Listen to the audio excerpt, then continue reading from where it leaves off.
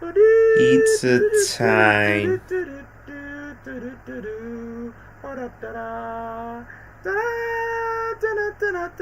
Just make sure if we're going live any second now. We just want just humming the iconic legendary pizza theme from the Spider-Man 2 movie theme game. Getting more Spider. It is live. It is going live right now. Yeah. Just making sure it's public. Yes, I'm hearing some advertisements, making sure that it doesn't get blocked on my algorithm. Hold up, chat. I'm just going to be self-promoting as always, because since I've not done a live stream for almost 2 months, and I recently hit 9K subs, I'm going to read the chat later on in a few seconds. Just let me promo, whether if those care about it or not. I mean, for the ones that don't care, you're most likely going to swipe left or swipe right like it's a dating app or something. But still, I'm a content creator for like almost a decade, so I have to do it. Let's see here. We got the beautiful, colorful thumbnail. Please do not sue me by saying, hey, you just copied this other person's thumbnail. No, I didn't. It's my work. Yeah. Time to promo Spider-Man video game tier list. Why? Because it's Spider-Man Day, or technically it's Peter Parker's birthday because he's broke. So yeah, let's see here. Spider-Man video game tier. Hey Daniel. Yep. We have a special guest that wants to join. Oh, who wants to join? D-Wizzy Dwayne. Oh, Dwayne wants to join? Yeah, he says he can join. Oh, that's awesome, man. I thought he has other plans to do. Well, that's great, because we haven't even started canceled. yet. So, can he join? So we're in the solo chat, right? Yeah, we are. Just you and me. Ow! Should we go to another chat? Yeah, you know what chat I'm talking about. The real OGs. Yeah. Alright, hold on a second, guys. We'll be right back. Let's hop into the other group. After this commercial break. On the Daily Pickle News. I know I'm exposing my Discord because that's like my main source when it comes to contacting. Here we go. Freaking Superman. Superman profile.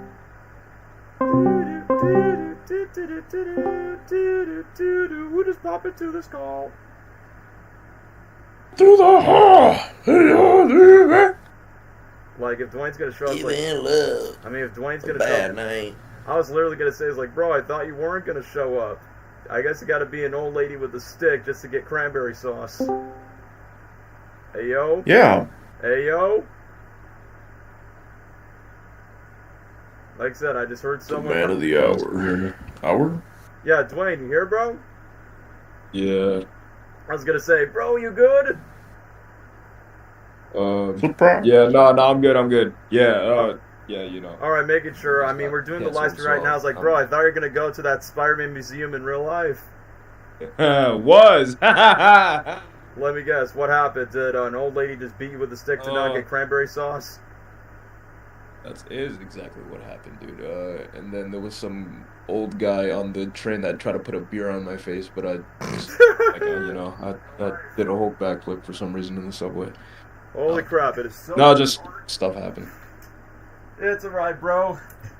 It's Spidey. Well, technically, Peter Parker said, you know, sometimes most of us in real life have that typical bad Parker luck. But I'm going to be honest with you, bro. I thought it was only just going to be a me and Gabriel stream. But I'm like, hey, yo, Dwayne's popping in.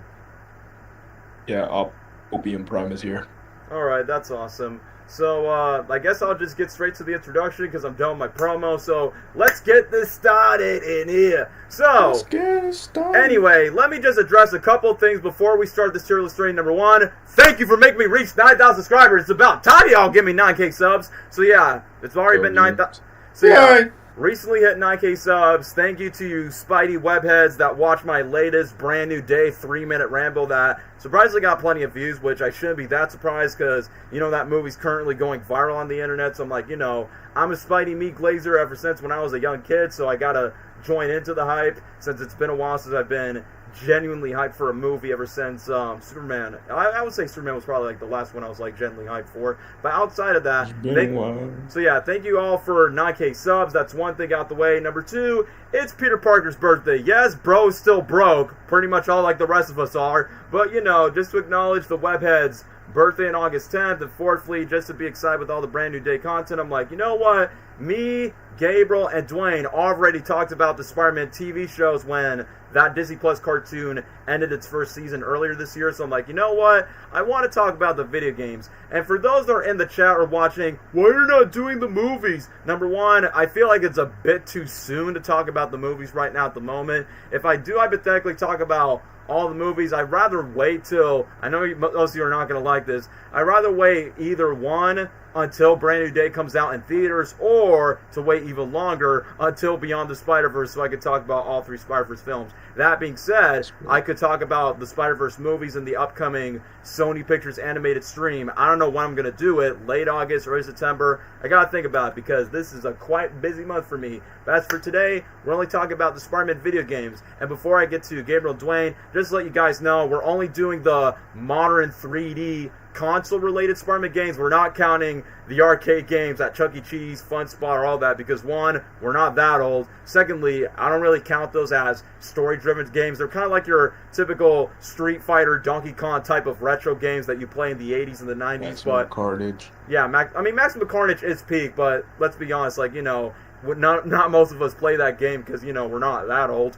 Thirdly, we're only choosing the ones immediately from the decade that we were born because we're all Gen Z broke boys from 2000 to all the way to 2023. So we got 15 Spider-Man games with the addition of 3 mobile Spider-Man games. But let me give a shout out to all the games that will be ranked before Gabriel Dwayne speaks. Starting off with the 2000 Spider-Man game, the sequel, Enter Electro, the movie tie-in games from Spider-Man 1, 2, and 3, the TASM 1 game, TASM 2 game, even the mobile game, Ultimate Spider-Man the video game, Friend or Foe, Web of Shadows, Shattered Dimensions, Edge of Time, shoutouts to the other mobile games, Ultimate Spider-Man Total Mayhem, Spider-Man Unlimited, the mobile game, not to be confused with the TV show, and obviously the critically acclaimed, beloved Insomniac's PS4, PS5, whatever, PlayStation 10's version of the last 3 Spider-Man games for the last couple of years. So, once again, 15 console release Spider-Man games plus 3 mobile games, and there you go.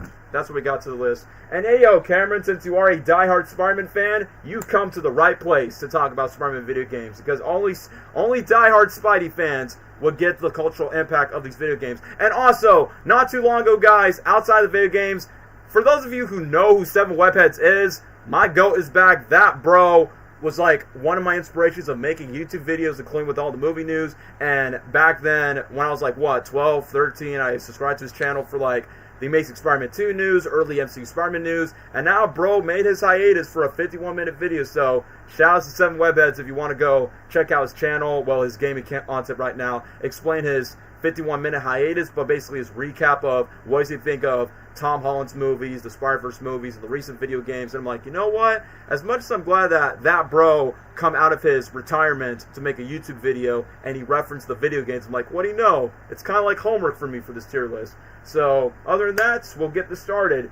Cameron, you're a freshman year in high school. Congratulations, bro. First of all, high school is going to be, you know, the most challenging process of your life. Wish you good luck. Just be a Peter Parker, a stud out there, and just don't become, you know, be bullied up into lockers, even though we don't use lockers anymore. Other than that, wish you good luck in your freshman year, bro. I agree.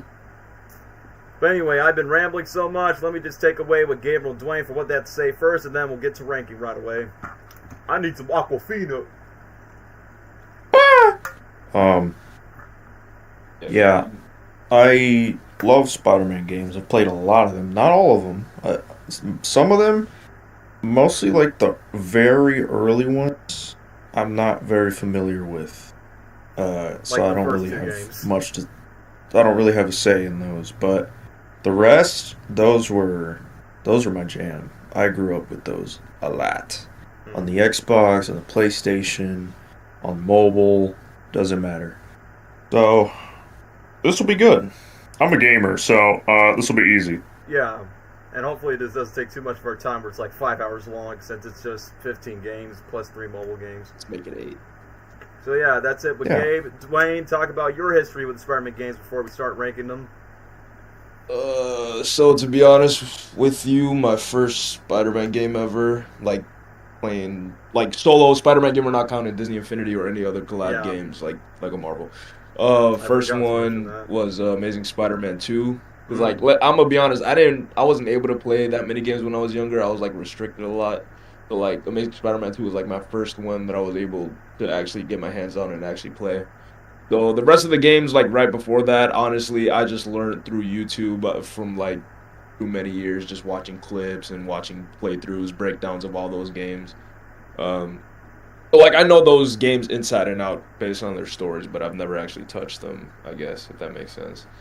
I say that's totally fine. Yeah, Spider-Man Unlimited, play the most out of the heck out of that game. Bring it back. And then yep, I agree. And then the PS5 games, all of them 100%ed. Played those numerous times except the second one because the second one kind of. Anyways, so yeah, have a little bit of history, but mainly through watching YouTube videos and stuff. So. I mean, to be fair, Dwayne's not the only one here. I will say this, before I start ranking the first 2 Spider-Man games, before I get to ranking those specific games, like, that are literally a part of the list, I'm like, I haven't fully played the majority of those older games, but thanks to YouTube, walkthrough history, or maybe at some point go to a friend's house around my childhood days, that's where I get to know a little bit of history of the older ones, so it is what it is. Let me just read Cameron's comment. Sadly, I don't know any of these games. I only have the first Nintendo Switch, don't know what happens to pretty much all these games, all these characters, so I can talk story about this. That's what I'm saying, like, even if you've never played the Spider-Man games, but I will say, story-wise, if you know the plot, if you know what's going on with the characters, or at least knowing the basics of the mechanics of the game, if you watch it from a YouTube walkthrough, that is totally fine. It's not like by saying, you're not a real Spider-Man fan if you have not played this video game. All I'm just saying is, at least you know your knowledge and your lore, at least a little bit of history on YouTube. That's good enough to, like, at least talk about when it comes to these games. So,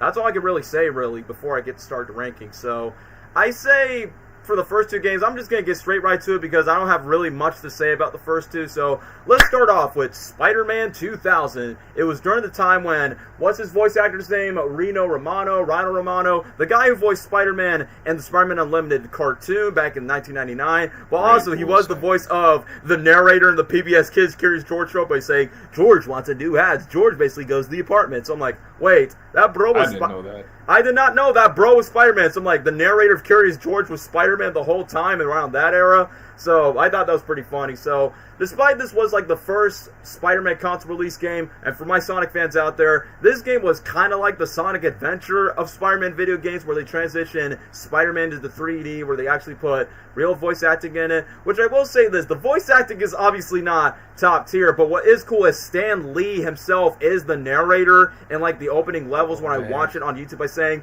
hey yo, I know that guy. And then secondly, hey Spidey, or like say, yeah, hello there, true believers. And then he like recaps what's happening. Yeah, you got that right. And of course, since it's taking place in the Marvel Universe, you see the Baxter Building. How ironic, because the Fantastic Four movie.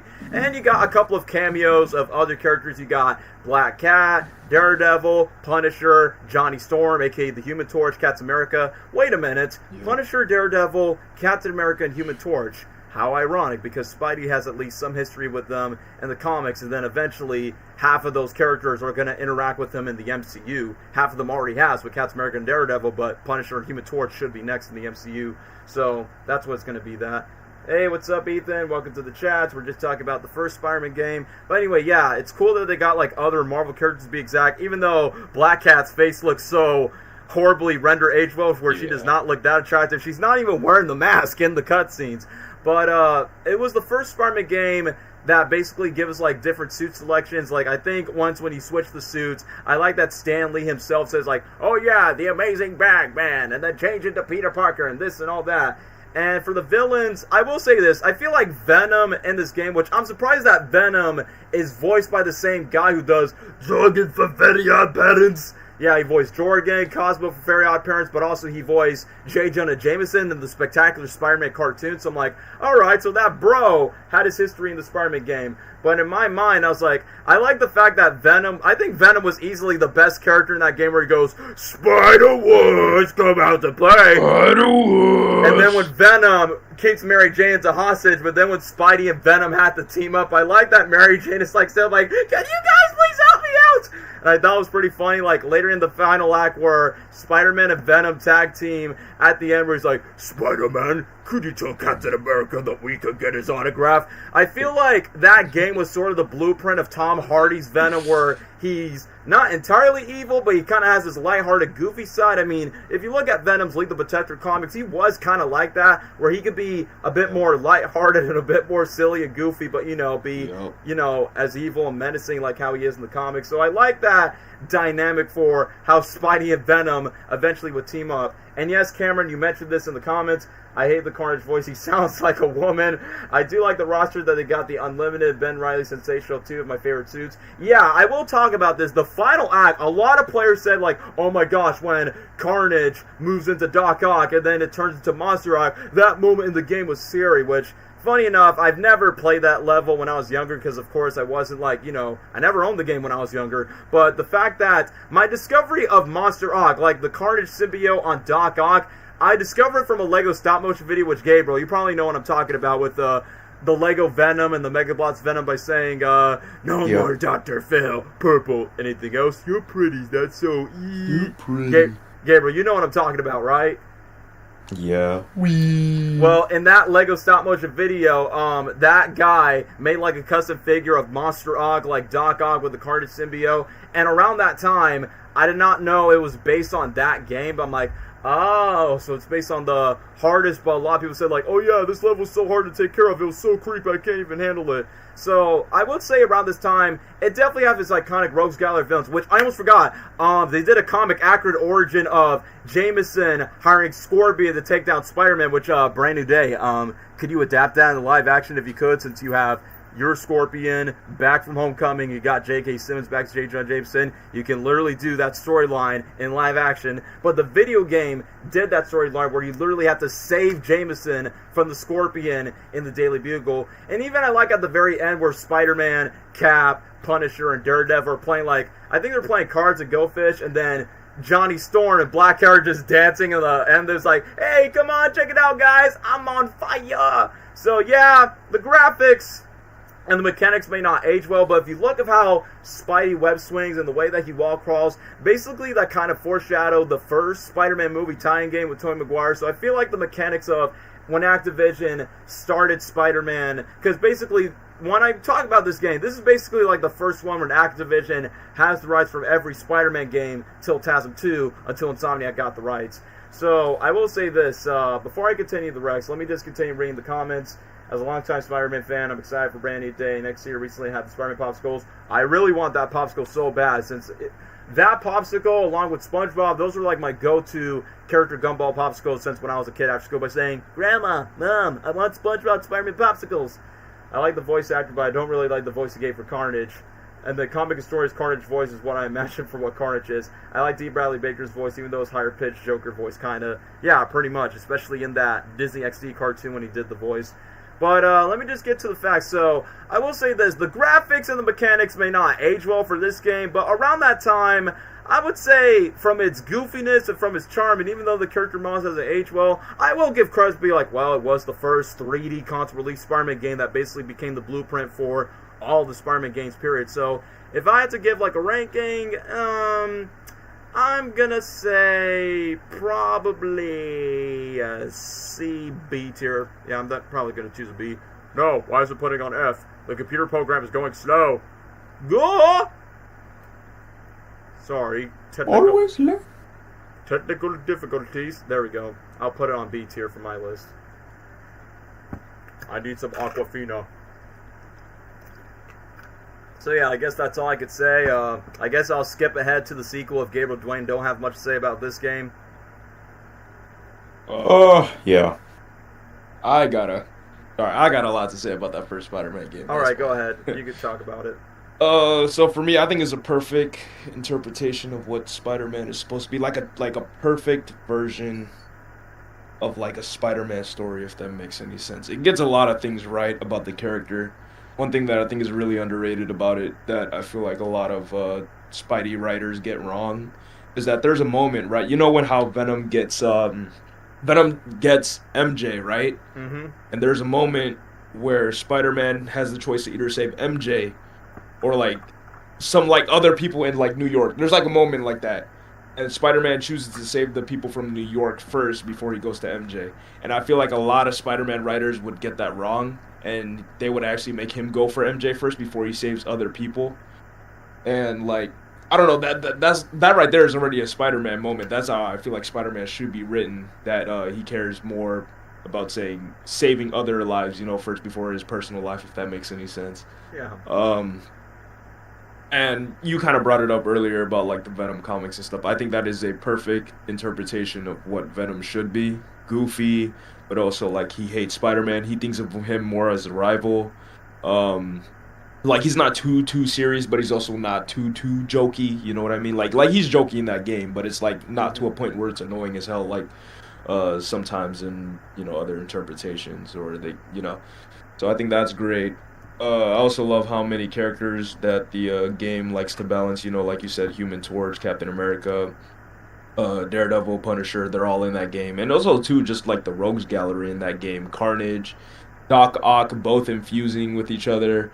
I think that's a little bit of a weird thing to do, but that's okay. I guess like I said, like it's just an interpretation.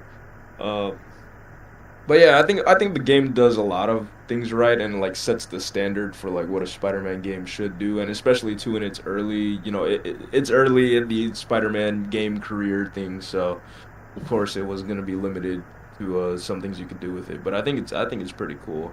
And like I like how they explain some things like why you can't swing in the city, like the fact they use Stan Lee on why you can't swing in the city and there was a giant gas thing. I think that's pretty cool. And then obviously all the Easter eggs, like the Green Goblin little hideout thing that you can go to in that game is pretty cool.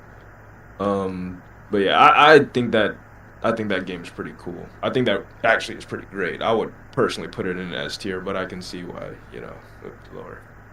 But yeah, that's honestly pretty valid since it basically was the blueprint for me of like what inspired like all what the Spider-Man games could be, and also what character wise. And also, last thing I will say about the game, it definitely gives a killer remix of the classic Spider-Man theme song where it goes boom boom boom boom boom boom boom boom boom boom Spider-Man friendly neighborhood Spider-Man Spider, like the remix. It slaps from this game, bro. It's a good thing it's one of the ways to use the theme song without copyright. So, that's great reviews from Dwayne. I guess Gabriel doesn't have much to say until we talk about the sequel to this game. No. Alright, then let's get straight to Spider-Man 2, Enter Electro Boogaloo. Even though it was like the previous TASM 2, before TASM 2 was even a thing. So I will say this, I think the commercial of that game was really cool, where we got a live-action Spider-Man, a live-action Halloween costume-looking Electro, taking down, was like, sorry Electro, but lights out. I think the commercial for this game is good. But what about the sequel? Honestly, I know I'm going to sound like a broken record, but it is definitely a downgrade compared to the first game. Like, I've been talking like good things about the first game, but the sequel, the saddest thing is, yeah, they basically desaturate not just like, the rogues gallery of characters. Like, we don't get a Venom, we don't get returning characters, and Stan Lee's like still the narrator for that sequel, for that game. You still get like pretty cool suits. I mean, obviously Electro is the main villain of that game. I mean, it's literally in the title. The only rogues gallery villains that you got is like Shocker, Hammerhead, Lizard, Sandman, and I guess that's pretty much it, and then it's only just Electro. And I feel like what makes this game, I will be honest with you, aside from the title and, from that one commercial, I'd say it's quite forgettable if you ask me. Like, I will say the lack of variety when it comes to the characters don't really, like, age up that well. Secondly, I just don't think the story is at least interesting compared to the first game. And I say the voice acting is still good for the most part, just like, Ray Romano still kills as Spider-Man.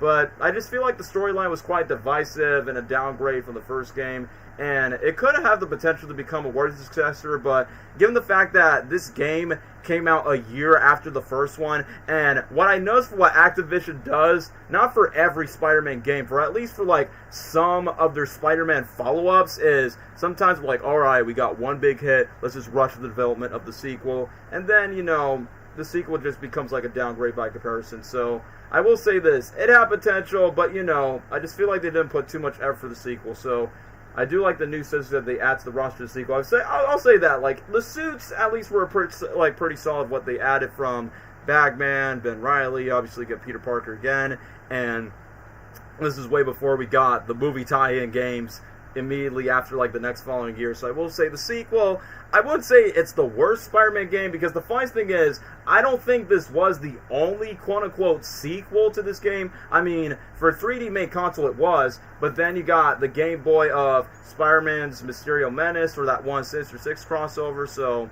I don't really know at this point. So, if I had to choose, I have to say this, probably a D tier will just be the case. Like, not terrible, but quite disappointing compared to the first one. So, D tier for Spider-Man 2, Electro Boogaloo. Come on, tier list, work with me. No.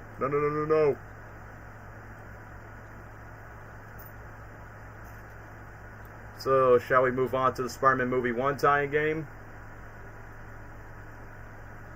Yes. Alright. I don't know anything about that game. I only watched a disabled person play it on YouTube. I was going to say, Gabriel like 10 years Dwayne, you old, don't so. have any like history to talk about Spider-Man, the movie video game, 2002. The first two Spider-Man movie games, I don't have any experience in. Because I never played them. Gameplay, like, I watched clips, but I didn't watch full playthroughs. So I don't think I have much to say. I will say, though, by the way they look pretty good for their time, and also Tobey Maguire's voice acting is hilarious. Movie. The way he keeps That's screaming. about it. So I guess I was gonna say, like, if we're gonna talk about Spider-Man 1, the movie tie game, I guess I'll talk a little bit of history because I watch a lot of gameplay walkthrough from this first game. But Yeah.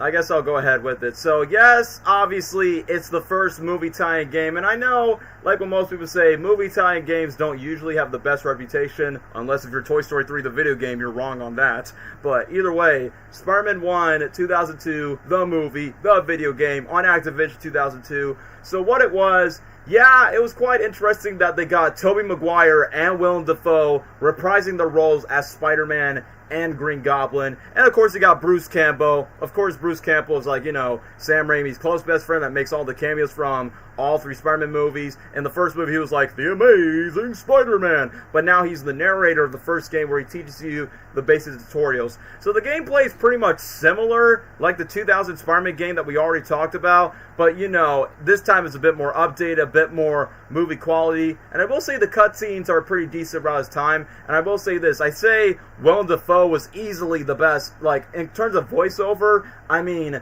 literally I was like watching 10-minute loop of his voice acting as Green Goblin. And, you know, he does, like, the usual things that you expect for Green Goblin for Spider-Man 1. Like, you know, having some comic booky dialogue by saying, make sure you make your choice, hero. The itsy-bitsy spider went up the water spout. You and I are not so different, boy. We're technically brothers. Basically similar to dialogue that you expect from the first movie. I like that there's one cutscene when Green Goblin, where Norman Osborn looks at a picture where Mary Jane is smooching Spider-Man on the cheek, and then he puts on his helmet by saying, looks like we got a date tonight. And then literally kidnaps Mary Jane while she's in the middle of getting groceries, and then Spidey has to chase him while he kidnaps Mary Jane on the bridge, which I'm like, wow, how come the movie did not do instead of just putting her to sleep?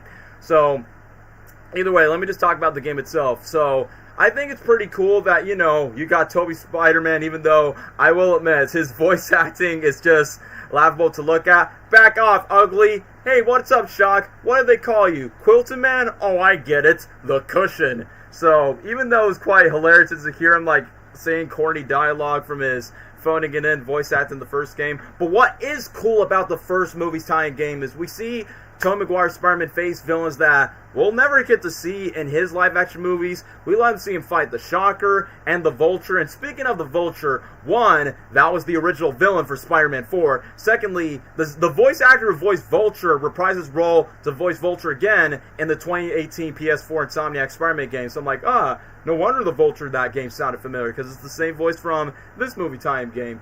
And other villains, Kraven the Hunter was in it, which Norman Osborn, Willem Dafoe's Norman Osborn, hired Kraven to take down Peter Parker. Shocker. Scorpion is in this game where he has, like, Oscorp's spider bots that are trying to chase him down. And I kind of find it, like, the first Scorpion in this game and the Scorpion Spider-Man 3 game, I'm like, that's not the same person. That's different suit, different persona, different personality. So I'm like, so I guess Peter just fought two different parts of Scorpion. Other things I do like about this game, even though the web swinging is pretty much the same, like the two Spider-Man games that we already talked about, but I like that, you know, there's a cheat code aspect where you can literally change skins, and what's so funny about changing the skins is you can play, you know, his OG suit, his homemade wrestler Bonesaw's ready suits. You can play as Peter Parker, but then you can play as Mary Jane, and then you just hear Tobey Maguire's voice. And then when you got the real MJ kissing the main MJ, I'm like, bro, did we just make like an incest lesbian couple with two Mary Janes in this game?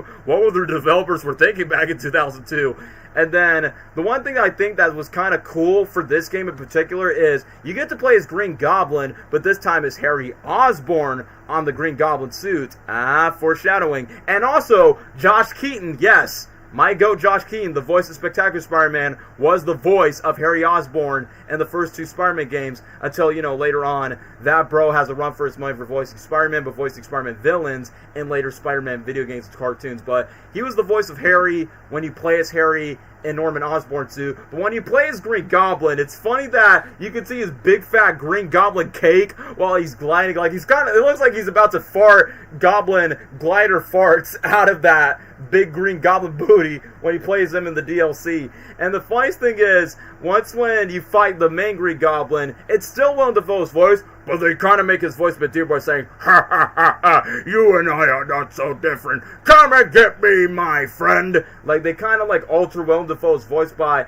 alright, let's make sure that his son is facing the Green Goblin. But in that canon, Harry does not know that his father is the Goblin by saying, bro, that's such a huge retcon way before Spider-Man 3 even happened. Which I feel like the developers of that first game were kind of experimenting by saying, oh yeah, we don't know if the movie sequels are going to do that, but let's make Harry Osborn the Green Goblin. Until then, Goblin Jr. becomes the Winter Soldier on a hoverboard in Spider-Man 3. But anyway, I thought that was a cool DLC. There was another DLC element where literally you could play bowling as Spider-Man, and you could literally use your powers just to throw down some bowling alley pins. And one thing I thought that was pretty funny is, in the final battle, which I could tell it must have been hard for players of playing Spider-Man defeating the Green Goblin in the final battle, like, literally we get the iconic moment where, you know, the glider kills Norman Osborn, but he doesn't go, Peter, don't tell Harry. He's like, the best surprise comes here. And then the glider stabs Goblin, and then he's on the floor where he goes, tell Harry, I'm sorry.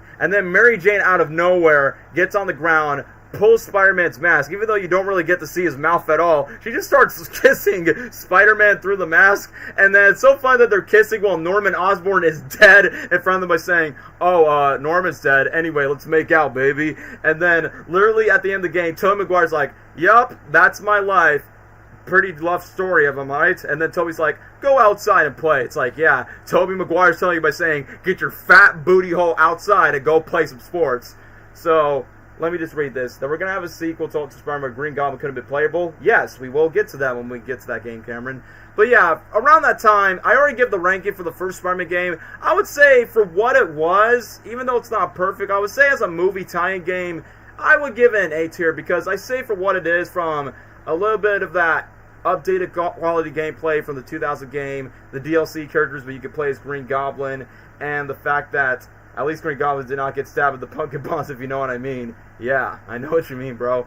But anyway, so even though later Spider-Man games got better, but I would say I would give the first movie an A tier, like, you know, the movie tie-in game for what it was based on. And the Rogues Gallery was nice. The Tobey Maguire Spider-Man gameplay was pretty cool, even though we don't have free play yet until the next game. So I would say an A tier for what it was. A tier's not that bad, for my personal opinion. So yeah, that's all I have to say about Spider-Man 1. Now, when we get to the next one, Spider-Man 2, Sam Raimi's Spider-Man 2, the movie tie-in game, a lot of people say around that time, oh yeah, this is the best Spider-Man game ever before the PS4, PS5 games existed. So, I don't know, does anyone want to say something about the Spider-Man 2 movie tie-in game, or you want me to ramble about that? Gotta say, the game is iconic for many reasons, but again, haven't experienced it myself, I haven't played it. I don't really have much to say, other than I respect it as a game, and it's iconic. It's iconic. Y'all can It's like a Patrick Warburton said. say what you want. It's iconic, Peter. It's iconic. But yeah, Dwayne, any thoughts on Spider-Man 2, the movie tie-in game? Funny enough, I actually played it recently. Oh, you have? For the first time. I bought it because I have a 360, and 360s have like backwards compatibility. So back on campus, there's like this old vintage store, and they actually had Spider-Man 2 for the Xbox. I played it, and let's just say it hasn't lived up to past. Yeah. It's very janky to play as, especially swinging. I think it's a fine game. It's just it's very difficult to swing around for me.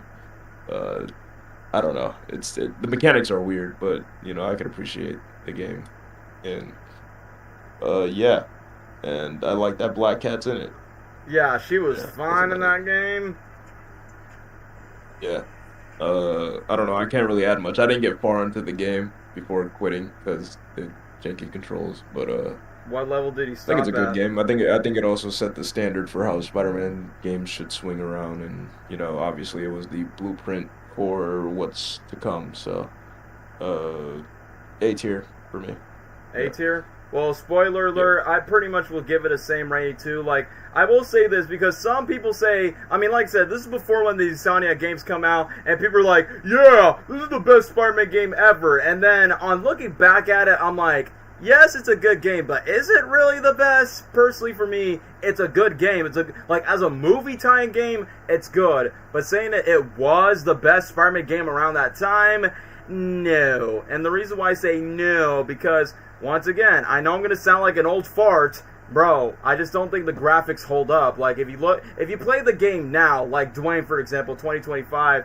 You can definitely see that the gameplay is a bit clunky, a wonky, and including when Spider-Man acts like a rag doll when a criminal decides to punch him in the face or when a boss fight happens. I don't know, bro. I just think like some of the things just not hold up when you look at some of the character designs. I say the cutscenes themselves are fine, but it's so funny when you look at Peter's face, Doc Ock's face, and Mary Jane's face. I'm like, why do they look like the human characters from the Shrek movies? Especially when I look at Doc Ock in the cutscenes, I'm like, he looks like human Shrek from Shrek 2, which is ironic because Spider-Man 2 and Shrek 2 were like the biggest movies in 2004, and both of those movies have their respective tie-in games. So the irony is all in the heads how Doc Ock is human Shrek in the cutscenes, especially in the final one. So either way, so if I had to say, like, some of the things that just doesn't hold up, aside from the graphing, I mean, pretty much just like the first game, I can tell that Toby is kind of sleepwalking in some of the voice acting performances. I mean, I do like some of the clips that he says to his villains where Mysterio's in the game, and he's like, oh, I would like to have some Mysterios for breakfast. And then there's another one where he has a reunion about Shocker coming in, and he has that fight with Shocker, like, later on for a rematch. And his small little banter with Rhino, like I said, I feel like the joke could be funny, but I just don't think Toby delivers the line so good where he's like, let's see here, strong but dumb.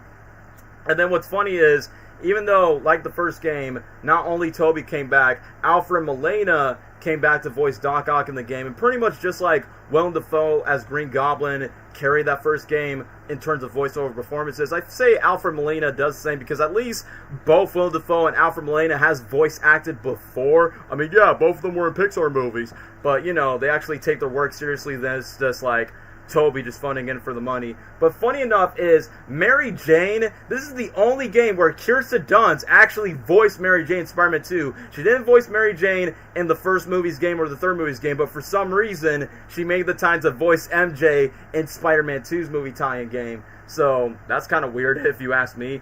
And yes, Josh Keaton came back to voice Harry Osborn, and J.K. Simmons did not voice Jameson in the main console version, but for some reason J.K. Simmons voiced him in the PC version. I don't know, that just kind of confused me for a way. And yeah, somebody mentioned this in the comments by saying, yeah, this game gave us the birth of the iconic Pizza Time theme. So I will say, the Pizza Time side missions are like, the best part of this game because it gave us the iconic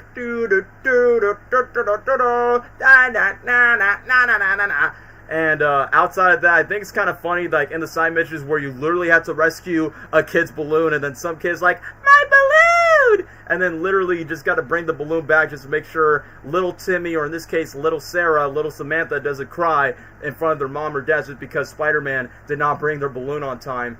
And then outside of that, from the Rogues Gallery of villains, of course I mentioned Mysterio as one of them, Rhino was in the game, Black Cat was so fine as heck, which is funny because Black Cat was supposed to be in the original Spider-Man 2 movie, but that didn't happen because, you know, there's schedule conflicts, and secondly, they want to save Black Cat for Spider-Man 4, who could have been played by Anne Hathaway, just saying. But I will say this, Black Cat was so fine in this game, and I'm like, bro, and it's kind of funny because I'm like, we'll never get to see Black Cat in the Raimi-verse, probably not in a long time for any live-action Spider-Man movie for some reason. But it was kind of nice that she adds to Tobey's Peter, where he's trying his best to, like, you know, live a life of being Peter Parker and be like Mary Jane, because, like I said, guys, remember, it's a movie tie-in game, so they're trying the best to, like, coincide with the movie's plot, but doing some things where the game, it does itself to, like, make its own stories, like when they put Mysterio in the game, or when they put Black Cat into the game, or Peter just delivering pizzas and not being late for 30 minutes just to deliver pizza. No money, no guarantee, this is your last chance, go! But I will say this, when it comes to the gameplay, I would say around that time, at least this game makes the standard of, yeah, Spider-Man is open world, New York City is your playground right now. And if it weren't for this game, we wouldn't have open world gameplay for the majority of all these Spider-Man games, including the PS5 games in particular. So I will say, this game basically became the main inspiration for open world superhero games. And I will admit, maybe I will give this game half of its credit to inspire somewhat Batman Arkham games, which obviously Batman Arkham are way better games than Spider-Man 2 by comparison. But what I'm saying is, this game opened the doors by saying, yeah, let's make these superhero games more open world instead of just making side-scrolling or just like only limited to like some certain locations. So I will say that, like, even though the cutscenes are quite laughable, where it looks like Polar Express animation meets Shrek 2 animation, but I will say around its time, it was pretty cool. The one thing I did like is, when you face Doc Ock on the subway train, they made like some changes from the movies where Spider-Man's on the train track rather than the subway train, and the fact where it's kind of funny where Spider-Man goes slow motion where Doc Ock's like, I'm gonna kill you, Spider-Free, gonna take you down. And then I like the fact, like, in the final battle where you actually get to face Doc Ock without the mask on, in which I will admit that most Spider-Man games don't usually do that, where you play Spider-Man unmasked with Peter Parker's face, like with the suit, and I wish that most Spidey games would have done that, because I feel like after this game, most Spidey games don't do that. But I feel like for this one, I'm like, well, at least it was the only exception where you could play Spider-Man unmasked where you're facing Doc Ock. So, like I said, around the time, graphics don't hold up, and even though I will give credit for, like, you know, this game being the inspiration by saying, let's make all Spidey games more open world. Not every single Spider-Man game, but you get what I mean, like the mainline ones. But the point is, yeah, at least it was, like, pretty good around this time, and it will be good for the first one. Anyway, let me just read the other comments. So, this game basically say to all Spider-Man, do free roam and be Spider-Man. Exactly! You feel more like him. The design of Raimi's Black Cat give me some Rouge vibes, if you know what I mean. Yeah, Hooters. Kitty titties. So, enough with the Rambo, let's just go ahead with Spider-Man 2 game. I will say, just like the movie, the second game is better than the first game, and yeah, that's all I can say. So, A tier, it's equally when it comes to that. But outside of Spider-Man 2, we're going to get to, no pun intended, the ultimate Spider-Man experience. The Ultimate Spider-Man tie-in game. Does anybody have any comments about the Ultimate Spider-Man video game back in 2005? I think, yeah. I did play a little bit of this. I think, wasn't it on mobile? This is the console release game. The mobile game is Total Mayhem in 2010. This is the 2005 console release game. So that's the one I'm thinking about. Just to remind you, Gabriel, this game it allows you to play as both Spider-Man and Venom, and that's what this game is. Yeah, I remember that. So I guess I might have seen stuff from this, but I didn't play it. And then I played the other one. Yeah, the mobile game, Total Mayhem. Yeah. It's on the list, which we'll talk about that later. This one, I guess because I was confused. I do remember, like, seeing it. I remember seeing clips, you know, gameplay of Venom and Spidey, and I thought it looked really cool. I especially loved Venom's gameplay. Story-wise, that I don't remember. I just remember gameplay of the game, and to me it looked really, like, for its time, it looked really cool. I liked the kind of 3D-ish look to it and like comic booky look combined. It just also Spider-Man's suit with the big eyes, Ultimate Spider-Man, and Venom's like just color, like the color of his symbiote. It's kind of like blue, purple-ish. I like that color scheme on Venom. Honestly. I kind of miss that design for Venom. Like nowadays, it's always just black, but I miss the purple or blue color for Venom. Yeah, I don't know. I don't know where I'd place it in ranks because again, I don't remember the story. But gameplay-wise and design, for its time, looks really good in my opinion. So that's all I gotta say. Y'all can talk about it more. Yeah, before I let Dwayne speak, let me just read the comments real quick. I wish Sonic could cross over with Spider-Man. Well, the closest thing we ever got to that was the Archie comics where they make Spider-Man parodies where Sonic was dressed as Spider-Man, Eggman was the Green Goblin, which I thought that was a nice reference. Secondly, the only thing that we could appreciate is where Sonic and the gang is teaming up with the Justice League, which I do like Shadow and Batman's dynamic, which I do like that from the crossover. Let me just read this other comment. Can we talk about how Kirsten Dunst should return for the third Raimi game? I think the voice actress did a solid job of voicing Mary Jane in that game, but you can clearly tell that's not Kirsten because she only did the second game out of all of them. If Spider-Man 4 was not canceled, they still got the game. I know what you're talking about. How the hell are they going to explain the different Vulture and Black Cats if I could see a Lola Bunny situation with the Spider-Man 4 Black Cat? They kind of retconned that for Scorpion, where Scorpion, this third Spider-Man game, is not exactly the same as the first movie Scorpion game, so I think they probably might have to do something with that. The game artwork is beautiful. Nice Bruce Almighty reference. So, yeah, before I get to talk about this game, Dwayne, do you have any comments about the 2005 Ultimate Spider-Man game? I think it's a great game. Kind of like similar to game. I don't remember a lot of story beats. I remember, like the style of the game. The very comic book style. I specifically remember the race you can have against Human Torch in that game. I think it's pretty cool. Venom, I'm not a big fan of the Ultimate Comics version of Venom, but I think the way he looks and what he does in the story, I think is pretty cool. That's pretty much it. I can't really think of anything else to say because I don't know much. So you don't really have strong people saying, F tier, S tier. Oh, sorry. I would put it, A tier, mainly because of the way it looks. Alright, so that's you guys, your opinion. So let me get to my thoughts. This is going to be a hot take. I don't know if it's a hot take or a cold take.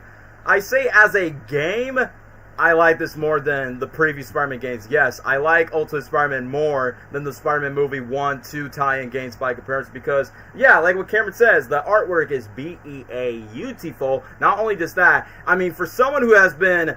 If somebody asked me, what's your favorite Spider-Man comic runs, Daniel? If I read the Spider-Man comics, my favorite ones growing up was the Ultimate Comics, which the Amazing Spider-Man movie sort of took inspiration from those comics, which I do respect that. But for me, I'm I love the Ultimate Comics, which yes, the Disney XD cartoon with Drake Bell is more kiddie, more friendly, more family friendly, more juvenile from that cartoon. But the Ultimate Comics, bro, I love the tone, I love the artwork, I like the characters, I like the writing and the conflicts. And yes, I was very intrigued with the comic dubs. Yeah, when I was a kid, I grew up watching comic dubs. I think I've watched one where they adapt the death of Spider-Man, and they actually did voice acting, some editing, where Peter Parker dies, Green Goblin was there, Human Torch was about to save his life. Human Torch was a true homie to Peter Parker in the comics, and they sort of played that around in the video game. And obviously, this is the universe where Miles Morales exists, but Miles Morales did not exist yet until the year 2011. But from around this time, this game perfectly adapts the comic books, and what I mean is they literally adapt the storylines. I remember when I was a kid, not just reading the comics in my elementary school library, but watching YouTube videos of these comics, man. The moment where Venom is trying to take down Peter Parker in the football field, bro, that's comic accurate. I like the panels. And I say the voices, they fit individually for each of the characters. Peter sounds like a teenager, like what you expect him to be, way before Drake Bell cast him in the Disney XD cartoon. Mary Jane was, I will admit, Mary Jane was fine as heck in this game, as well as the comic as well. Nick Fury was cool, all the villains were nice, and I will talk about Venom in the game.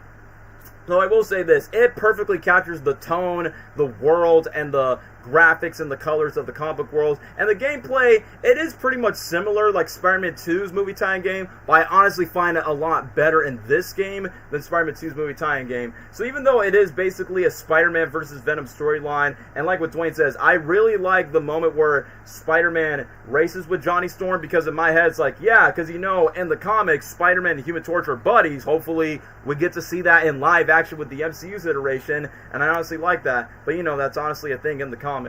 Anyway, let me just read in the comments for, let me see. I also heard when Sam Raimi chooses to adapt Vulture, but seriously, guys, what bitch are cool of a concept metallic bird, old man, while Jim Carrey dripping the red goo. I see what you're referencing, Dark Bonnie. My favorite YouTuber from Spider-Man 7 Webheads made a joke by saying, yeah, Jim Carrey's going to play Carnage. If that was me back in the younger days, I would have been too excited and overset by saying, what? My favorite actors joined my favorite superhero franchise? But anyway, let me just read this comment right here. I'm not a big fan of Venom's origin, the Ultimate Comics, because for what I've seen, Venom vs. Carnage was the best fight in the game. Yes, I agree. Also, you think Peter dies some point in this world? Well, since it is based on the Ultimate Comics, and since this game came out before the death even happened, maybe. It could be the case. It could be his canon event. It's funny that Venom in the Ultimate was voiced by Eminem, but also the song of the 2018 was made by Eminem himself. It's like, well, no, not in this game particularly.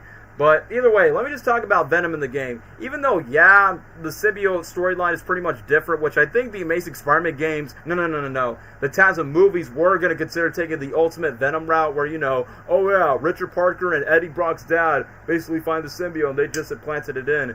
But I will say this, even though Venom was a bit more, you know, dark and scary of what he was, and the funniest thing is, this version of Venom does not get the spider logo, where, you know, it's comic accurate like in the Ultimate Comics, which they could have done that with Tom Hardy's version. But the coolest thing about playing Venom in the game, it's not like a one and done deal, like, you know, Insomniac Spider-Man 2, where it's only just for one level, but not for, like, half the entire game. This game, you can fully embrace of what it's like playing Venom. Like, you don't web swing like what Spidey does, because I don't think the symbiote has, like, latch on to Peter Parker that much after when Peter got the symbiote in the prologue. But what's so cool about playing as Venom is, you get to fight Wolverine at a bar. I'm like, bro, that's a dynamic I was not expecting to see coming, where you're playing as Venom, taking down Wolverine. And the one thing is, like, even though this game is rated T for teen, it's funny that you have the ability where Venom can actually eat children. Not exactly eat children, but he actually takes the symbiote, takes the corpse of a child, consumes inside the symbiote, and then belches the kid's corpse out of a balloon. Yeah, pretty dark, edgy stuff, kids. I mean, to be fair, the Ultimate Comics were like the darkest run of the Spider-Man comics, which I honestly like that, you know, that mature, but also not like rated R, but a bit of a more mature, dark routes that those comics did, and the video game sort of did that in this video game. And then outside of Venom, when he gets to play as him, I like that throughout the arcs you switch back and forth with Spidey, and it's kind of funny when Peter's trying to web swing when Mary Jane is trying to, like, tailor his suit. I'm like, bro, how does people not know Peter Parker's Spider-Man, where he's literally just web swinging out of nowhere on the street by saying, hey, is that classmate that door from Midtown High? I think he's Spider-Man. No, you're just hallucinating by being stoned from our last party last night. So I don't know, that just really caught me off guard. But then, it's kind of funny when he gets to face the Rhino. I've forgotten the Ultimate version where Rhino's basically is like a giant robot cyborg that's usually a small little dork named Alex O'Hearn's like in control. It's like, oh yeah, because it's not a Russian guy in this universe. And then, the one thing that honestly caught me surprised is the fact that since it's based on the Ultimate Comics, I forgot that Beetle, you get to race with Beetle, and I realized that he's one of those silent Spider-Man villains that doesn't talk, which I kind of find that's pretty funny that Spidey asks like a random civilian by saying, hey, do you guys see this bug cyborg thing? And then the civilians, they did not say a word, they just point by like saying, oh yeah, just go to that direction. And then I like the fact that Nick Fury and S.H.I.E.L.D. plays a role here, and the fact when Electro was in Times Square. I will admit, Electro's voice was a bit too juvenile and teenager, so I'm like, are they trying to take inspiration from that MTV Electro where he's basically like, sounds young but not like sounds older. But then when he knocked out Spider-Man, you switch as Venom, and then you take down Electro, and then obviously Electro gets defeated. And then later on, what was kind of surprising is later in the game, you get to play Ultimate Green Goblin, which I could definitely tell is like one of the more hardest boss battles, but they definitely adapted Ultimate Green Goblin's powers well, from the fire and the horns when he's like on the loose, where he's very Abomination with a mixture of like fiery powers. So I thought that was a cool fight. And what surprised me, like, literally in the final act, that Silver Sable, because I know in the comics, number one, Silver Sable's fine in the comics, that's all I'm going to say. Secondly, it's kind of surprising that they adapt this storyline where she actually takes down Peter Parker. And it's funny that when you're fighting Silver Sable as Peter Parker in the bridge, you can see some random NPC, and Peter literally swoops in like freaking Superman. Like, when Superman changes into the telephone booth from Clark Kent to Superman, you see Peter leaping into a car, and then boom, I just switch into my Spider-Man suit like it's no problem. I just flip it into 1 second, and then after that you get to face Silver Sable at the end.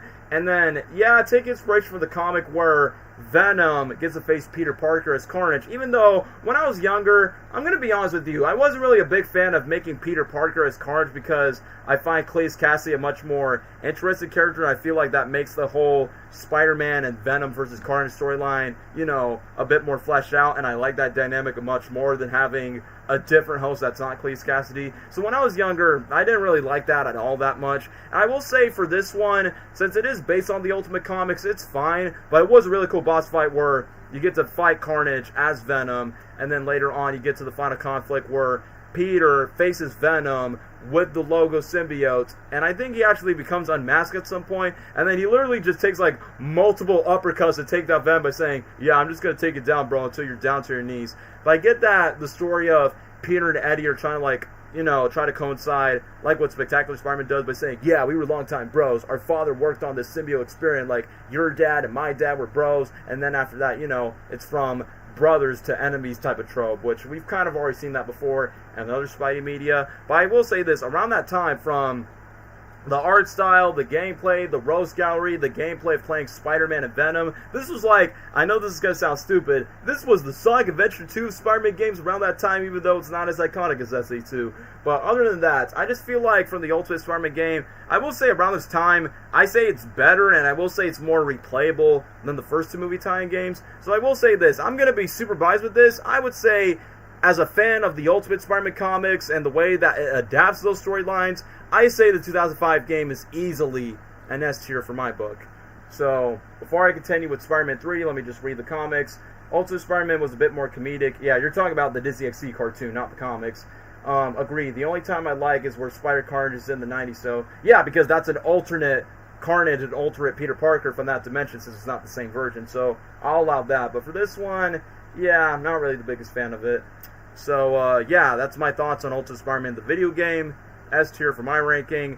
Now, I think Gabriel's going to talk about this. Spider-Man 3, the movie tie-in game. Gabriel, take it away with your thoughts. Cricket noise, cricket noise. Gabriel, Dwayne. My fault. Oh, no, my fault. Forgot I was mute.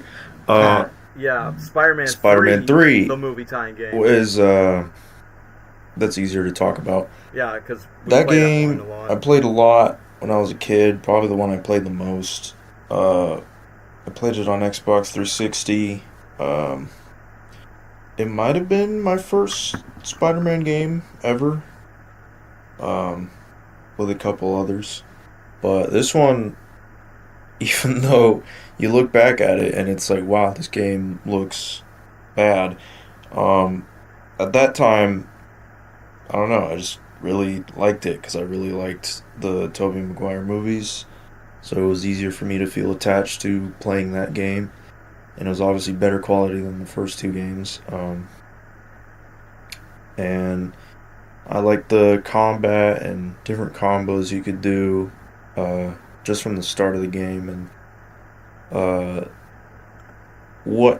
this was a big thing back in the 2000s or 2010s.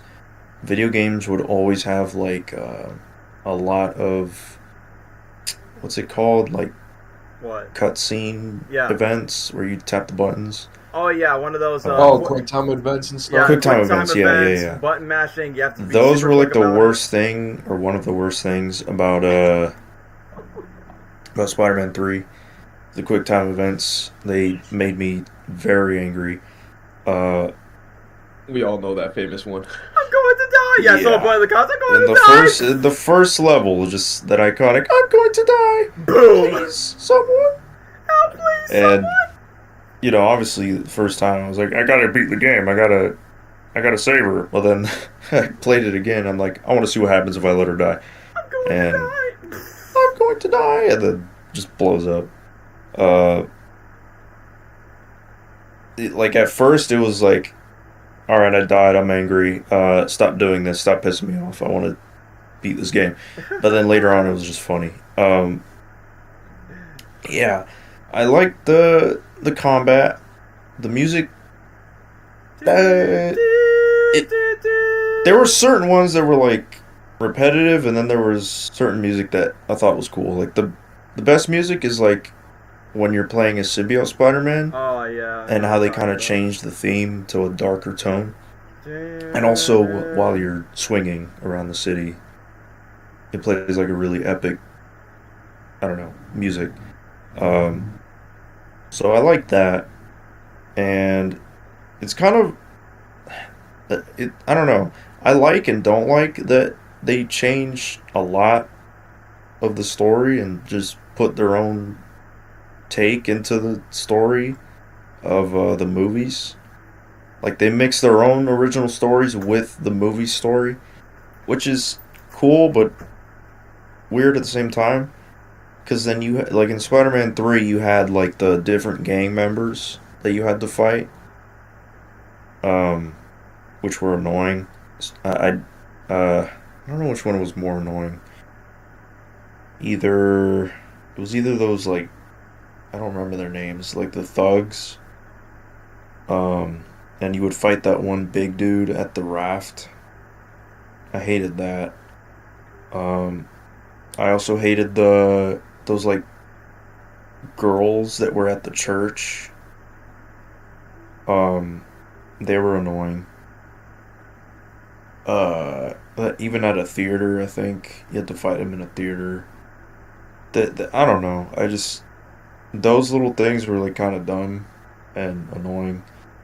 But the stuff with like Scorpion or actual Spider-Man villains, it was okay. I mean, I liked the little storyline of Scorpion, even though he looked stupid. And you can't take it seriously when he like gets angry and he starts screaming with his freaking bald head. I can't take him serious. But I like the stuff with like his actual villains. I think my favorite like side plot or story is the one with the lizard, which is early on in the game, and you have to find different lizards and take pictures of them for the bugle, and eventually you go down to the sewers and you find the lizard and fight him. And I don't know. I like that little side plot because I love the lizard as a villain. True. Yeah. And I don't know. I like it. I loved it. Freaking when Lizard turned into a giant. Well, this is later on in the game when Kraven was involved, but like you fight the giant dragon version of the Lizard, which is insane. I mean, it's a cool idea, but it's like what is going on? How did you come up with this idea from the movie that had nothing to do with the Lizard? Godzilla. Yeah. And it was freaking, well, I guess because I was a kid, it was just freaking hard and it pissed me off. Okay, but oh boy, we're gonna get there. Lizard was cool. I liked the Lizard in the game. Kraven, he was hard. He was frustrating to fight. I hated him. Kingpin, probably my least favorite. He pissed me off the most out of anyone. Yeah. Out of all the bosses in the game, he pissed me off the most. There was a part. No, I remember I would always fail at the part where he threw the table at you. Yep. And I would never get that part. I would get hit, and I would be mad. From the door. And then I remember there was a part where you fight Kingpin in like a hallway or something. That made me angry. I kept dying. I don't remember how, but I kept dying. And the doors don't. And I was angry. Doors. I wanted him dead. Didn't he like fall out the window or something? Yeah. Spider. He technically killed him in a way. He just threw him out the window. I was like, good riddance. Get out. Riddance. But yeah, I hate Kingpin in that game. Venom. Somehow they did Venom better than the movie version, even though it's based off the movie. They did it better in this game than in the movie. Like when he was negotiating with Sandman, it's still kind of dumb, but they did it a little better than the movie. And Venom's design was better than the movies. His voice was, I don't know. I still don't like it, but it was better than the movies. Let's go kill the spider. I don't know. The boss fight was decent. I like the quick time event for that boss fight. I also like the fight with Harry when you're playing as Peter. That was a really cool addition when you play as Peter and fight Harry. Just teaming up with Harry in the final battle and fighting Sam. I mean, I hated that QuickTime event when you're playing as Harry and trying to like fight Sandman. I hated it. It's laughable though. But it was cool. It was cool to do that. I don't know. There's a lot more. I guess I could say, like I love jumping off of buildings and just dying, killing myself, and freaking Spider-Man's body just laying there. The ragdoll is just funny. Right. Also the glitches, like there was a glitch where you could play as Peter Parker and swing around as Peter Parker when you leave the Bugle. I don't know. I love the different combats and like the rage meter thing with Spider-Man as symbiote. I don't know. I would put this game probably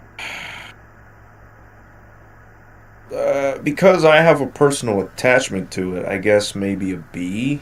Yeah, like a C or a B. Yeah.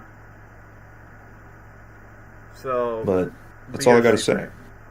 So yeah, that's pretty because I had a feeling since you and I played this game a lot, Gabriel, you and I have your history, so that's why I just want to hear your thoughts taken away for both the good and the bad of this. Literally. Yeah. So yeah, B or C for you?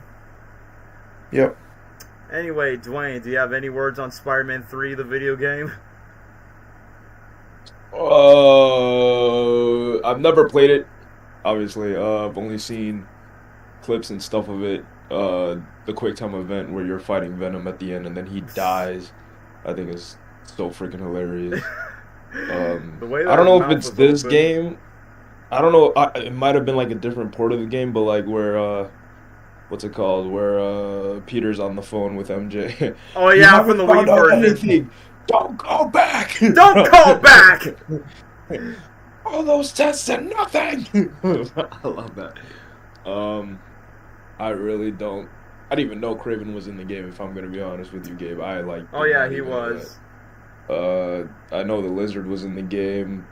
The weird motion cap of the characters, freaking J. Jonah Jameson. Giant lizard. Giant lizards. Yeah, I don't know what to add. I think it's a funny game to look at. I would probably either B or C for me.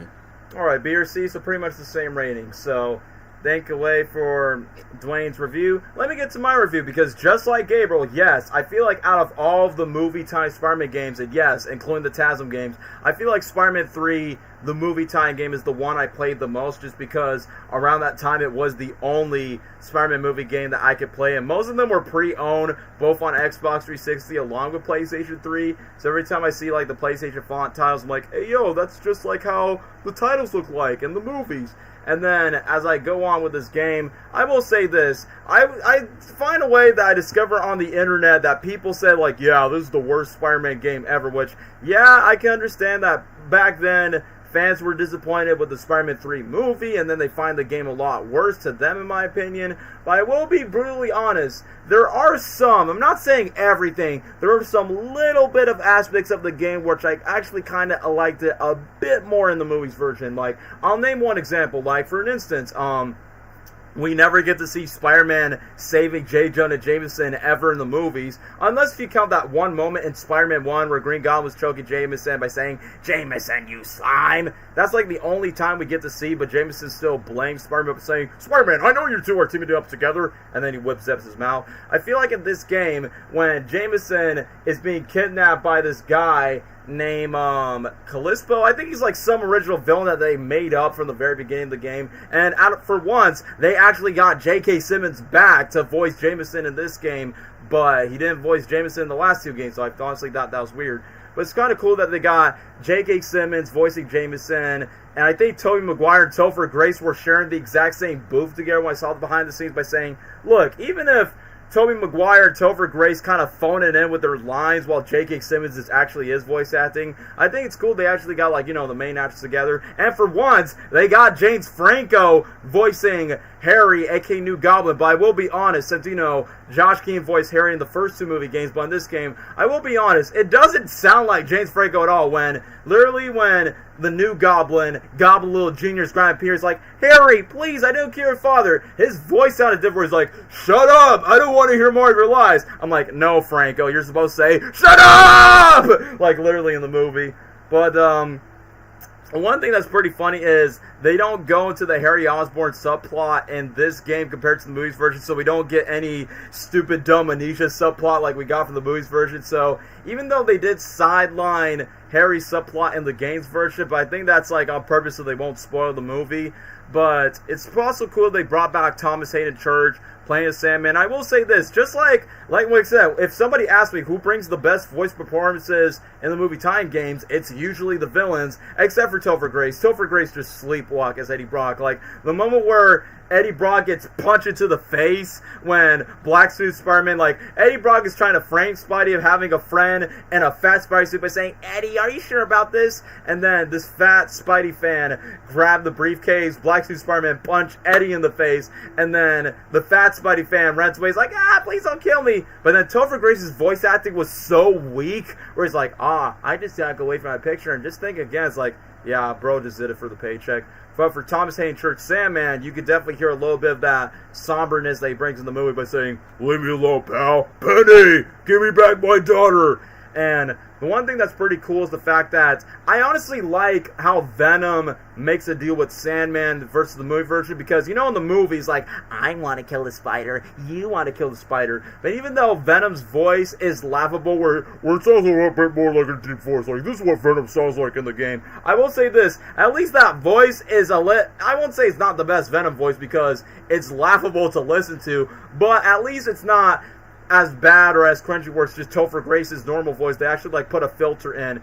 And I think that what's cool for what Venom does in this version is he kidnaps his sick daughter Penny and literally was putting Penny into hostage, and then basically he's like, well, if you want your poor daughter back, then you gotta help me to kill the spider. But the one thing that's kind of surprising that the game version never done is the game never touched upon, like, oh yeah, Flint Marko is Uncle Ben's actual killer. So the game never addressed that, but the movie version did, where they switched that up just to make Sandman a personal villain to Peter Parker. I mean, that's what they did with the movie, but not for the games. But I will admit, from the button mashing when Spidey takes down Sandman in the subway train, it's so funny when black-suited Spider-Man grabs Sandman, and the line that Toby says, he says, eat train, and then puts Sandman's face, literally up in the game. I don't know, I just thought that was funny. And then, like what Gabe said, the button matches, some are pretty quick, but some are pretty hard to do. Like, for instance, like, there's one moment where you go to the sewers to face down the giant mutant lizards or taking over the sewers to take down the lizard, but there's 2 moments where one of the giant lizards could literally just, like, jump scare you out of nowhere, just go, rawr, and then just slam dunk Spidey to a bar where his back could have a little bit been broken. That bro could have said, my back. But well, speaking of the Lizard Man, bro, the fact that we never got the Lizard in the Raimi movies, despite we actually have a Dr. Connors in the movies, it's so cool that we actually get to see around that time what Tobey Maguire's Spider-Man will face like with the Lizard. And I will say this, I feel like the design of the Lizard in that game is what I wish the Andrew Garfield version of that Lizard could have been more like, where he has a snout, he has a lab coat, he has ripped clothing. It's like, bro, that's like almost close to a comic accurate Lizard in that video game. And it was quite cool where Spider-Man takes him down. And I will admit, lizards, like mutants, the other lizards, they kind of scare me when I was young, including the one with the spines that kind of looks like a Komodo dragon. It scared me when I was young because literally, these giant lizards could literally bite your face off. Like, literally bite Spidey's, like, head and neck. There's even one creepy moment where the giant lizards literally eat a dude's face on camera and then literally kills another dude in the sewer waters with all the pee-pee poo-poo water. So it was quite creepy to look at when I replayed the game. And then other than that, I like what Gabriel said. Even though Kraven is back, Kraven was, you know, such a stressful battle to face because that bro had the totem of a bear, a hawk, and I think a panther. I think it was either a panther or a jaguar. He was so hard to fight, and it got me frustrated a lot. And then when Kraven's girlfriend, Callisto, made Lizard to a Godzilla kaiju type of monster, I'm like, wait a minute. You made Lizard to a kaiju monster in this game, and then 2023, Insomniac did the exact same thing of turning Lizard to a kaiju with the symbiote Spider-Man. So I feel like this game somewhat inspired Insomniac Spider-Man 2 in a way if you think about it, especially with the inclusion of Sandman, Lizard, Kraven the Hunter, Harry Osborn's conflict. Literally, Insomniac Spider-Man 2 copied for what this game did because, you know, yeah, it's based on the plot of the symbiote Spider-Man 3 and da-da-da-da-da. So that's what I just want to acknowledge. And literally during the moment where Peter literally takes down the giant kaiju lizard and then he gets electrocuted, that was like the early moment where Peter Parker feels bad by saying, what have I done with this power? And the one thing I think that was quite cool in the beginning before you got the black suit is you got like 3 gang members. I'm trying to remember the rest. One of them was called the Apocalypse, where you got their boss and they're like street 90s punk rock thugs. And the second one, what do they call? I think they call themselves the Dragon Tail, which are very martial arts, samurai, Asian type of Foot Clan. They're kind of like the Foot Clan from Ninja Turtles in a way, but you know, they basically have like dragon tattoos, dragon martial arts, and even their boss leader has like a samurai outfit. And then the last one, I think they call themselves the Arsenic Candy Girls. I like to call themselves the New York Harley Quinns because they're all just Harley Quinn clones. And it's kind of funny, like when you meet the boss of that game where they kidnap some guy at a church. I remember Gabriel made this one joke where Black Suit Spider-Man crashes the wedding, and then the main boss of the Candy Girl gang, I remember Gabriel made a joke by saying, but honey, and then she slaps Peter with the flowers by saying, honey, ow. I thought that was pretty funny. I forgot she did that. Yeah, and then she's like, oh yeah, take the groom. I don't care about it anymore. So, they have multiple missions, and I like that in the Dragon Tail mission, there's like this Mr. Miyagi type of guy where Black Suit Spider-Man's like being pissed by saying, tell me where the Dragon Tails are. Patience, Mr. Spider-Man. We must save them. And then when the Dragon Tails decide to bomb his Japanese-inspired garden, I like that when Spider-Man stops the helicopter, I'm like, hey, yo, that's what the first Insomniac game took inspiration from by saying, yeah, when I replayed the Insomniac games, I'm like, yeah, they took inspiration from the movie tie-in games, especially Spider-Man 3 in particular. So that's what I was thinking. But either way, back to the point of the movie tie-in game, there are a lot of villains. So I mentioned Kraven, I mentioned Lizard, I mentioned the main movie villains. But also, they kind of updated Rhino and Scorpion, where I kind of like their voices a lot more better. Like, Scorpion was being tracked down by Spider Oscorp bots in the first game, and then this game, he's like that sensitive guy. He's like, help, I'm using it as a lab test. That evil Karen lady's kind of using me. And then you got this nice black lady that sees me as a good person. Help, Spider-Man, take me. And I like when you get to Scorpion's lab, there's literally a mini arcade game where you can literally play as Scorpion and take down all of the guards. And I will admit, the fight between Spider-Man and Scorpion, like, obviously, this version of Scorpion is more mechanical and not, like, you know, comic accurate, which is quite of a shame, which they could have done that. But the moment where you get to chase Scorpion was hard to like swing by and then miss the cars that you dodge, which is funny when the car hits Peter Parker literally down below, and then literally you have to go by the bridge, use Scorpion's tail, and then after that Scorpion becomes your ally, and then Scorpion helps Spider-Man to take down the Rhino. And I like how Rhino's like, sorry Scorp, and then just start charging in. And then Scorpion was originally going to kill the scientist that basically treated Matt Gargan like a space lab guinea pig.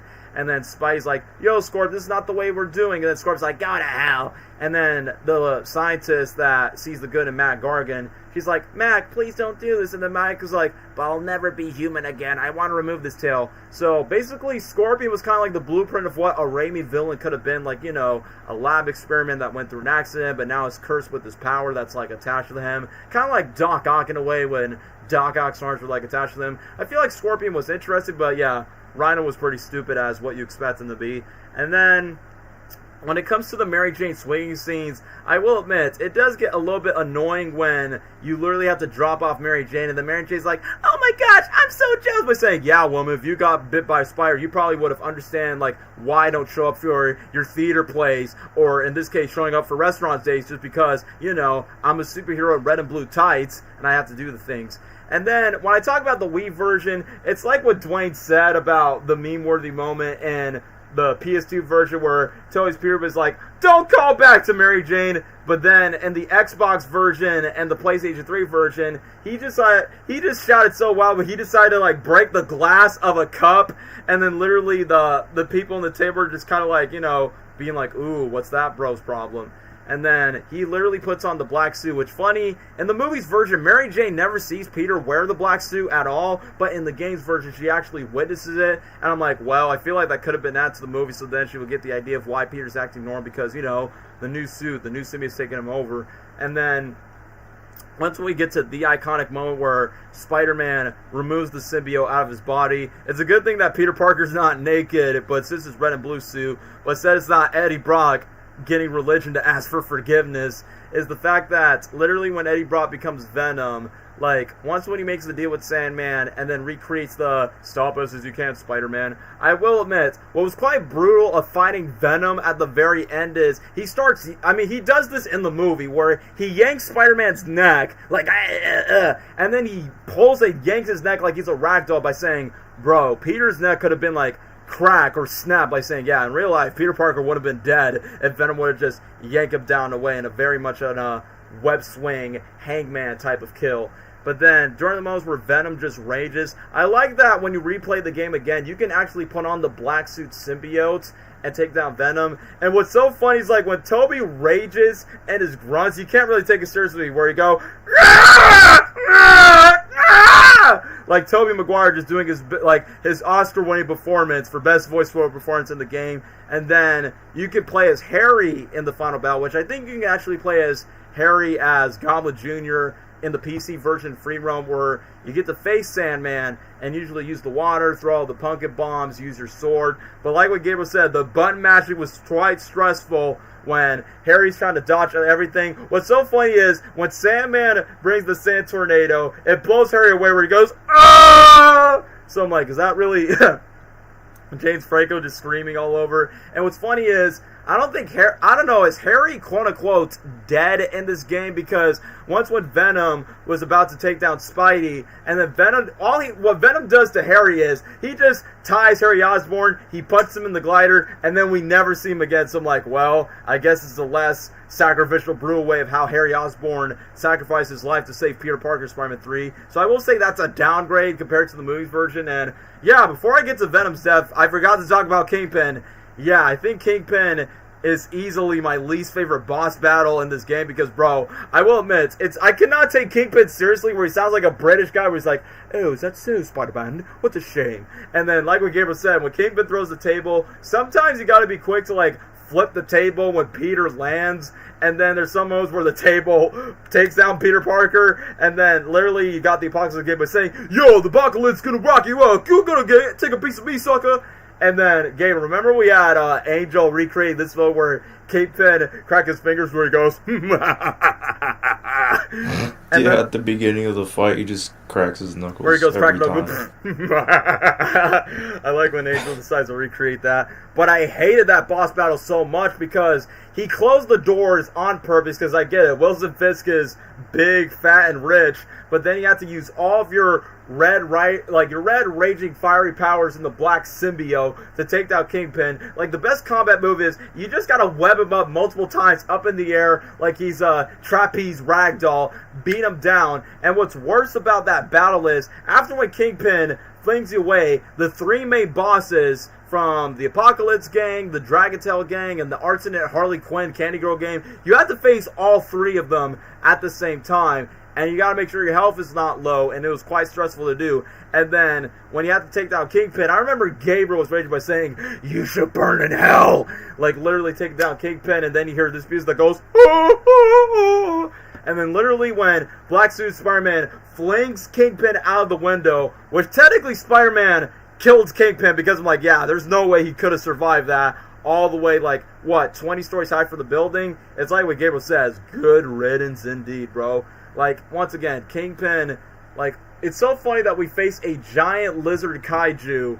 He was hard too, but no, Kingpin was way harder. Big Fat Willie was more harder than facing Godzilla Lizard in that game.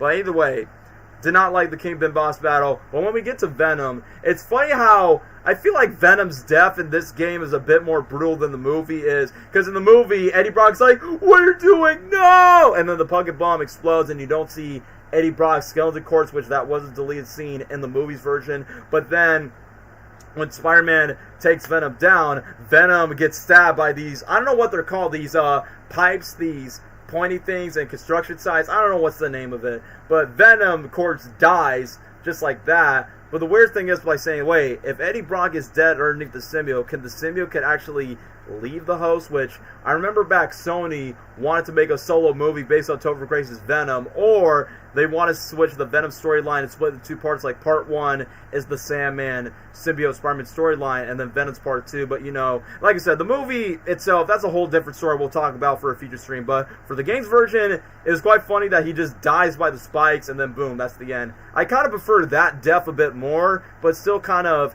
convoluting that the symbiote does not leave the host. But I like the fact where Spidey forgets Mary Jane. And I will say this, Sandman gets a more happier ending in the video game compared to the movie. Like, in this game, Sandman, Flint Margot, actually gets to reunite with his daughter, where she's like, "Daddy!" "Penny, he saved her. Thanks, Spider-Man. I didn't want to kill you. I'm sorry. It's just that Venom said she'll kill her if I don't save you." So, at least Sandman in the video games has his happy ending, but in the movies, both Spider-Man 3 and No Way Home, that was left unresolved. So I'm like, at least that ending felt more, you know, sincere. And then, personally for me, as much as I like the ending of the movie, like, you know, when Toby Peter's like, "Oh yeah, you always have a choice, and we can always either choose to do what's right." And then Spider-Man 3, Peter and Mary Jane has that slow dance. This is my personal hot take.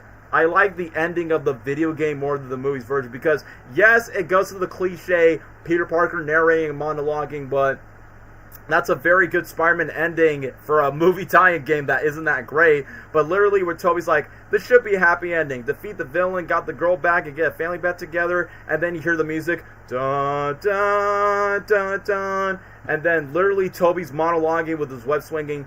And never forget these words. With great power comes great responsibility. As tough as it gets, I will honor the rescue the people I love. I'll never stop being your friendly neighborhood Spider-Man. And then, in my mind, by saying, why do I like this ending more than the movie's ending, even though the movie's ending is good? But I kind of like the traditional final swing. And I feel like if the movie would have took inspiration from the game's ending, then maybe I would have said, yeah, even if they never make Spider-Man 4, that would have been a nice ending to the Spider-Man 3 trilogy. But you know what? It is what it is. And I feel like Toby's voice acting actually was taken a bit more seriously, because it's not like some voice line delivery sounds a bit like when you have to disarm a bomb, which that's one thing that kind of frustrates me in the game, where you have to disarm multiple bombs or else they'll explode, where Toby's like, "For now, I am the bomb squad." So I've been rambling all day long about Spider-Man 3, so I will say, I know, call me nostalgia blind, I say, well, I would go B tier. B tier for me. Obviously, I will say story-wise, and probably the gameplay may not be as holding up as Spider-Man 1 or 2, but I will say the HD quality somewhat makes the game better, and at least you got J.K. Simmons voicing Jameson, and like again, I'm just super biased that I'm putting this on a B tier. Like, people said like this is like the worst Spider-Man game, but for me, just like the movie and just like the game, I don't think so, and I'm pretending that, you know, it's not the worst at all. So, B tier for Spider-Man 3, the video game, for me at least. But, funny enough, Activision themselves is like, well, we can make 2 Spider-Man games. One of them is Spider-Man 3, the video game, but also, let's make a multiplayer, PG-rated kiddie version of Spider-Man as none other than Spider-Man Friend or Foe. But before I ask Gabriel and Dwayne, I'm going to make this joke. So, Spider-Man Friend or Foe brought back Green Goblin, Doc Ock, Sandman, and Venom. I'm going to tell my future kids, hey kids, this was the original Spider-Man No Way Home, like, except it doesn't have Andrew and Tom. So yeah, Friend or Foe was the OG No Way Home. But yeah, anybody has any comments about Friend or Foe at the moment? James Arnold Taylor voiced Spider-Man in this one, right? Yeah, Obi-Wan Kenobi, Johnny Test voiced Spider-Man in this game. Dude, I can't believe it. He was a Lego Spider-Man before Lego Spider-Man. Yep, the first Lego Marvel game. I really don't know what to add other than I remember that Blade and Carnage are in this game. Yeah, I don't know. I never played it. I've only heard terrible things about this game. I've only seen like maybe a few clips of it. I would probably never play this game in my life. Because it's not going to age well. Gabriel. Yeah, it just looks boring to play. I like a D. Yes. Well, now that you mentioned that, I do have some things to say, but before I get to my review on Friend or Foe, Gabriel, any thoughts on Friend or Foe? I guess they kind of had a good idea on paper, but the execution was poor. And, I mean, I guess it's alright that they used the designs, or were inspired by the designs of the Raimi films for the characters and adding Harry's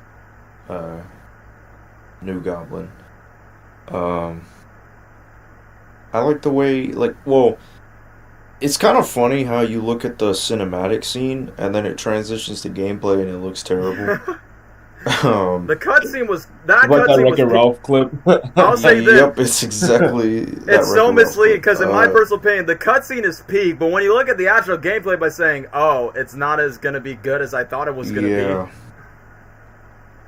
be." Yeah, I mean, I like that his suit designed to look like Tobey's suit and everything.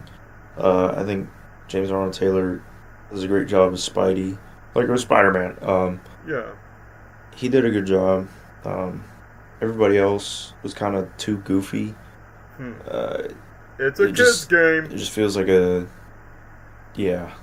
kid's game. Not really a Spider-Man game to take a little more seriously as a Spider-Man fan of any age. Like, whether it be the movie tie-in games or the Ultimate Spider-Man game, it's kind of just a kid's game. It's meant to appeal to the kids that grew up with Tobey's films. Except you got comic accurate Nick Fury. He's not not played by Samuel Jackson. I don't know. It's not great. It's not a great game. I think I'd put it at D. Yeah. I'm honestly thinking the same way too, so I will agree on Gabriel's review, but let me just catch up with the chat. So let me just see. If you think it had Insomniac Spider-Man 2 was inspired by Spider-Man 3, the video game, The Ultimate Spider-Man, Web of Shadows, and even elements of the 2017 Season 3, but way better, yeah, pretty much. Take every single symbiote Venom storyline and just incorporate that in that new game. The only thing I dislike about what Marvel does with Spider-Man is how Sony owns the rights like the TV shows or movies, but they're always picky about certain characters they cannot use. I mean, that's why they do the merchant deal. Like, Marvel will only do the TV animation for Spider-Man, and they could use the character in their movies, but when it comes to, like, other characters, they're like, oh yeah, you can't use this villain, can't use that character. It's like divorced parents trying to decide, like, oh, my kid could do this, but your kid can't do that. It's kind of like that. Venom's voice sucks in this game. Agreed. Wish they could have done a sequel if Carnage is in the game. Only if this game was actually quote-unquote good. Let me continue. Have you heard? No, I'm not going to read that. Electro and Lizard are playable in this game. Yes, that is very true. I don't think, was Electro in this game? I remember Lizard, but I don't remember Electro being in this game. So anyway, let me talk about Friend or Foe. So this kind of reminds me of, yes, I'm going to mention the Sonic franchise again. It's, you remember when Sonic 06 and Sonic and the Secret Rings were being developed around the same year, but then Secret Rings was a secret title, and then 06 was a glitchy mess. Spider-Man 3 was kind of glitchy, and then you got Friend or Foe. So also, let me just talk about the good things first and get to the negatives. The good is that opening cutscene was... That cutscene is easily the best thing of the entire game, period. From the graphics, from the colors, and obviously you could tell all the characters are based from the Raimi trilogy because, you know, they're like, this game is meant to milk off the success of the Raimi trilogy, but what if Tobey Maguire's Spider-Man is in a world with superheroes, with a Nick Fury, with an Iron Fist, with a Blade, with Silver Sable, Black Cat? So basically they're trying to branch that out by saying, what if Tobey Maguire's Spider-Man is part of a bigger universe? And secondly, I do like the voice acting in it, especially you got the GOAT, James Arnold Taylor, obviously Obi-Wan Kenobi from the Star Wars universe, Johnny Test, and also a godly Christian man. Give respect to James Arnold Taylor. He does a really good job voicing Peter Parker. Oh yeah, I can't forget, he voiced Lego Spider-Man, Lego Marvel. Quit being so grabby, Doc. I do like his jokes and banters when Green Goblin, Doc Ock, and Venom by saying, well, looks like my old friends, Green Goblin, Doc Ock. And I like when Venom lashes him on the cutscene where he's like, you-wee, Venom, my friend, you definitely have a good breath. And then, surprise, surprise, Josh Keane is voicing Harry Osborn again for the third time. And this is before Josh Keane was the voice of Peter Parker and Spectacular Spider-Man. So, back then, Josh was often typecast to voice Harry and not Peter until Spectacular Spider-Man, which we will talk about Josh Keane in the later Spider-Man games. But I like that Harry, as the new Goblin, teams up with Peter by saying, alright, so I guess in this universe, Peter Parker and Harry Osborn are basically our buddies and best friends, and not like, oh yeah, basically just gonna go in a way. But, I have to go, something can't be eventually. Oh, Dwayne has to go on the stream? Well, thanks for catching up, Dwayne. Appreciate that you definitely come here around our time. Bye, Dwayne. Shouts to Dwayne, everybody. Bye, Dwayne. But anyway, let me continue with Friend or Foe. So, I will say this. So, good to know that Peter and Harry are buddies. But here's a big retcon. So, if you're telling me that these characters are based on the Raimi-verse, so how is Harry not noticing that your dad is the original Green Goblin? It's kind of funny when Spidey literally just, like, Harry brings the pumpkin bombs to Spidey and then puts the bombs on Sandman, and he's like, oh no. I guess they don't care if Goblin is dead or Doc Ock is dead, and then you got these random Carnage symbiotes, and then all the villains get teleported. Then you get S.H.I.E.L.D. get teleported by Peter Parker, which back then Nick Fury was white before he was a black guy. And the one thing that is pretty funny is the fact that Nick Fury hires Tobey Maguire's Spider-Man, and the one thing that really caught me off guard, like, that opening cutscene was great, but then when you get to the actual gameplay of this game, it's like, oh, it's one of those Crash Bandicoot, Spiral, platforming type of games. Like, I get that this game in particular is trying to be a multiplayer Spider-Man game, because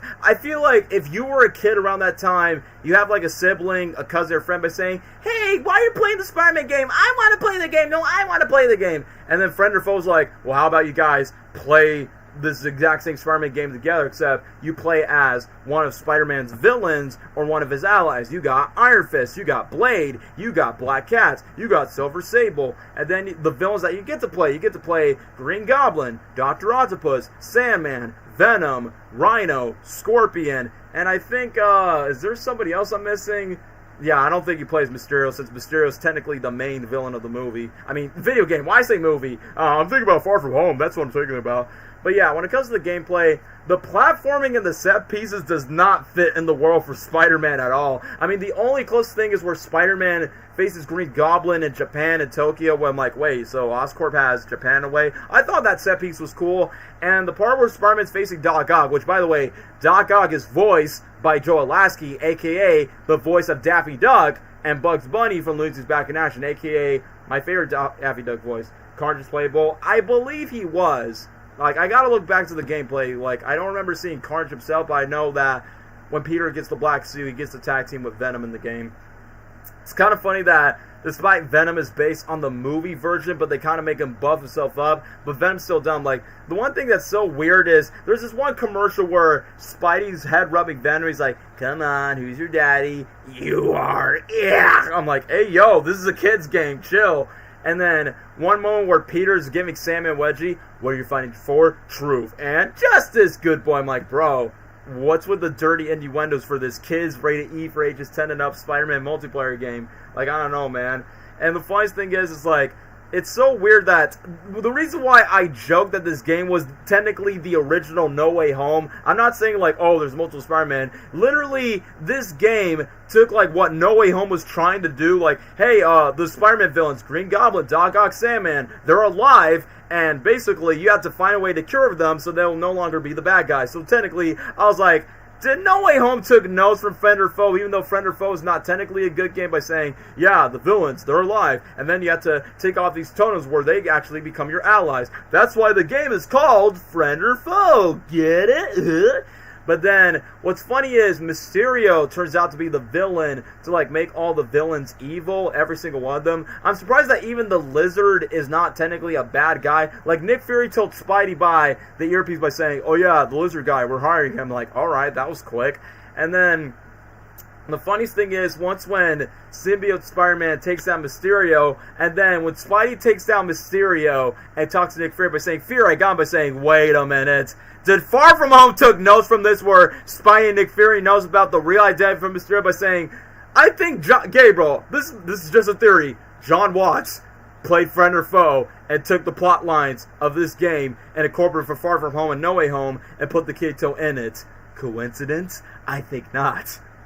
I'm just kidding. I don't think that's going to happen. With the way he directed Far From Home, I doubt he's played any Spider-Man game. Yeah, I bet he buzzed to take notes from like, oh yeah, Fury, we took down Mysterio. I'm like, yeah, you probably must have stole that from Friend or Foe. But anyway, as for the game itself, it had potential to actually be fun, but like I said, the land and the set pieces is not fit, where Spider-Man's on a haunted house, a sand mansion thing. I'm like, this does not feel like a Spider-Man game at all when it's not focusing on the story and the cutscenes. Like, I like the voice acting, I like the character models, but I don't know, man. I feel like if you have to introduce a kid to a Spider-Man multiplayer game, then that's what it is, but I will not recommend little bro, little sis, cousin, or a kid by saying, yeah, this should be your first Spider-Man game. So, Friend or Foe is not the worst Spider-Man game. I definitely say it's more playable than the arcade games, and I would say a little bit replayable than Spider-Man 2 Enter Electro, but you know what? I'm just going to do like what Gabriel does. I say D tier. I'd say like easily a D tier for me. Like, obviously, it's a kid's game. It's not meant to be like, you know, that serious, and it's a multiplayer like type of game, so I don't think this game is apparently like that good in a way. So D tier is the best way I could say. So we're done with the Raimi-verse era of the Spider-Man games, including Friend or Foe. Now we get to talk about Web of Shadows, which, Gabriel, do you have any comments about Spider-Man Web of Shadows? Web of Shadows is a really cool game, actually. I mean, I wish there was free roam, but story-wise, I think it's really cool. Oh, there is free roam. You can swing around in New York. I like the unique character designs, having unexpected characters in the story. You know, you got Luke Cage, right? He was in it. Yeah, Luke Cage. That was my introduction, knowing who Luke Cage was in the first place. Yeah, Luke Cage. Moon Knight, Wolverine. Yeah, Moon Knight, Wolverine. Seeing, like, just the whole story revolved around symbiote, and the whole city infested with symbiote was pretty cool. I like that idea with Spider-Man's story. Seeing different characters get taken by the symbiote, you know, like Wolverine, when he was sick.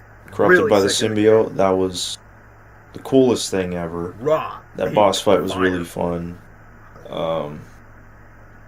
I also like the little, like, I guess it's like the multiple choice kind of thing. Yeah, I like that. It was kind of like Telltale in a way. Good side versus bad side. And the choice that you make makes an impact to the story that you play. Yeah, exactly. I like the different styles of combat you have, whether you're regular Spider-Man or symbiote Spider-Man. I love how you switch between the two. Um, you can really see the different attitudes between regular Spider-Man and symbiote Spider-Man based on the decisions you make. Like, what you're fighting Black Cat, and then that scene where he kicks her off the building. Cat! Freaking, like, as symbiote Spider-Man, it makes it funnier and it makes sense. Mm-hmm. And then, obviously you have the iconic meme where he's walking sad while the whole city's with the burning Beethoven down. music. Do do do do. Yep. Do do. The iconic meme, Spider-Man meme. Do do. Hey, Spider-Verse, you should do that. Yeah, please. What else? I like Venom himself. I like his design. Parker. I like it's almost, I don't know. I don't want to say like spectacular when it comes to like the turmoil of Peter's mindset. Yeah. I mean, this happens in the majority of Spider-Man stories where especially with the symbiote storyline. like, this isn't the real me, man. I can't do that with the symbiote. Yeah, for every symbiote story. But I like that part of the story, and really with any Spider-Man symbiote story, it never gets old because it's a good message, and big part of his character.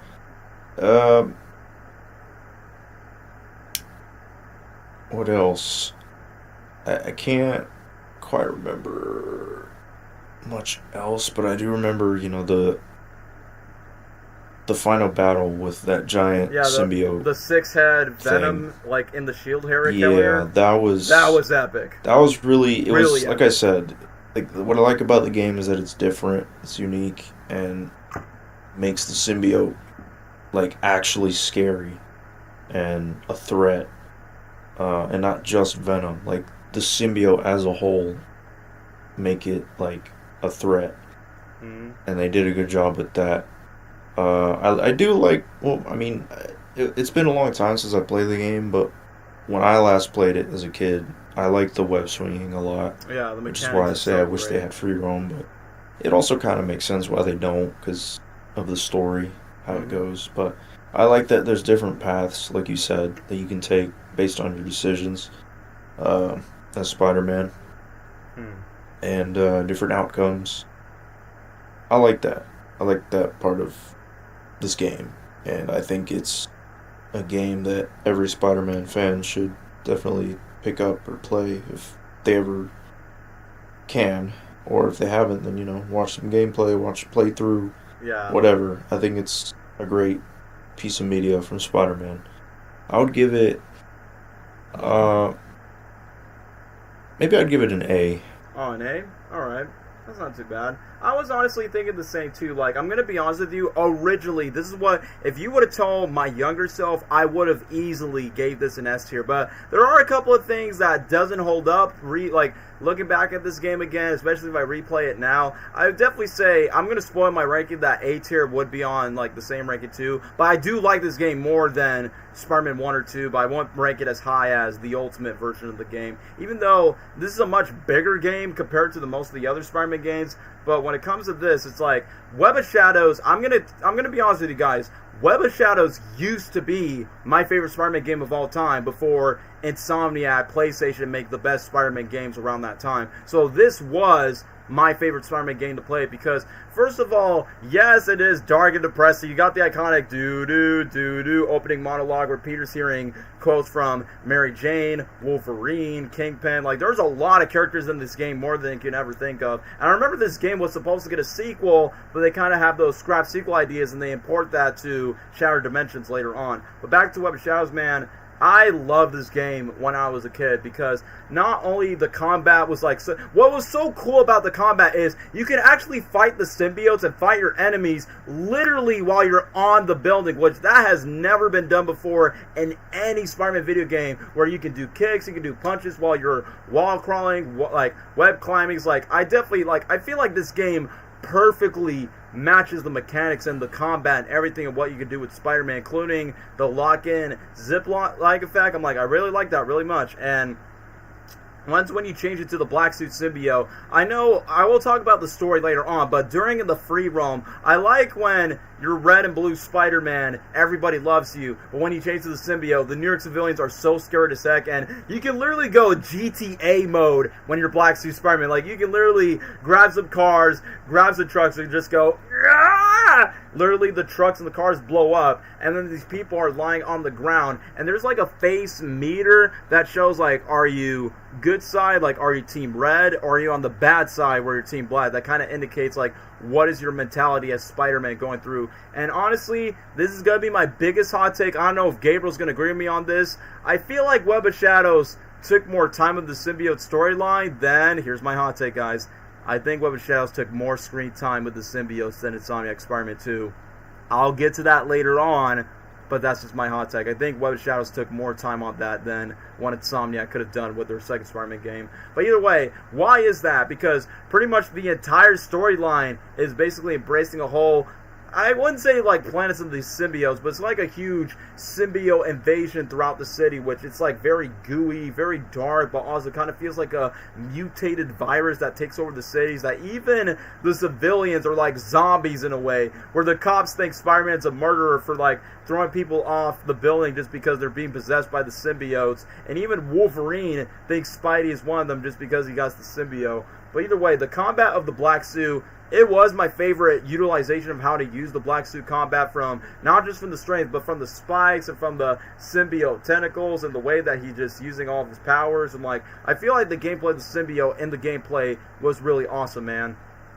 One complaint I do have about Spider-Man in this game, number one, the voice could be a little bit cringy at times, where he goes, "Cats, no, ah!" Like, I get that Peter Parker's young, but I feel like in some certain line deliveries, it doesn't take, I can't take it seriously. Like, when he's being serious by saying, yeah, I don't know, I'll name one line where he's talking to Black Suit Spider-Man by saying, "Shut up, get ready." Like, I think he talks about like, this one moment where Venom tries to like take Peter, and then he's like, "Alright, Venom, get ready for a world of pain." And I will admit, this did creep me out when I was young, where we see Eddie Brock's mouth out of the Venom symbiote, and then Eddie's like, "I will take the girl from you."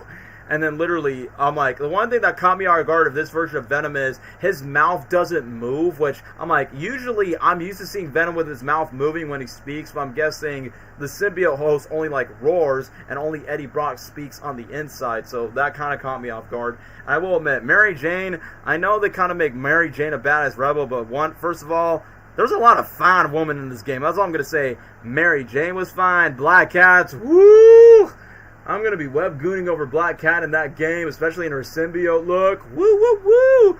And other than that, even Black Widow in the game was quite attractive as well. And what's funny is, Black Widow had a Russian accent throughout the moment. It's like, look, as much as I love Scarlett Johansson, I feel like Black Widow in this game was a bit more comic accurate from how the way she acts and the way that she speaks, where it's like, "You're under arrest, Spider-Man. What is it, Spider-Man? I'm a very busy woman." Where, you know, she kind of has that conflict banter with Spider-Man when Black Widow decides to team up with Fisk and team up with S.H.I.E.L.D. Like, what's so cool about this game is like the rogues gallery of characters. Like, for instance, Luke Cage in the very beginning of the game, aka Power Man. That was my introduction. Like, during the moments where the gang members shoot Luke Cage in the chest by saying, "It's Cage, shoot him down." I like when the bullets get off of, like, the bullets bounce off of Luke, and then Luke is pulling out his knuckles, and he's like, "No, that was rude." And I like the fact that Luke Cage at the very beginning not only helps Spider-Man with his training, because, you know, Luke Cage is kind of like, you know, that basketball, football coach at your school.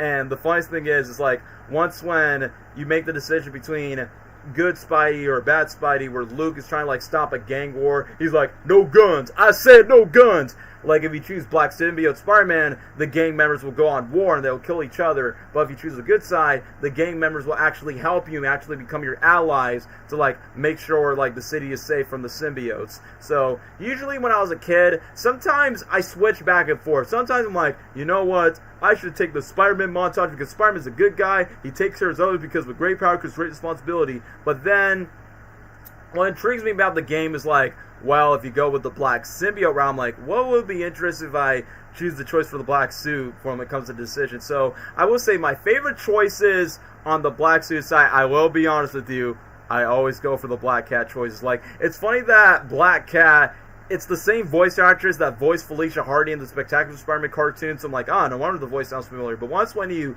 face Black Cat, once again, it's funny, like, you know, when you try to save Black Cat in the button mashing, and he goes, Cat! And if you don't save her, she dies in the building. He's like, oh gosh, no. And then, literally, when Black Cat is about to fight you, she just grabs, like, her grappling hook, and then she starts kissing you, and then she just kicks you off the building by saying, yeah, bro, that's just the kiss of death right there when you cross a Black Cat off her path. And then, literally, the moment where she's like, we just want to have fun. You want to have fun, don't you? Usually, it's the choice of, can I be a loyal man to my girl Mary Jane to, like, you know, be with her even though she doesn't like me being a superhero, or take the black suit moment. But usually in that moment by saying, you know what, Black Cat's kind of turned me on, so I'm going to take the black suit moment where I just feel like in the context of the story in the game by saying, you know what, Peter has the symbiote, it would make more sense if Spider-Man is seduced by the Black Cat, not because she's sexy, but just the way that she's trying to, like, later down by saying, like, yeah, just do all the hero stuff, forget normal, like, normal's for weirdos. And then Peter's like, yeah, I honestly like that. And I feel like that moment, like, easily motivates the black suit persona throughout the story. And then the interesting thing is, like, once when you face the villains, like Vulture and Rhino, you have two options. You either, one, become like the usual Spidey by saying, yeah, I'm going to make a bunch of bird Rhino puns by saying, alright, Vulture, I'm going to get you back to the coop. Or if you choose the black suit, it's like, alright, Vulture, I want you to be a part of my side. Like, basically, if you're on the red team, you have Wolverine, Luke Cage, and Moon Knight as your allies. And, yeah, Black Widow too, as your allies by your side. But if you choose the black suit, you'll have Rhino, Black Cat, and Vulture being your allies instead. So I honestly like that in terms of the gameplay. And then I like the moment, like, during when Kingpin, the Tinkerer, and Black Widow tries to, like, team up with each other, tries to take down the symbiotes. I like that Kingpin was like, where's Richards, Stark? And literally Peter Parker has to phone call Tony Stark and Reed Richards, but they were both unavailable. So instead, Moon Knight, like, I'm going to be honest with you, I don't think Moon Knight was really needed to be part of the story, but I understand why Moon Knight had to be there because, oh yeah, he's trying to warn Peter by saying, like, oh yeah, by the powers of the Moon God Khonshu, choose the right side and not the bad side.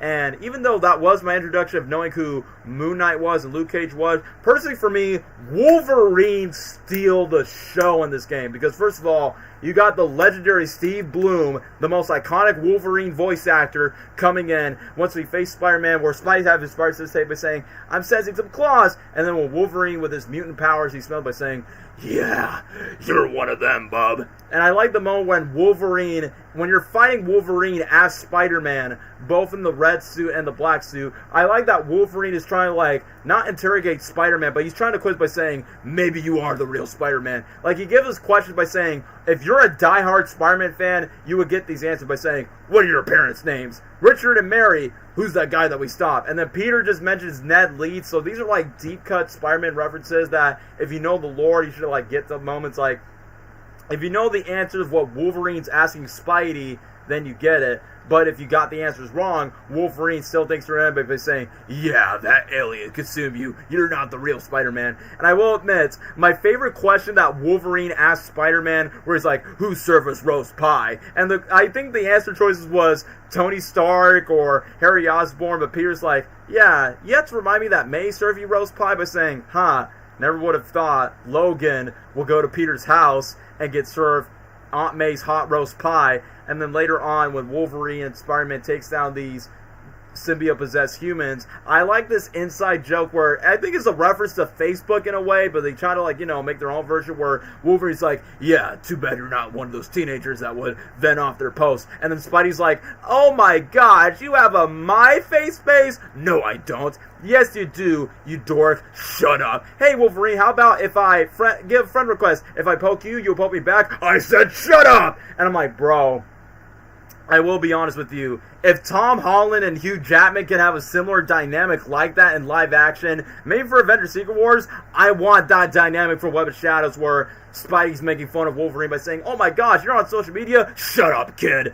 And literally the moment where Wolverine and Spider-Man were teaming up like multiple times together, it's like, bro, that was like, around that game, that was like my Deadpool and Wolverine around that time before, Deadpool and Wolverine happened. And bro, when Wolverine was consumed by the symbiote and when Spidey taking him down, boom. I think that was like my favorite boss fight ever, because never would expect to see that amount of aura of symbiote Wolverine. And then the fact that he sliced an angel statue and then just comes in by saying, bro, Peter, you better lock in because this bro's going to bite your face off and slice and dice you like kebabs. And I forgot that Electro was in this game, and when Black Widow was trying to take him down, and even though Black Widow was trying to take Spidey down, I like that Electro has a sister that was consumed by the symbiote where he's like, where is she? Where do you take her? And I will admit, the boss battle was quite hard where Spidey has to, like, take Electro, and there's some moments where Peter technically, like, the choice, like, Max is okay, I know your sister's dead, or there's some moments if you choose the black suit, Max's sister would have, like, survived and become one of the symbiotes. So, later on, when there's a war zone happening, and when Spider-Man takes down Wolverine, once again, the choice is, you either stop Wolverine, take down the symbiote, or you become the black suit, where the black suit Spider-Man takes all the symbiote powers from Wolverine, and then Logan's like, oh yeah, I knew I shouldn't have trusted you. And then during the moment when Vulture, as the symbiote, because, every single character in this game has to be symbiote. Every character in this game has to get the symbiote, except for Mary Jane, Kingpin, Moon Knight, the Tinkerer, and Black Widow. Those are the only characters that never got their consumption mutation from the symbiote. So after when Vulture got symbionite, and then when Black Cat becomes like a full-on demon symbiote and tries to take down Mary Jane, once again, you have two choices. Either one, there's two choices. When Felicia was about to die, literally, if you choose the good choice, Felicia understands that Peter would sacrifice his life with Mary Jane. And I like that if you choose the good side, Felicia literally tells in front of MJ by saying, he really loves you, by saying, like, yeah, because P is definitely, like, not a womanizer like most other superheroes like Tony Stark. But if you choose the black suit, Mary Jane and Peter's relationship is like done and over, and then Black Cat becomes even more sexier with that symbiote outfit where she becomes a symbiote gothic queen, you know what I mean? I'm just saying, like, Black Cat, she's just so damn bad for that game. But either way, when it gets to the finale, when Spidey takes down symbiote Vulture, Venom was on the helicarrier, and like I said, this is like a Avengers Endgame type of battle where if you're on the good side, Wolverine, Moon Knight, and who else? Luke Cage will help you on the helicarrier. When you're on the bad side, Electro, Rhino, Vulture, and Black Cat would come up to the helicarrier and fight. And I will say this, the most epic moment in that game was when the giant symbiotes' heads was lashing on with the Venom symbiotes, 6 heads, and I'm like, bro, this is something that the live-action movies will never do, but having a 6-head Godzilla-sized Venom taking down the helicarrier, like, for me, when I was young, by saying, yo, I will admit, this game keeps on getting more gas and gas every time, man, from the gameplay. And then, once when the real Venom was getting out of that giant Godzilla kaiju 6-head Venom body, and the one thing that was so dark and creepy is, once when you're playing as Spider-Man, you have to take down the 6 heads, like, and then there's, like, black symbiote coming out, which I think it's a reference to blood in a way, but it's, like, black goo that's just, like, exploring out. And then, literally, when Spidey's trying to reach the real Venom, says, like, Eddie, take my hand! Like, if he choose the bad side, he would have... That bro would... Like, if he chooses the symbiote side, he kills Venom. Like, he webs him up on the net by saying, so long, Brock. Venom had a brutal way to die if he would have gone to the darker, evil route, and Venom would have died. Mary Jane's relationship would have been broke. And then, if you choose the evil side... Black symbiote Spider-Man becomes, like, the king, the rule of New York without symbiotes, and then Black Cat's on his girlfriend by saying, I understand what great power is. I never understand what power was. And then all the symbiotes are praising and celebrating like the Mardi Gras parade. And if you choose the evil side, Black Widow would have hired symbiote Wolverine, be like, don't worry. Like, Black Widow's like, we need them dead or alive. And then symbiote Wolverine's like, yeah, I'm thinking dead. So that would have happened if you would have chose the darker ending. But if you choose the good ending, Spidey doesn't kill Venom. Venom's like, get out of here, Parker. Venom literally slaps Spider-Man off the helicarrier. So instead of, like, the evil path where symbiote Spider-Man kills Venom, Venom takes a suicidal sacrifice and the helicarrier where you're like, that's right, time to die like a man. So Venom sacrificed himself, just like how a Sam Raimi Spider-Man villain was sacrificed. I would say he took the Doc Ock sacrifice from Spider-Man 2, and then Venom saved the day. all the symbiotes are gone from New York City, and then it has the good ending where Peter's narrating, and then Mary Jane's like, oh my gosh, are you narrating? And then you got the usual good ending where Spider-Man and Mary Jane are flirting, and then he web swings away, and then Mary Jane enjoys the final swing, and then there you go, you have a good ending. I mean, usually for me, I prefer the good ending, but the ending, like the bad ending, got me interested by saying what happens to Spider-Man leads more to the Sith Lord dark evil side. So that's all that I could say, really. So I would have loved to give this game an S tier, but due to like some of like the gameplay and some of the voice acting, do a little bit of the direction of the story, I would say this is like a very high A tier. That's what I would say, like high A tier, close to an S, just high A tier for my book. So yeah, like I said, Web of Shadows used to be my favorite Spider-Man game when I was younger until the Insomniac games come out. But anyway, after Web of Shadows, we have now entered the mobile games, and we've only chose 3 mobile games. Ultimate Spider-Man Total Mayhem in 2010, TASM 2 mobile game, and Spider-Man Unlimited. But for now, we're going to talk about the 2010 mobile game, Total Mayhem, which, Gabriel, is that the one you were talking about, the 2010 Ultimate Spider-Man Total Mayhem game? Yeah. So you have played it before. Yeah, here's the thing. I don't, like, remember what it was about. I don't remember the story. I don't remember.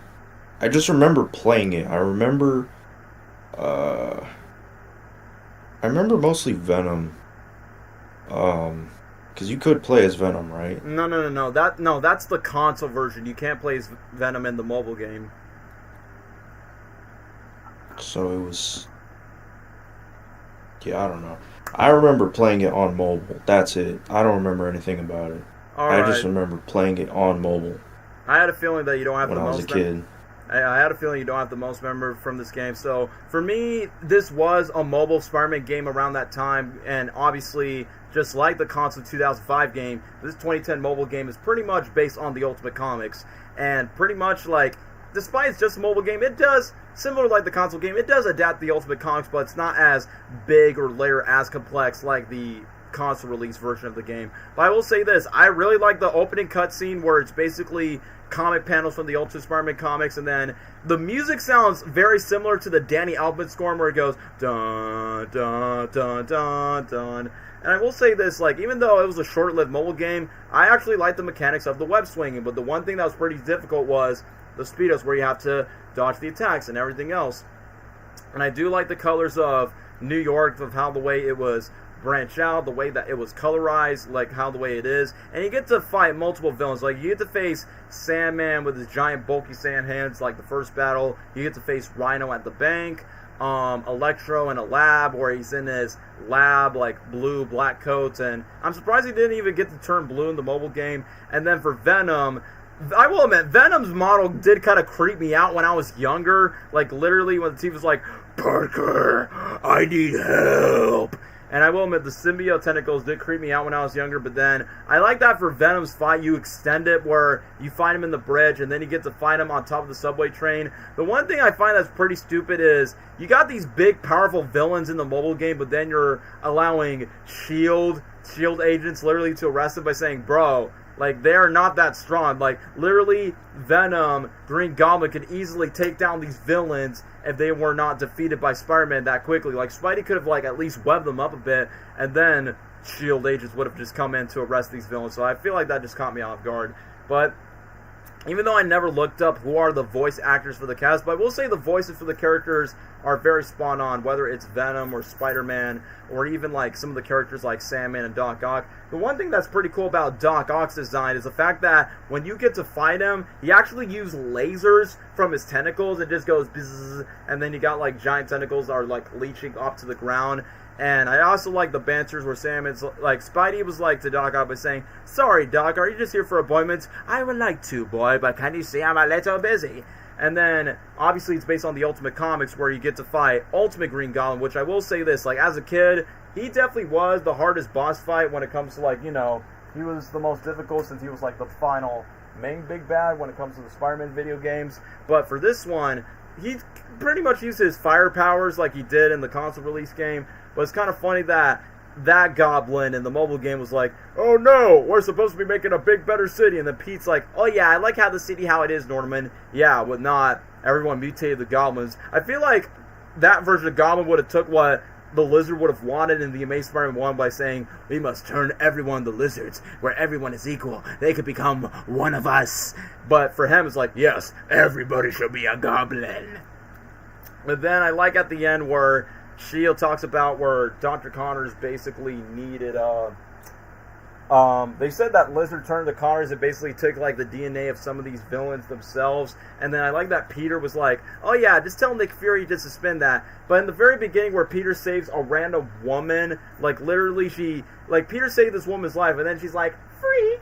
And then next thing you know, Peter Parker was, like, chilling in the bench, and then you got that same girl that was like, hey, it's you! Yeah, I know, I'm a freak. And then she hugs him and takes a selfie. And I like that Spidey tells this girl by saying, please do not put that pic online. I don't want J.J. Jameson to spin that. So, clearly, this mobile game is not as great as the original game. I would say, if I have to rank the Total Mayhem game, I would say this, I would give this like a B tier. Like, I mean, it's a mobile game. I'm not going to give it too much praise or glaze because, you know, because mobile games definitely do have their limits. But I do enjoy Total Mayhem a bit more than the 2000 game, despite the 2000 game is a cult classic. But for Spider-Man 3, at least there's a lot to do because it's a console release movie tie-in game. So I would say Total Mayhem is like B tier for like the first mobile game I played. And the reason why I did this game first before Shattered Dimensions is because I look at my research that Ultimate Spider-Man Total Mayhem came out like a month before Shattered Dimensions. So, yeah.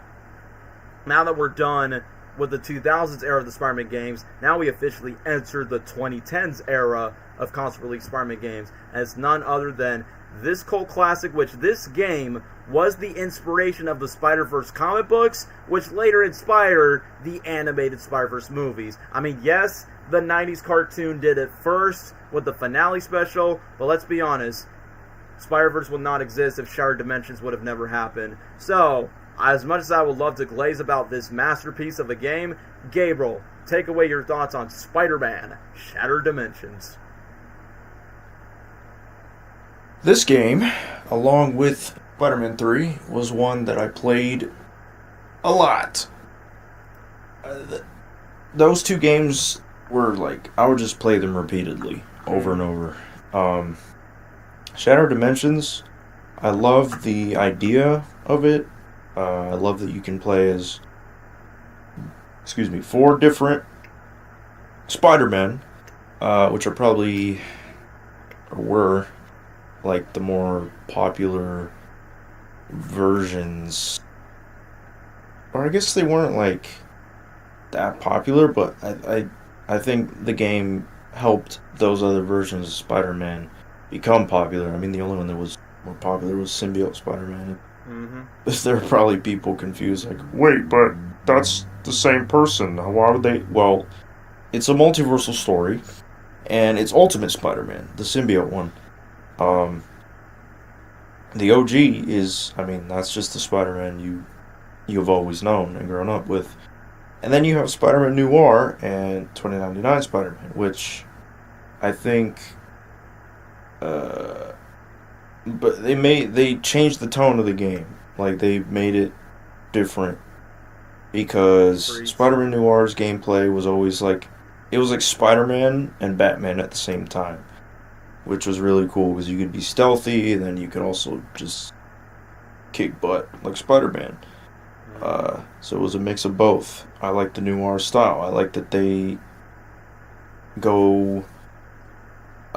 talk about their origins and everything that happens with their villains and in their universe, and you feel a part of their universe when you play their levels. I like that each Spider-Man is different but the same at the same time. You know, they're still, their darkers are a bit different. Their stories are a bit different, but also darker than the other. Like, Spider-Man Noir's is probably the darkest because, I mean, Noir. 2099 Spider-Man's is just, it's cool but weird in a way, and it's especially, you know, you look at the way his villains look, like Scorpion, how there's actual eggs around, stuff like that, and it's like weird, but it's cool. Slimy. it's a cool futuristic feel to 2099 Spider-Man, which is what he is supposed to be, part of the future. Um, and I miss that version of 2099 Spider-Man because now everyone's used to the Across the Spider-Verse version of him, where he's supposed to be, I guess, quote unquote, the villain or not a nice guy.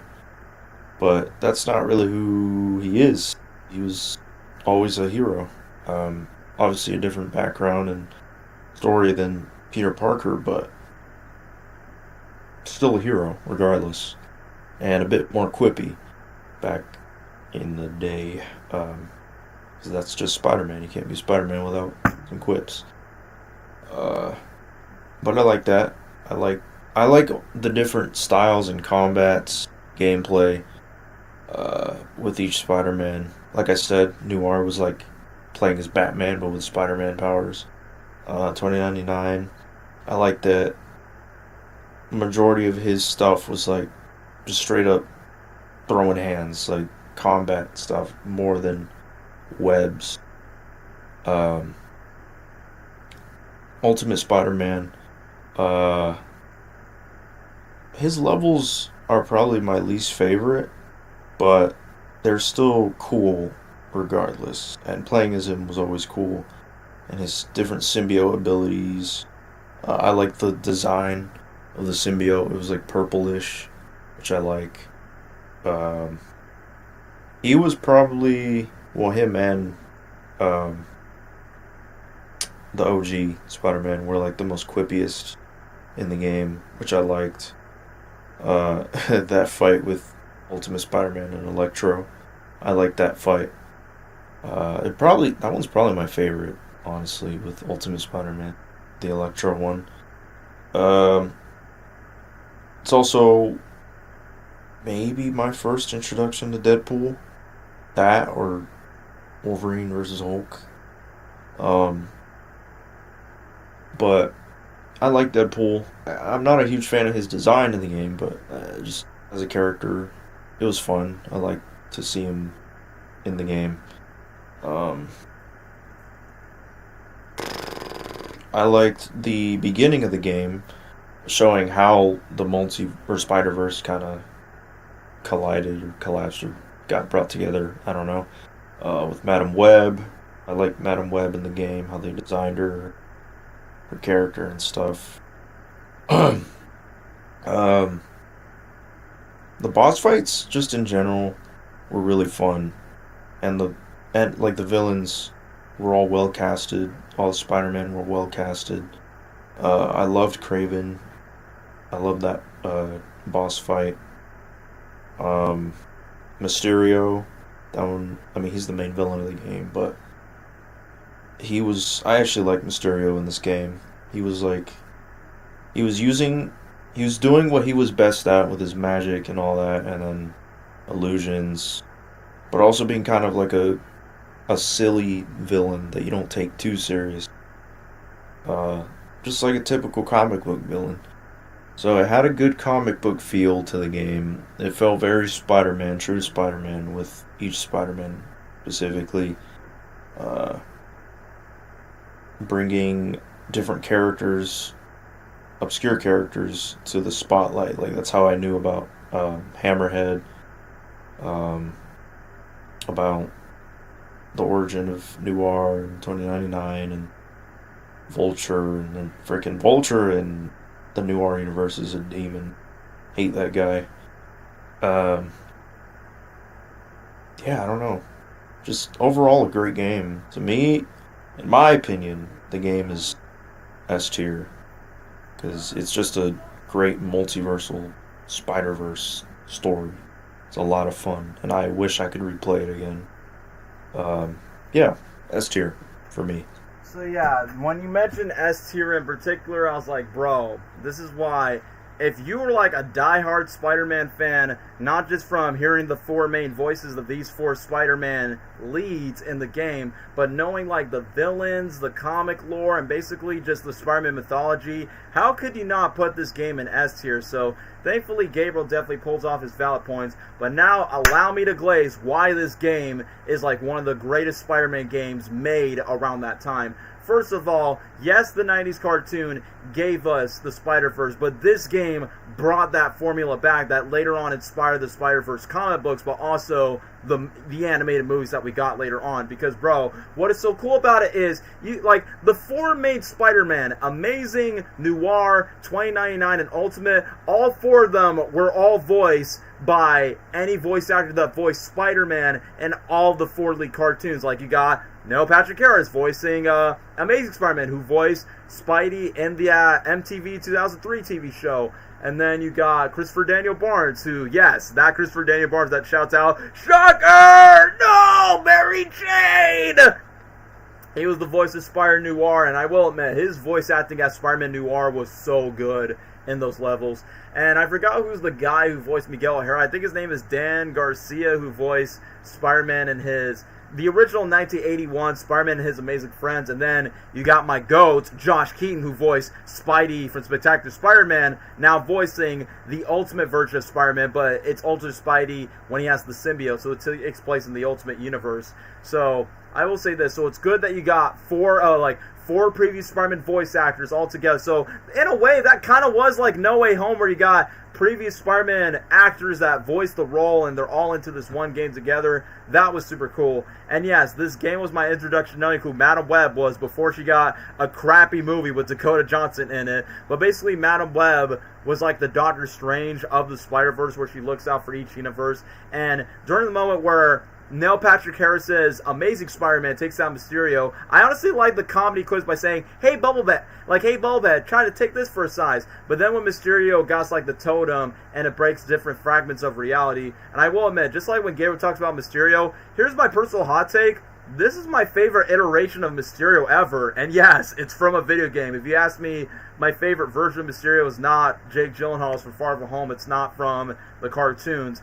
This version of Mysterio is my favorite because, one, I like the voice where it's a very Phantom of the Opera type of voice, and then his motives that he wants to consume all the power, and the way that Mysterio used all of his illusions just to mess with the 4 Spider-Men in the final battle. And for some reason, Gabriel, whenever I think of Mysterio's voice, I just think of Doctor Strange from Marvel Rivals, "By the eye of Agamotto."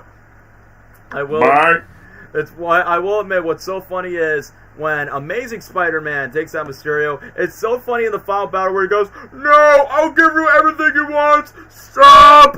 Don't! No!" I can't take him seriously. No!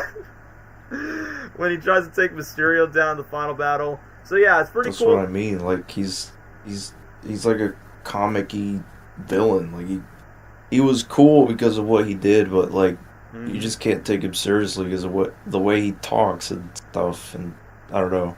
I think that's the best balance of what they done with Mysterio. Like, they use his powers, like, he can't be scary in the way that he uses tone of power. And the saddest thing is, the 2000 Spider-Man game actually did this, and then Shattered Dimensions paid this off, where you get to fight a giant Mysterio. You could have done that Far From Home, but either way, it's so cool to see 4 different Spider-Man from their universes to take down Mysterio in their own ways when they're fighting. But anyway, I'm talking too much about Mysterio. I need to talk about the world and the other villains. First of all, let's talk about Amazing. So, what I like about in the tutorials when Madam Web's telling all the 4 Spider-Men to use their powers, like for Amazing, it's about wall crawling. For Ultimate, it's about web swinging and his symbiote powers. Then for 2099, it's all about his dash, his skydiving when he's going down to fly down and dive with his enemies. And then for Noir, it's all about stealth, since he's like he's kind of like Batman, but a mix of a 1930s gangster detective.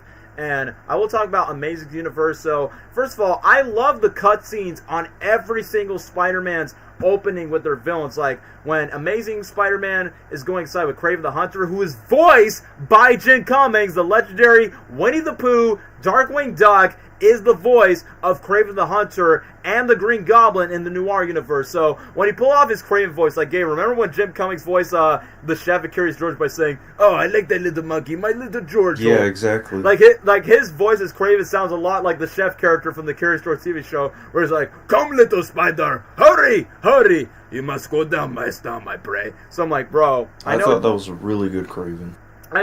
Jim Cummings is a great voice actor, so I know he voiced Shocker in the Nice cartoon, but I think his voice was so fitting for Kraven the Hunter, man. Like, literally, where it goes on, like, "We must get to the totem, and we'll see who's the hunter, who's the prey. The thrill of the hunt. The thrill of the hunt." And then he laughs like Pete from, Mickey Mouse and Friends. Yeah, in the beginning where he traps Spider-Man. Yeah, where he puts like a sleeping gas for Spider-Man, and they take Spider-Man to the jungle. Where it's like, Kraven. And like I said, I think Neil Patrick Harris and Josh Keane, both of those guys, Neil Patrick Harris and Josh Keane nails the essence of Spider-Man's sense of humor. Funny because now Neil Patrick Harris voiced Deadpool in the new VR game. But when he's calling out Kraven by saying, "Hey Kraven, I know you want to hang out with your own boy band. How about I decide to play something?" "No, they're not my boy band. They're my man, Spider." And then when Amazing Spider-Man throws something, he's like, "Who's having a good time? Raise your hand." And then you just make Spider-Man throw to one of Kraven's gangs. I thought, I was like, alright, that's like peak comedy delivery from Neil Patrick Harris, but also peak Spidey comedy right there.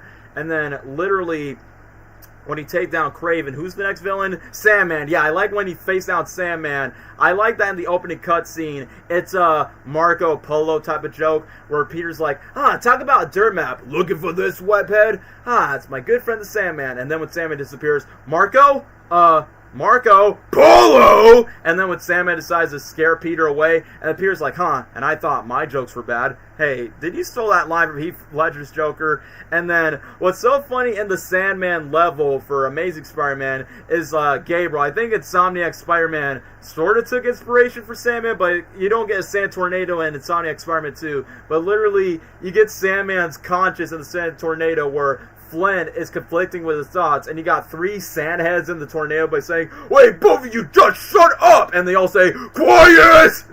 Like, first of all, I just like when they bring the villains in that universe. They embrace the campiness, the goofiness of these villains, but their personal banter of why they're against Amazing Spider-Man. So I like that moment, including when you have to throw water barrels in front of Sandman's face. He turns to mud, and then you have to punch like this giant slimy turd-looking face where you have to base down Mud Sandman, or call him Mudman if that's the case. And then for his final, I think, personally, in my personal opinion, I think Kraven, when he's facing Kraven, that's my favorite set piece. But when he's facing the Juggernauts, I'm going to be honest with you, I think that's my favorite, that's honestly got to be my favorite boss fight in Amazing Spider-Man's world that's not Kraven or Sandman. Because I will admit, that was, honestly, also, that was my introduction knowing who Juggernaut is, which I did not know Juggernaut was an X-Men villain, so it's kind of crazy that Spider-Man is facing a big giant guy. And also, that was my introduction of knowing who Silver Sable was in that game. So in the cutscene where Neil Patrick Harris Spider-Man was like, "Wah! Keep up, Juggernaut!" And then when Juggernaut grabs the truck and he's like, "Get lost!" And then it's kind of funny that when Amazing Spidey takes down like the tracking device out of Juggernaut, he's like, "Alright, Juggy's just used to no, alright, Spidey, thing." And then when he removes the tracking device, Sable thinks like Juggernaut's going fast. So he's like, "All units, Juggernaut's going fast to the east, don't let them get away." And then Spidey comes in, "Great, now it's just him and me." And then Juggy comes in, "You! Great, now it's just him and me." And then literally when Spidey was about to take down Juggernaut, I like that this Spidey was like, "Well, now it's time to say hello to a coup de grace." And then Juggernaut chokes him by saying, "I hate French fruit." "No, coup de grace, it means you're out of here." And then Spidey just smashes down to the walls just like that. And I like how, Juggernaut is stupid, but I just like the comedy where it just goes back and forth when Juggernaut's like, not getting Peter's sense of humor, then he just wants to punch him. And then Sable and her team units are trying to track him down. And then the moment where you get to the top of the building where Peter removes Juggernaut's helmet, and then you have the button match where you have to punch Juggernaut to the face, which I will admit that was pretty funny. And then when Peter, like Amazing Spider-Man, is on top of the Juggernaut, he's like, "Alright, now this is going to be a bumpy ride." And then the building collapsed all of a sudden where Sable and her team thought he was like dead or something. And then during the moment where Peter would assume that Juggernaut would get the totem because every Spider-Man villain in the game needs the power of the totem. And then Juggernaut's like, hey, what's this glowy thing? And then Peter's like, aw, cripes. And then I like when Juggernaut bursts out by saying, I feel even more powerful than before! Are you also nicer? And then just takes down Juggernaut when it comes to that case. And now, let me talk about Spider-Noir stories. Like, I will admit, as a kid, it was a little boring to me when I was younger because, you know, it takes place in the 1930s and it's around Germany. But literally in my mind by saying, oh, so he's basically like the Batman in the Spider-Man universe. And this is way before we got, you know, Nicolas Cage's Spider-Noir and the Spider-Verse movies. But now that we get to this version of Spider-Noir, given the fact that it's Christopher Daniel Barnes doing the voice of Spider-Noir, and, you know, mostly he's known for the 90s Spider-Man cartoon where he goes, Shocker! Like, literally, I feel like my favorite boss fight in the Noir universe is when we got the GOAT, John DiMaggio, Jake the Dog, Schnitzel from Chowder is the voice of Hammerhead, which I will be honest, he is my favorite voice actor to voice. When I think of Hammerhead, I just think of his voice. First I'll get rid of you, then I'll get rid of Osborn. I own this town. You think you're ready for a real fight, tough guy? Mister, I was made for it. Come out and fight, Spider. It's Spider-Man. What? Now stop talking and start shooting. I don't care what the Goblin says. I think John DiMaggio, he did a good job voicing Hammerhead and Spectacular Spider-Man, but he was great in this game. And yeah, taking down the stealth missions of taking down Hammerhead was pretty nice. And then you got this very 1930s crime noir music that goes bum ba da dum bum da na na na na bum bum. But then Vulture, bro, I'll be honest with you, bro, he scared me when I was a kid. And what's revealed in the Noir universe is that version of Vulture in the Spider-Man Noir universe is basically the murderer that killed Uncle Ben by literally becoming an actual predator, snatching and eating Uncle Ben's corpse by saying, bro, that's dark, man. That's like, and you thought the Waynes for Bruce Wayne's origin story is like messed up. That's messed up for that Uncle Ben's death from the Spider-Noir universe. And then when Noir Spidey was like, what's the matter, Toombs? You don't have human flesh for dinner? You can't escape me, coward. It's like, in my mind, I was like, yeah, is this version of Spider-Man going to go full-on Batman and just take, like, vengeance? But yeah, since this version of the Vulture is voiced by Steve Bloom, he, like I said, the jump scares when Vulture, because I know in the boss battle, you need to switch on the lights, like, you know, he's like, the light, I'm a vampire. But then when he got to the tone of the powers, I know there's a moment where he had to punch him in the face, but as a kid, I was, like, traumatized of how the way his teeth looks like and the way that his voice sounds like, where he's like, now you're mine. Like, sounding like he's freaking Gollum from Lord of the Rings, but you decide to make him more demonic. I'll say this, Vulture was scary in the game, but yeah, it was, like, pretty cool of how the way they depict the Vulture. But then when it comes to, like, his version of the Green Goblin, I mean, you could tell it's Jim Cummings' version of the Goblin, where it's like, let the spider fall into my trap. I like that this version of the Green Goblin is somewhat inspired by the Ultimate Comics, but he doesn't have the horns or the fire, but he has Norman Osborn's hair when he faced that version of the Goblin. And when that version of the Goblin is like set in the carnival by saying, yeah, it's the 1930s, so it's not like they're going to have high advanced science technology, so the best way just to have a Goblin is at a circus carnival. So having Noir Spidey hiding in the shadows, try to take down his version of his Goblin, and take it down to circus, I thought that was a creative set piece, even though the goons were like quite hard. So that was cool for Noir's universe. But then when we get to 2099, bro, I was like obsessed with the future aesthetics that the 2099 have. I feel like my favorite boss battle is easily the Hobgoblin fight. And yeah, Steve Bloom voiced Hobgoblin, which makes sense. He voiced Green Goblin and Spectacular Spider-Man. Now he's the voice of Hobgoblin. And Gabriel, I will be honest, when Hobgoblin has the wings of that universe by saying, bro, isn't that reminding you of how Spider-Man Turn Off the Dark Green Goblin had, where he has wings? You know, the one that sings "Freak Like Me," na na na na na. Yeah. Worldwide Freak Network. Like a little too green. Yeah, where I feel like Hobgoblin took inspiration from that Goblin, Green Goblin to be exact, from Spider-Man Turn Off the Dark. But at least Hobgoblin's like, yes, I'm gonna sing to destroy 2099 Nueva York. But yeah, I like the opening. Yeah. I like the opening cutscene where Hobgoblin chokes Miguel. He's like, the Hobgoblin! Every Spider-Man needs one. And then Miguel with his quiz by saying, newsflash, Hobby, you're not my first goblin. And then he's like, oh, but I'll give you one thing that this goblin doesn't have. And then Miguel's like, the fragments, yes. And once when I have this, I will tear this world apart. And then throws Miguel off the ledge. And the coolest thing in that boss fight is, you as Miguel, you skydive. Like, I thought Miguel has the ability to fly, but he only glides from his, like, his web gliders, his web armpits, you get what I mean. And you get to dive down in Nueva York in the 2099 universe. And I will say this, before Miles Morales became more mainstream, if somebody asked me who's your favorite Spider-Man that's not Peter Parker, Miguel O'Hara was like my favorite non-Peter person to be Spider-Man, because not only, oh yeah, he's Latino, he's Hispanic, so yeah, we feel represented, like me Hombre Araña 2099. No, the fact is, like, Miguel O'Hara was so freaking cool in this game, from the talons, the gliding, and the fact that he could teleport, well, not teleport, but actually makes like a hologram and where he could dodge everything. Like, to me, Miguel O'Hara was a badass, both in this game and the sequel, and then he was even more cooler when they adapted him from Oscar Isaac's version in Across the Spider-Verse, you get what I mean. But yeah, the Hobgoblin fight was easily my favorite. I was not expecting his version of the Scorpion just become a giant mutant, and I will admit, like, the mutant Scorpions, yeah, my favorite non-Peter Parker is either Miguel or Kane. Yeah, Kane's really cool, but Miguel's like, this game made me fall in love with Miguel O'Hara as a character in the game, and then Edge of Time decided to expand that more. But either way, as I was saying before, hold on, I gotta take my dog outside because she's kind of curious of what's going on, because, you know, it's just Roxy. But anyway, back to Miguel O'Hara. So, the Scorpion boss battle, I was not expecting it to be, like, you know, like a giant mutant scorpion. The one thing that was kind of disgusting, creepy, where you got, like, eggs hatching, and you got, like, scorpion goons hatching out. And then I like the moment where Scorpion himself, he was just like, hold on, Roxy, yeah, come in here. Roxy, what are you doing? Come on, Roxy, get inside. You're confusing me, girlie.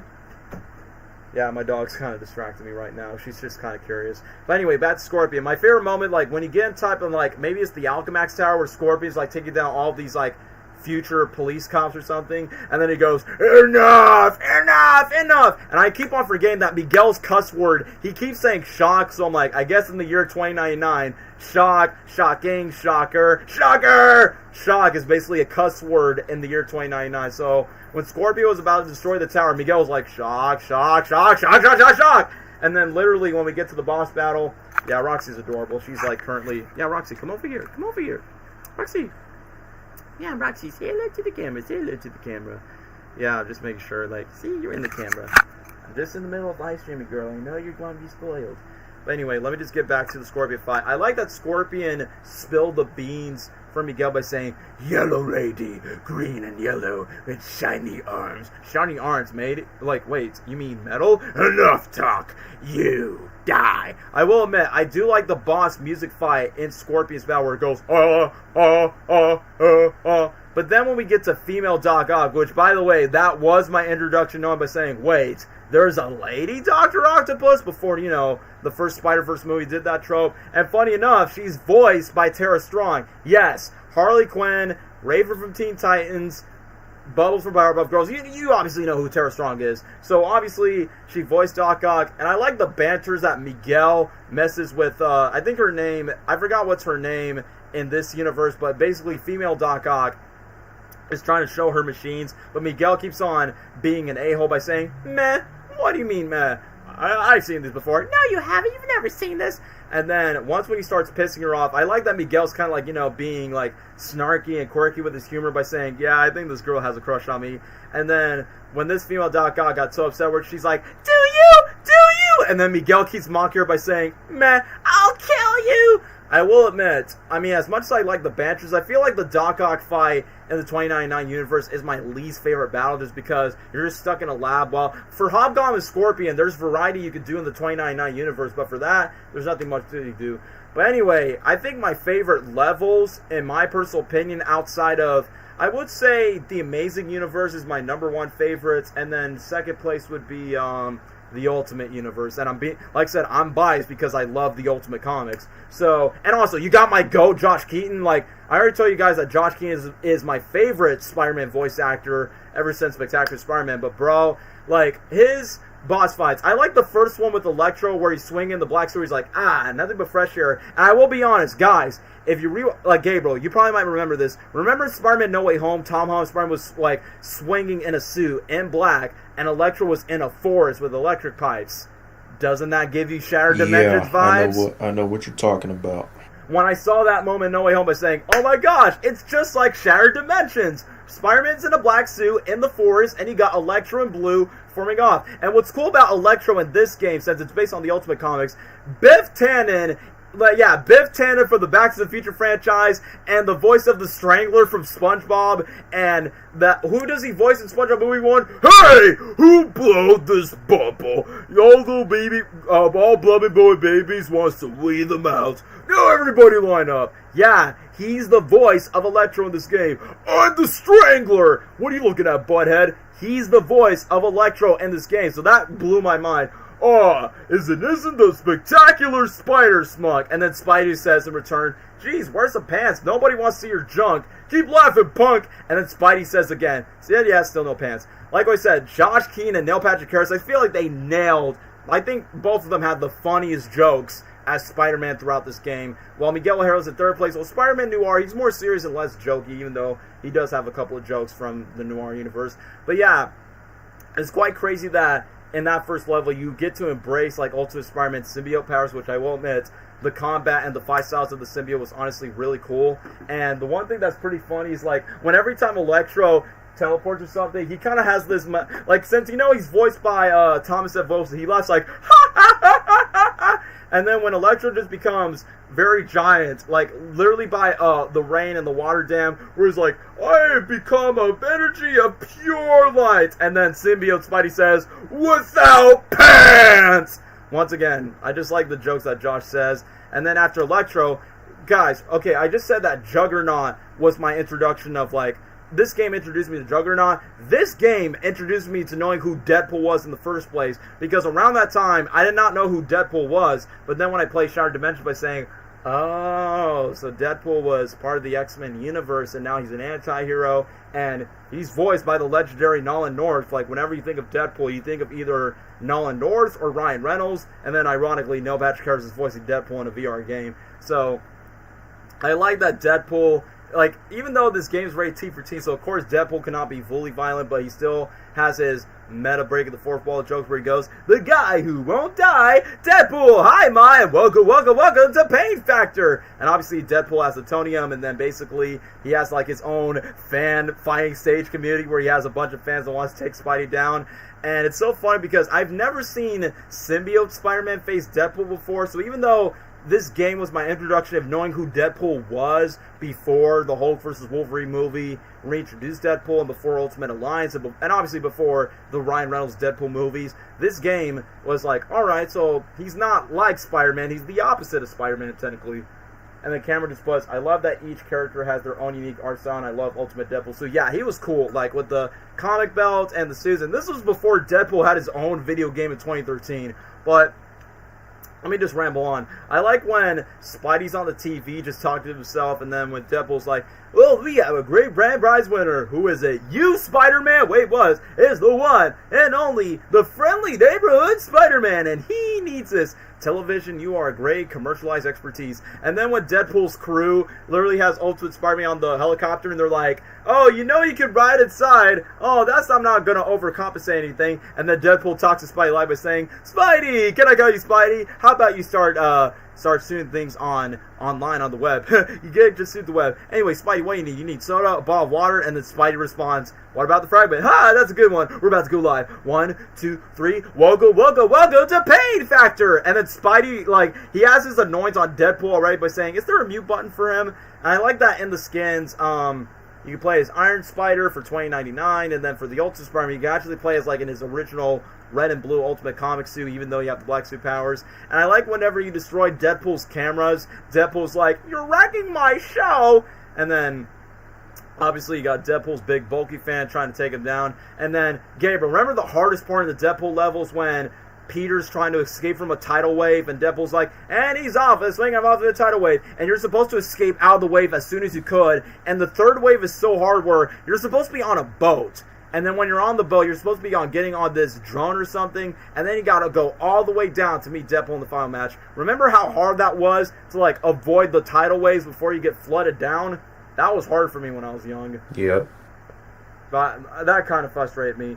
But then once we faced Deadpool once, and then when Deadpool got the totem, I like where Ultimate Spidey's like, alright, Deadpool, you're about to get canceled. And cut, here's the totem. And then Deadpool trolls Spider-Man with a fake prop, and then Deadpool, like, decides to multiply himself, no pun intended, literally multiply multiple clones of himself by saying, hey, what's loud and annoying? The Incredible Hulk! And then literally you have all the Deadpools, and then all the Deadpool fans throw, like, Deadpool bombs, and then once we defeat Deadpool, he's like, I'll be right back after these messages, and then he just snores instead of just, like, being defeated.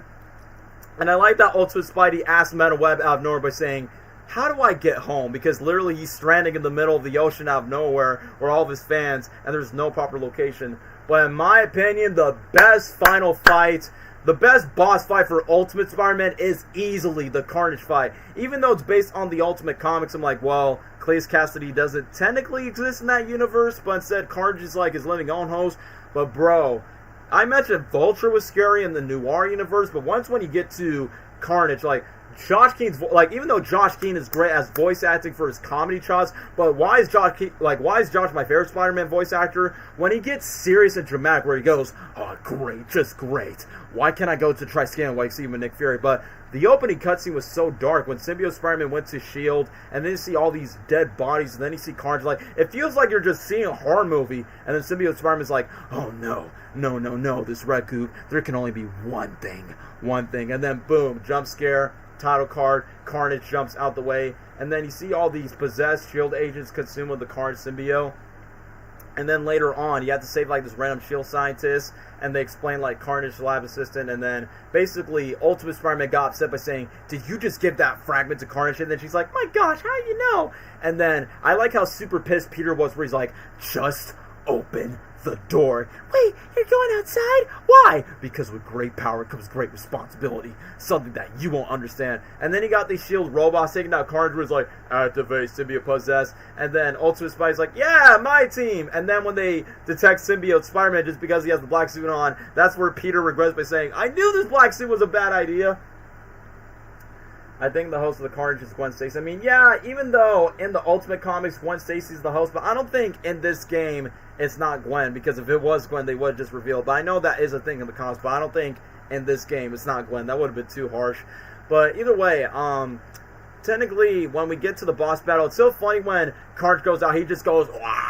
I will admit, like, the design of Carnage definitely reminds me of Spider-Man Turn Off the Dark, and yes, I'm referring to the Spider-Man musical where they didn't do Venom first, and then Carnage just comes out of nowhere. The design kind of reminds me of that, even though I find Turn Off the Dark a big guilty pleasure of mine. But literally the mind where he starts punching Carnage in a way, and then she goes, wah, ew. I honestly like that moment. And literally, around that time, Carnage was, like, beating the living crap out of Spider-Man. And then one thing I found that was like, okay, does that honestly give me an anxiety attack when the S.H.I.E.L.D. helicarriers are crashing down, and then literally you Spider-Man, you're supposed to web swing to base over and over again, and then literally when Spidey just goes screaming like, ah! And then when he crashes land, he's like, never doing that again. Like, literally S.H.I.E.L.D. was going to full war zone with all the Carnage symbiotes taking around. It's like, bro, like, if I'd say, this is easily my favorite boss fight to fight Carnage in a Spider-Man video game, and literally, once when you go inside with the totem, Carnage has like this big giant red Easter egg. It kind of looks like that plant from Ice Age 3, if you know what I mean, when Manny, Diego, and Buck are like stuck in this plant or something in Ice Age 3. Anyway, that's an obscure reference. That's what Carnage was doing, and then literally when Spidey takes down Carnage, where he's like, you're out of here, and then you see Carnage get tortured like, argh, argh. I will admit, Gabriel, I remember I told you, like, when Jurassic World and the Dominus Rex game by most stories, I just quoted that line for Shattered Dimensions, you're out of here, when Ultimate Spider-Man says that to Carnage.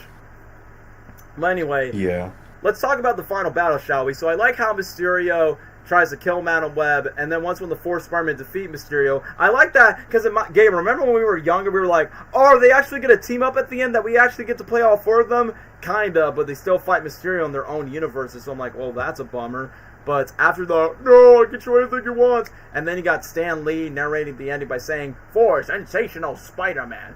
And then literally, when Peter Parker was like, literally, like, trying to, no, Amazing's like, try to like let all four Spider-Men take down one by one with all the Mysterios where he's like, gentlemen, I really hate this fella. Yeah, come on, he's gonna kick on for size. Pal, you got shocked. And then pretty much just like Spider-Man No Way Home, all the four Spider-Men went back home and get teleported back in their own universes. And I like the chemistry that I wish the game, if they would have made a true proper sequel and not Edge of Time, I would have loved to see the chemistry. If I have one complaint about this game, I would have loved to see the chemistry dynamic between the three Peter Parkers and one Miguel O'Hara. That would have been so fun, where Ultimate was like, see you later, older and cool versions of me, and then Miguel was like, hey, I'm from the future. All of you guys are pretty ancient history. And then Noir said his goodbye, and then Ultimate's like, word. And then Amazing is like, bye, guys. We should definitely do a club together. And then literally all the four Spider-Men are just talking to themselves by saying, out of all of them, and then all four voice actors said it, I'm the best. And then Stan Lee talks about each of the universes, was like, you want to know what I learned, Marvel Rights? Whenever evil doing goes on good, there's always going to be your friendly neighborhood Spider-Man. And as I would say, my true believers, Excelsior. And then I like the post-credit scene. You got Spider-Ham popping up out of nowhere with Madam Web, because Amazing Spidey at the beginning was like, what he said, he's like, is that a cartoon pig? And then he randomly shows up, he's like, hey, what'd I miss? And it shows Peter Porker, Spider-Ham. Nuff said, kids, nuff said. And yes, that game was my introduction knowing who Spider-Ham was before the Disney XD cartoon, before the comics, and obviously before John Mulaney's version, the first Spider-Verse movie. So I've been rambling too much. Like, this game is a love letter to Spider-Man fans, Spider-Man comics, Spider-Man lore, whatever. I'm glazing about it too much. It is easily S tier on my book. Easily top tier masterpiece of the Spider-Man game.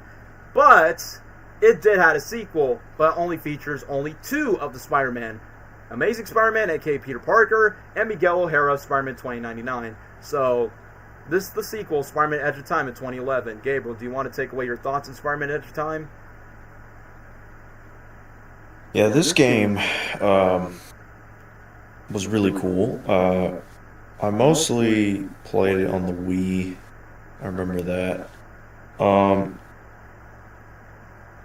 I think, yeah, this was like my introduction to Anti-Venom. Yeah, that's right. And I actually like the way they made Anti-Venom in this game. How much of a threat he was, and even in the beginning of the game, how they teased Peter Parker's death, and just a darker tone of a story compared to Shattered Dimensions. It's still the same, I guess, universe. Yep. And same versions from Shattered Dimensions, so that's also another reason why I really loved playing that game. Because it was like a continuation and darker story, different tone. And this time it was only two Spider-Men, which I guess were the most popular ones, 2099 and Peter. I like that more so, like 2099 Spider-Man takes more of the lead than Peter. Peter is just like, hey, I'm Spider-Man, I'm doing Spider-Man things, and he doesn't know too much about, his death or whatever. He's just being Spider-Man, and 2099 is doing his best to help Peter, help Timeline, and even later on when he helps save Mary Jane in the elevator. That was a cool level, especially on Wii, where you could like use the remote to kind of control how he dives. But it was fun. It was cool. Anti-Venom, like I said, was well done. They made him actually intimidating and scary. And when he fused with Doc Ock, that was, as a kid, I was like, oh, that's kind of scary. It is. I also like that they had Black Cat. Woo! That was Woo! also a good Black Cat. Woo! Just the stakes were high in this game and the story, and also uh, Miguel felt more serious compared to Shattered Dimensions. But they did a good job with it. Like, and it makes sense for the story for him to be more serious. And Peter was still a little more, still himself. He could be quippy here and there, even though the world was at stakes. But that's who he is. That's how Spider-Man is. So they did a good job with their personalities and the voice and everything. I like the damaged suits, especially for Peter when he's all beat up. Man, that goes for almost any Spider-Man media when his suit is torn up. Really cool. But in this game, they did a really good job with it. I don't remember much of the music for the game or the soundtrack. Honestly, same with Shattered Dimensions. I remember Actually, Shattered no, Dimensions music. I do remember a little bit of Shattered Dimensions, but Edge of Time I don't remember too much of the soundtrack. But everything looked good. The story was good. Fun because of the different styles of combat. Same with Shattered Dimensions, just the different styles of combat.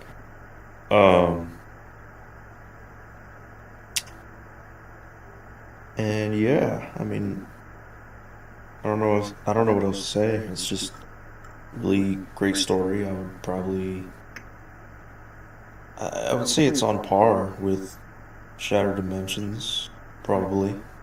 I think they're both really good stories, So good games. wait, really? I mean, if I had to pick one, I would prefer Shattered Dimensions, but I really like Edge of Time. I think that game's underrated. So wait, you actually put it on S tier next to Shattered Dimensions? I mean, like, it. I was gonna say like No, actually no. I mean, like, I think I'm trying to say like both games are just as enjoyable. Like, I don't think there's a big difference to me between there is. the two in terms of gameplay or Well, gameplay, yeah. quality. I mean, Shattered Dimensions feels more comic booky compared to Edge of Time. Edge of Time is just darker, which I liked. I liked the different tone compared to Shattered Dimensions. It's a time travel story. Yeah. I like the way they did Miguel better in Edge of Time than they did in Shattered Dimensions. Peter was good, but I think he was better in Shattered Dimensions. I don't know. There's differences. There's things here and there that I like more in Shattered Dimensions, and maybe more in Edge of Time. But I don't know. They're close to me personally. Like, I like them both. I'd put it like, if I had to place it, it would be like in between, almost like in between S and A. But I'll put it at A because I think Shattered Dimensions is a better game. Yeah, easy. But Edge of Time is really good too.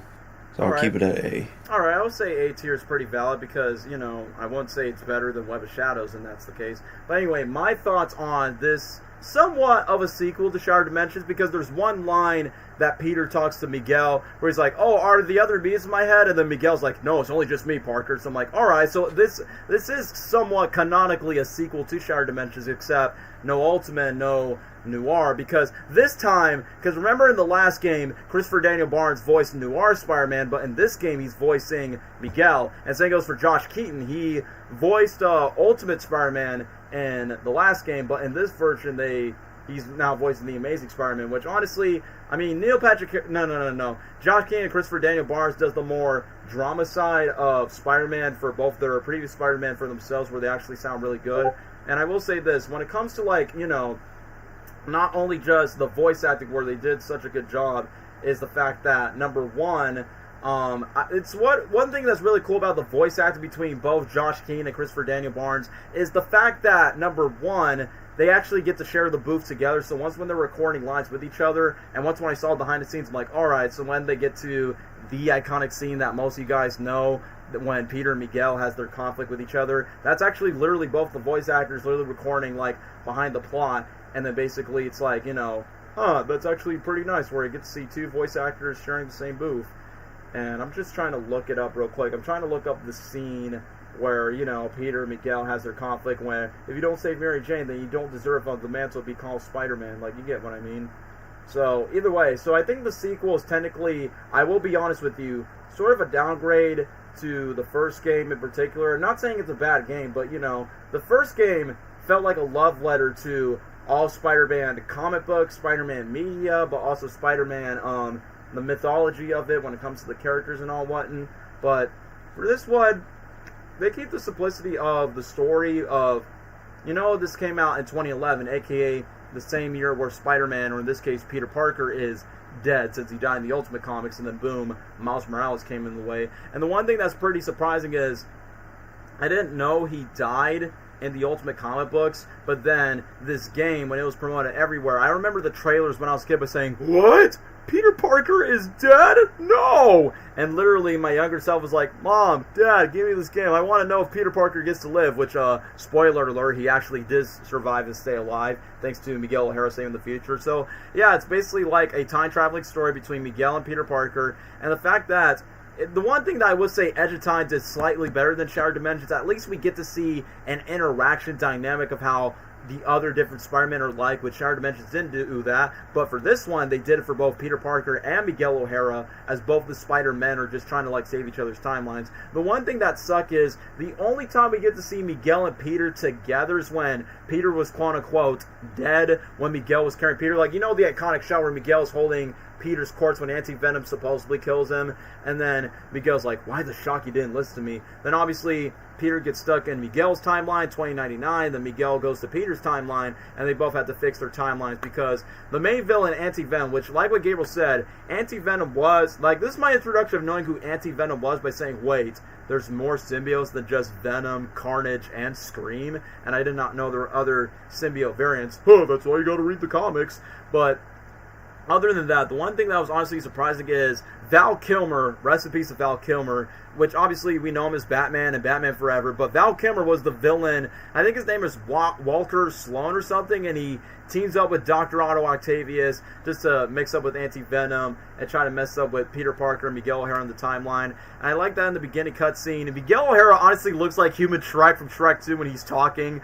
But like what Gabriel said, I think Miguel O'Hara as a character is written and voice acted better in this game, where Miguel O'Hara is serious, kind of like what you see from Oscar Isaac's take from Across the Spider-Verse, and the fact that he cares about Peter Parker's life, that he doesn't want Alchemax, or in this case, Anti-Venom, to kill Peter, and the fact that Miguel tries to warn Peter. I like the fact that whenever Miguel argues with Peter, he's like, "Do you want to die? Of course not!" And then Peter's like, "Yeah, thank you for saving my life, Miguel. I probably would have thanked Captain America or Daredevil, but you somewhat came in to save my life." And then during the iconic moment where Peter's is like stuck in Miguel's universe and Miguel's stuck in Peter's universe, where he's going to the Alchemax files, and then Peter's like, "Enter password," and he's like, "That was weird." And then when he discovers Mary Jane's like, "Oh no, it's Mary Jane. She dies tonight right here in Alchemax." And then Miguel's like, "No shocking way, P. I'm not going to save him." And then, but Josh Keenan's voice acting and Christopher Daniel Barnes' voice acting was so good in the scene, where Josh's like, "My problem is, like, if you don't get to save the people, they suffer or die, and if you don't understand that, then you don't get the privilege of calling yourself Spider-Man, Miguel. Well, Parker, you just don't understand. The future depends on..." And then Peter kind of has a breakdown where he goes, "My future is meaningless without her." And then Miguel is kind of like do his best to owe the favor by saying like, "I owe you one, Miguel." And then, like what Gabriel said, that level where Miguel has to save Mary Jane, and the fact she's wearing, I like that she's wearing like a yellow shirt and webbing is like, all right, kind of a reference to the 90s cartoon, because literally 90s Spider-Man in future form is actually coming to save your life. And whoever voiced Mary Jane, you could tell she was screaming her lungs out when she screams, "Ah!" when she falls to the elevator. And then similar like Shattered Dimensions, where Miguel gets a skydive, like when you play Miguel in Shattered Dimensions, but in Edge of Time, you skydive through the elevator shaft with Anti-Ox, because remember in the game, Anti-Venom literally takes down Doc Ock like powers, and then he takes out Walker Sloan, and then he becomes anti-Ock Venom, whatever he is. And I forgot to talk about, like, the fight where Anti-Venom was skinny, and he knows that's Eddie Brock in the symbiote. And then when Walker Sloan is in control of Anti-Venom's power to kill Peter Parker, and literally I thought Peter was going to die, just like the opening monologue, where Peter's like, hello, Eddie? Oh yeah, Miguel, turns out you were wrong. Well, if you think you die, I'll be happy to be right. I don't think you're happy to be wrong. Then as long as you know about me. Alright, Eddie, how about we just talk? No, we grab a coffee, and then when Anti-Venom tries to take, like, Peter Powers away, where he goes, try to cure you. Go cure yourself. Now it's time to finish the job. Eddie, you gotta stop this. I will end this. Good, by ending you. And then nearly killing Peter, where Peter's like, alright, Miguel, I'm all out of powers. I'm all out of jokes. And then Miguel's just doing his way, just like be a true friend from a different timeline, just to save his life. And then when Miguel fights Anti-Venom and has like his spikes on his suit or something and just tries to fight back, it's like, bro, Miguel was such a trooper badass. I'm like, yeah, Miguel's my favorite Spider-Man that's not a Peter Parker type.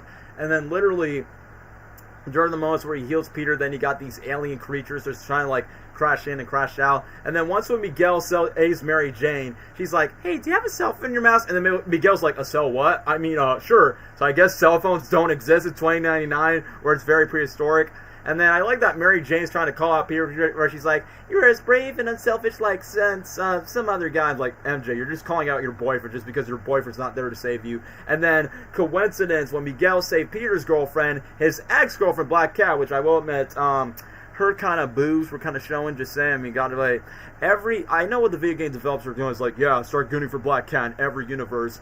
And then, I like when Peter is trying to fight Black Cat, when Miguel, I like that Miguel's like, what's going on, Parker? And then Peter's like, my ex is trying to play a game of cat and mouse, but except it's cat and spider. And then literally get to face Black Cat in all these jungles and levels. And then later on, the biggest plot twist, which I will admit, I feel like Across the Spider-Verse took this idea where, you know, in the end of Across the Spider-Verse where you get Miles, the Prowler Miles, meeting the main Spider-Man Miles, and he's like, if we don't get back to our universe, our dad's gonna die. You mean your dad? I'm Miles Morales. I feel like Across the Spider-Verse took notes from Spider-Man Edge of Time and literally took the plot twist where Peter Parker's talking to the CEO of Alchemax, where he's like, oh great, it's a big reveal by saying, holy cow, it's Norman Osborn, the Kingpin, or John Jameson. Oh come on, please be Jameson. And turns out, dun dun dun, it turns out Peter Parker, an evil future Peter Parker's the CEO. And even Miguel's like, Parker, where are you? I think I'm in hell. The CEO is me. Yeah, you're the true CEO of sex, man. Like, literally, like, the press and Peter's so confused by saying, I become an evil mastermind? And I'm surprised that Josh Keaton did the voice for evil Peter from the future, where he's like, don't be so melodramatic. With great power comes great responsibility and also great opportunity. I did that when I lost everyone. What do you mean, everyone? And then literally brings to the conflict where Miguel's facing evil Peter with his giant spider cyborg, and then Peter in the main timeline. Like, honestly, I love it when I see Peter getting his battle damage suit. It looks great in the movies, and it's great to see his suit getting even more damage at every time, where Anti-Ock, Fat Venom, bro, whatever he is, Peter took the blood sample out of him. It was creepy to look at just because he was like having Otto Octavius body weight, then he got the symbiotes all merged into one. And then literally, when Peter's about to face Anti-Venom, I like when Miguel's facing the evil Peter, where he's like, you're bluffing, Parker. I am. No, not you, the other Parker. No shocking way. And I like to say, I just like it when he keeps on saying the word shock, because you know that's a cuss word in 2099.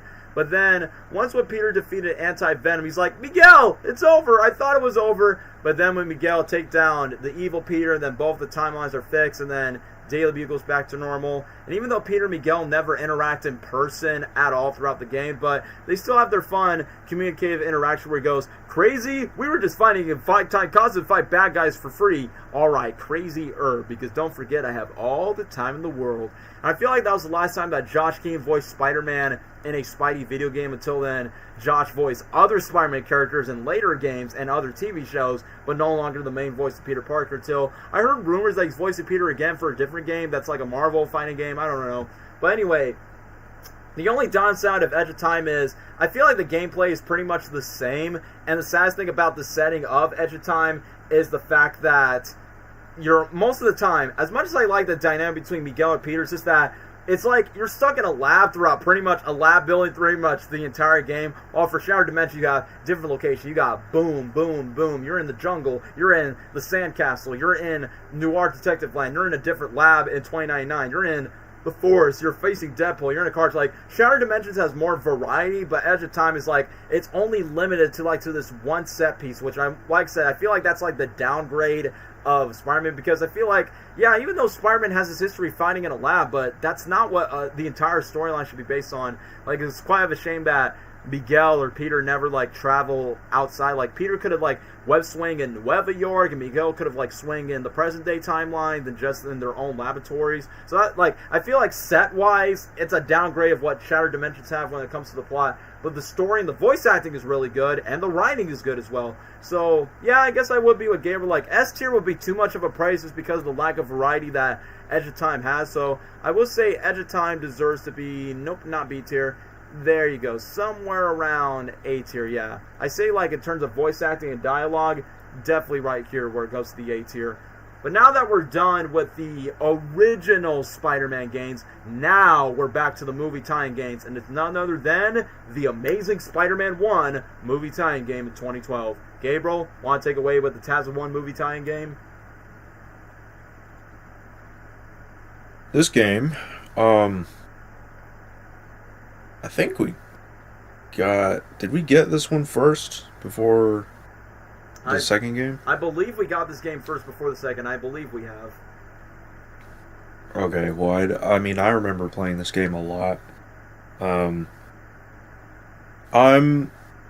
one of those weird people that prefer the first suit over the second suit, at least in live action. Yeah, for you.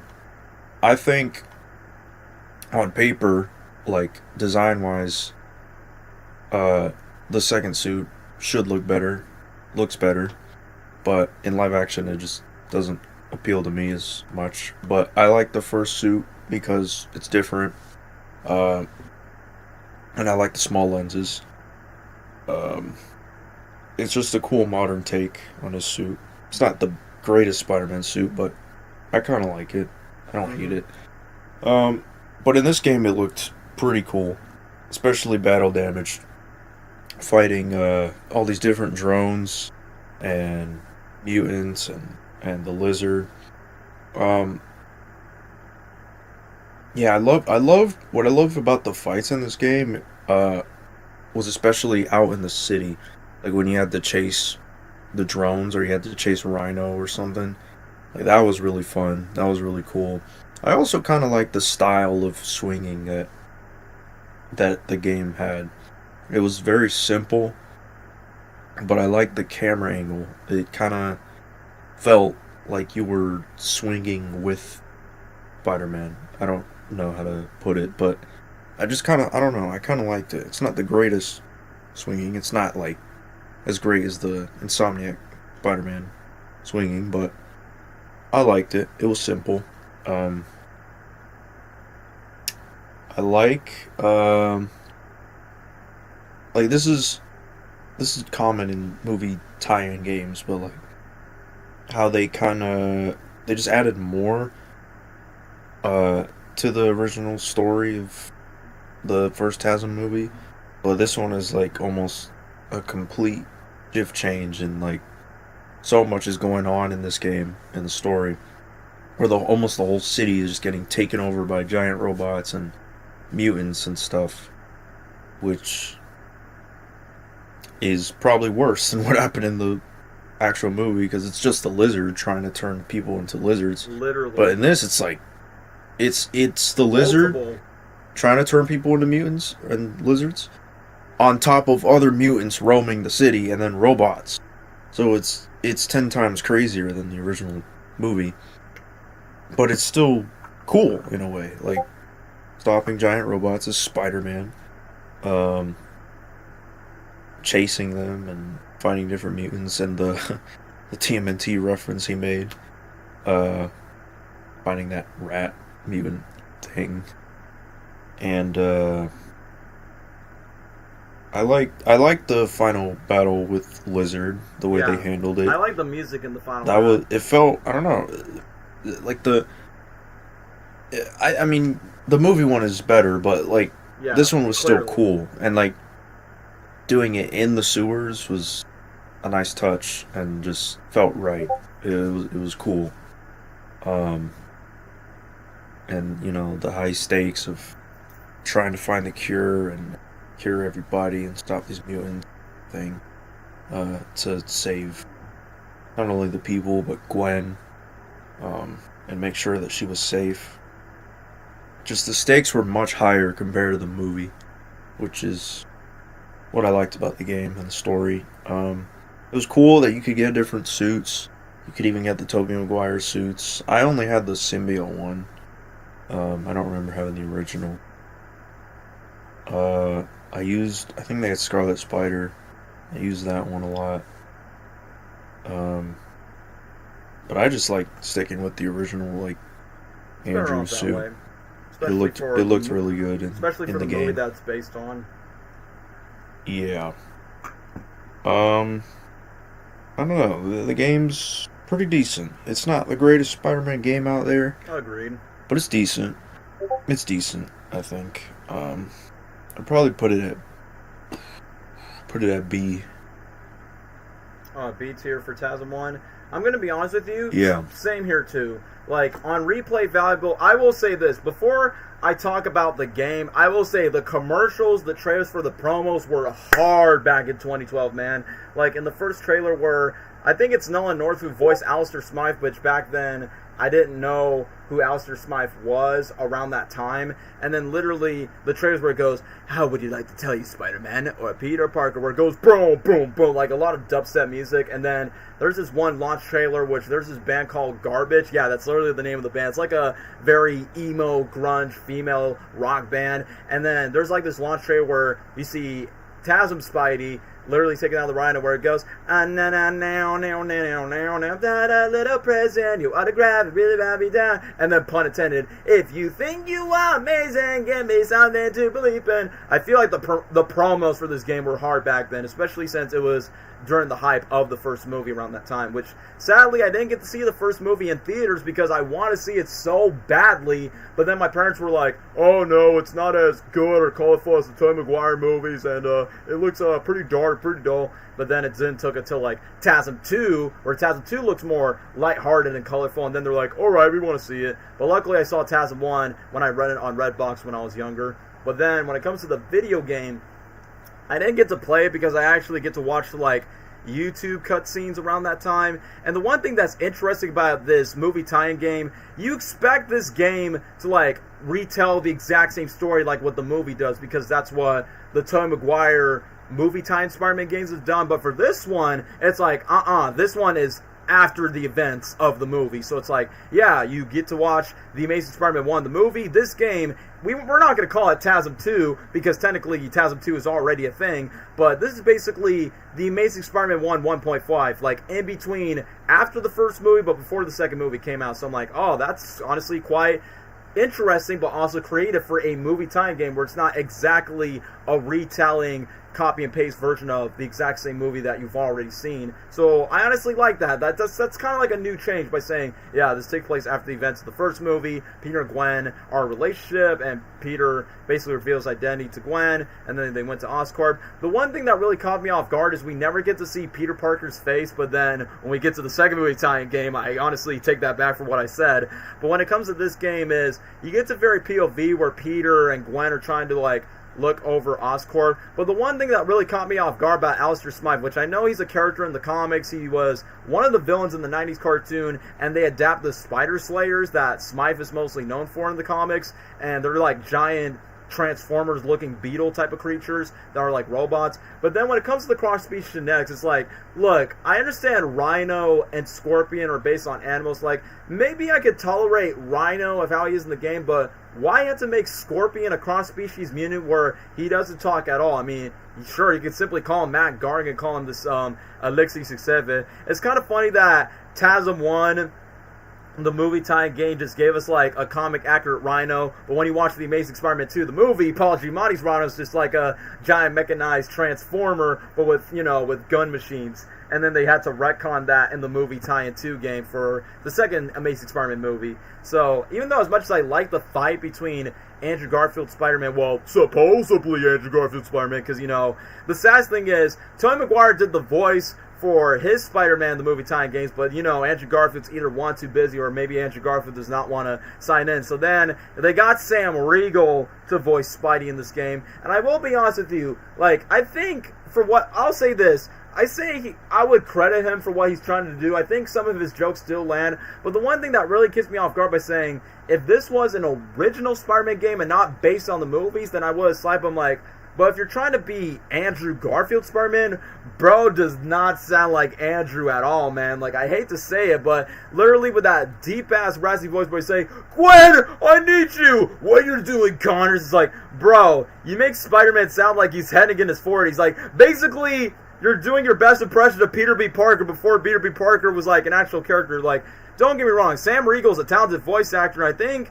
from what he's able to do as Spider-Man is solid enough. But, like I said, if you're trying to do a movie iteration of Spider-Man, I don't know why you had to, like, I feel like the developers of this game by saying, well, if you can't afford the real Andrew Garfield, find a voice, a sound-alike that would fit the voice for Andrew in a way. And yeah, I would see this, Cameron, by saying, why they labeled the Raimi suits as the classic suit and the classic black suit? Because, yeah, that's quite confusing because it's a different universe. This is not connected to the Tobey Maguire movies, which even though I do like the fact that you can wear Toby's suit and the black suit is symbiote, because I'm like, yeah, if there's any Tobey Maguire fans who could do that. And as for the suits itself, I like that you could collect them by collecting comic books, which I honestly like that set piece in, hey, these are little Easter eggs from the Spider-Man comic books that you could get in the middle of the game.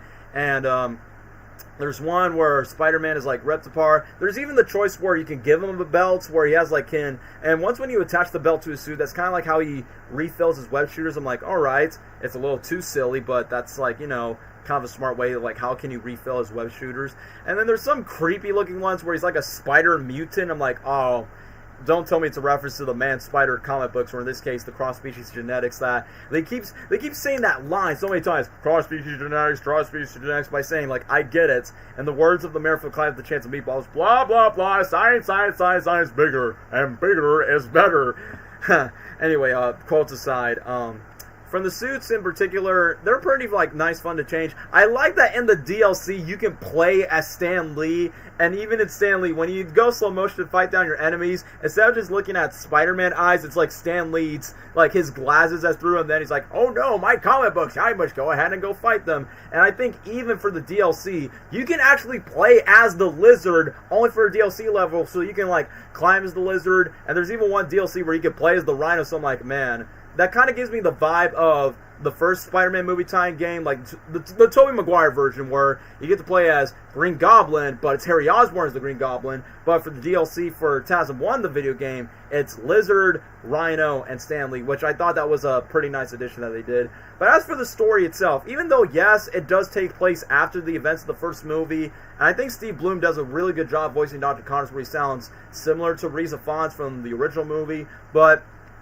the one thing that caught me off guard is, like, does every single Spider-Man villain in that first game literally was like, has to be cross-species? Like, even though it's cool to fight Scorpion by saying, why is Scorpion immune? I just miss the days when Scorpion was like, you know, a real dude in a mech suit. I mean, like I said, they got Rhino accurate, but I hate the fact that he doesn't talk. He just goes, rah, rah, rah, I'm a Frankenstein monster, rah. I think the fight is cool, but I just feel like when they depict those characters, I just feel like, really, you have to turn them into monsters? And it's so weird that Lizard is the only Spider-Man cross-species genetics villain that actually does talk. And then the other villains, I'm trying my best to remember. There's one called Vermin, which is like a giant mutant rat. I like the Ninja Turtles joke that Spidey says by saying, what's wrong, Master Splinter? Are you going to go back to the sewers and eat pizza with your adoptive turtle sons? I'm like, alright, since you're in New York, you'll get that joke.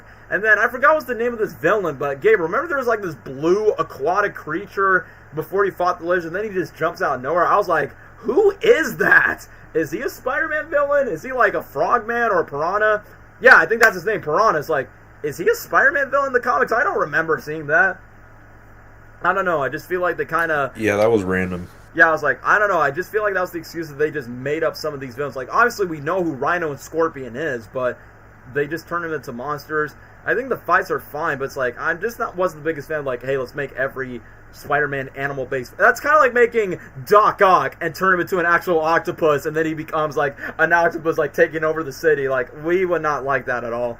But when it comes to like the Spider Slayers, the one thing that was crazy by saying, this is not a usual thing that Spider-Man would do, but remember in the first level where he rescues a reporter named Whitney Chang, which I thought she was like the original Yuri, where there's like this giant spider slayer. It's like we're seeing Spider-Man facing Transformers. And remember, guys, there are no Avengers. There's no Iron Man, no Captain America, no Hulk. Spider-Man in the Amazing Spider-Man video game universe by himself has to face these giant robots that are not just trying to attack him, but attack parts of New York City, and all he has to do is just web up the cities. Like, don't get me wrong, I think the action things are cool, but I'm like, how would Spidey be able to face those robots on his own, man? It's like, nah, he needs backup. He needs, like, I don't know, a Black Cat, a Daredevil, multiple Spider-Mans. Like, there's no way he can handle that giant robots all by himself if that was the case. Like I said, cool fight, but it's illogical to believe to.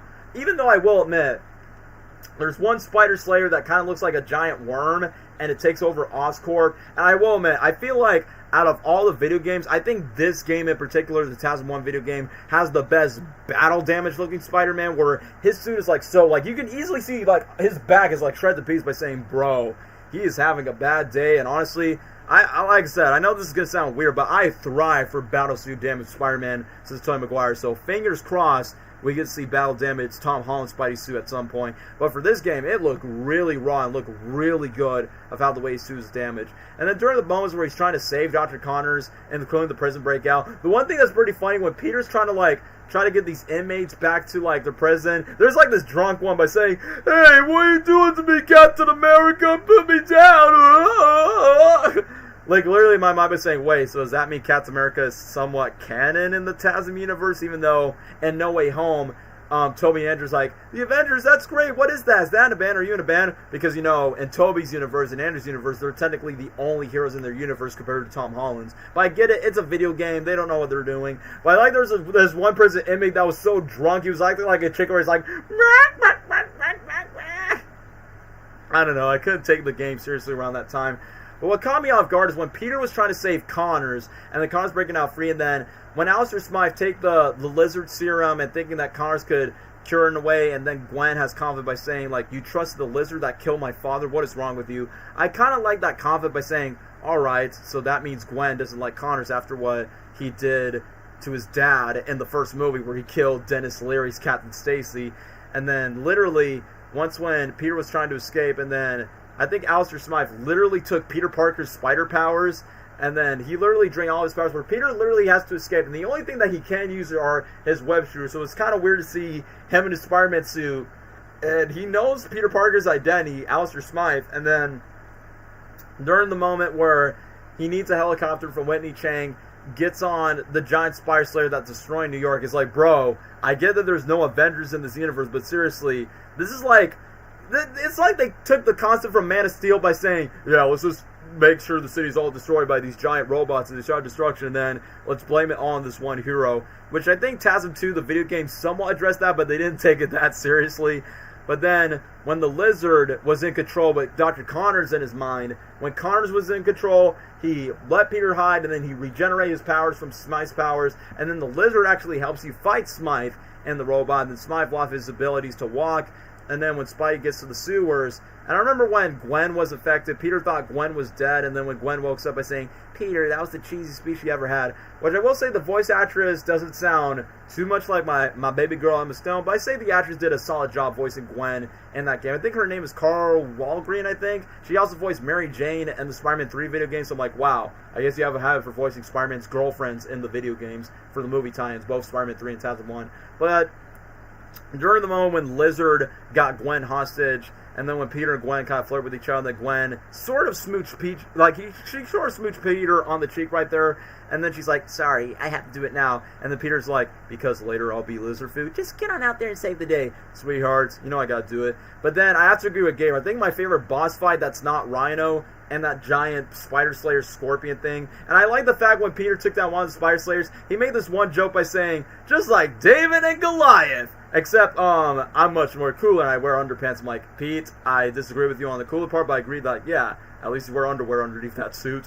But my favorite fight in the entire game is literally him fighting the Lizard in the sewers because, one, I mean, obviously if you watch the movie, of course, that's literally the main villain of the first film.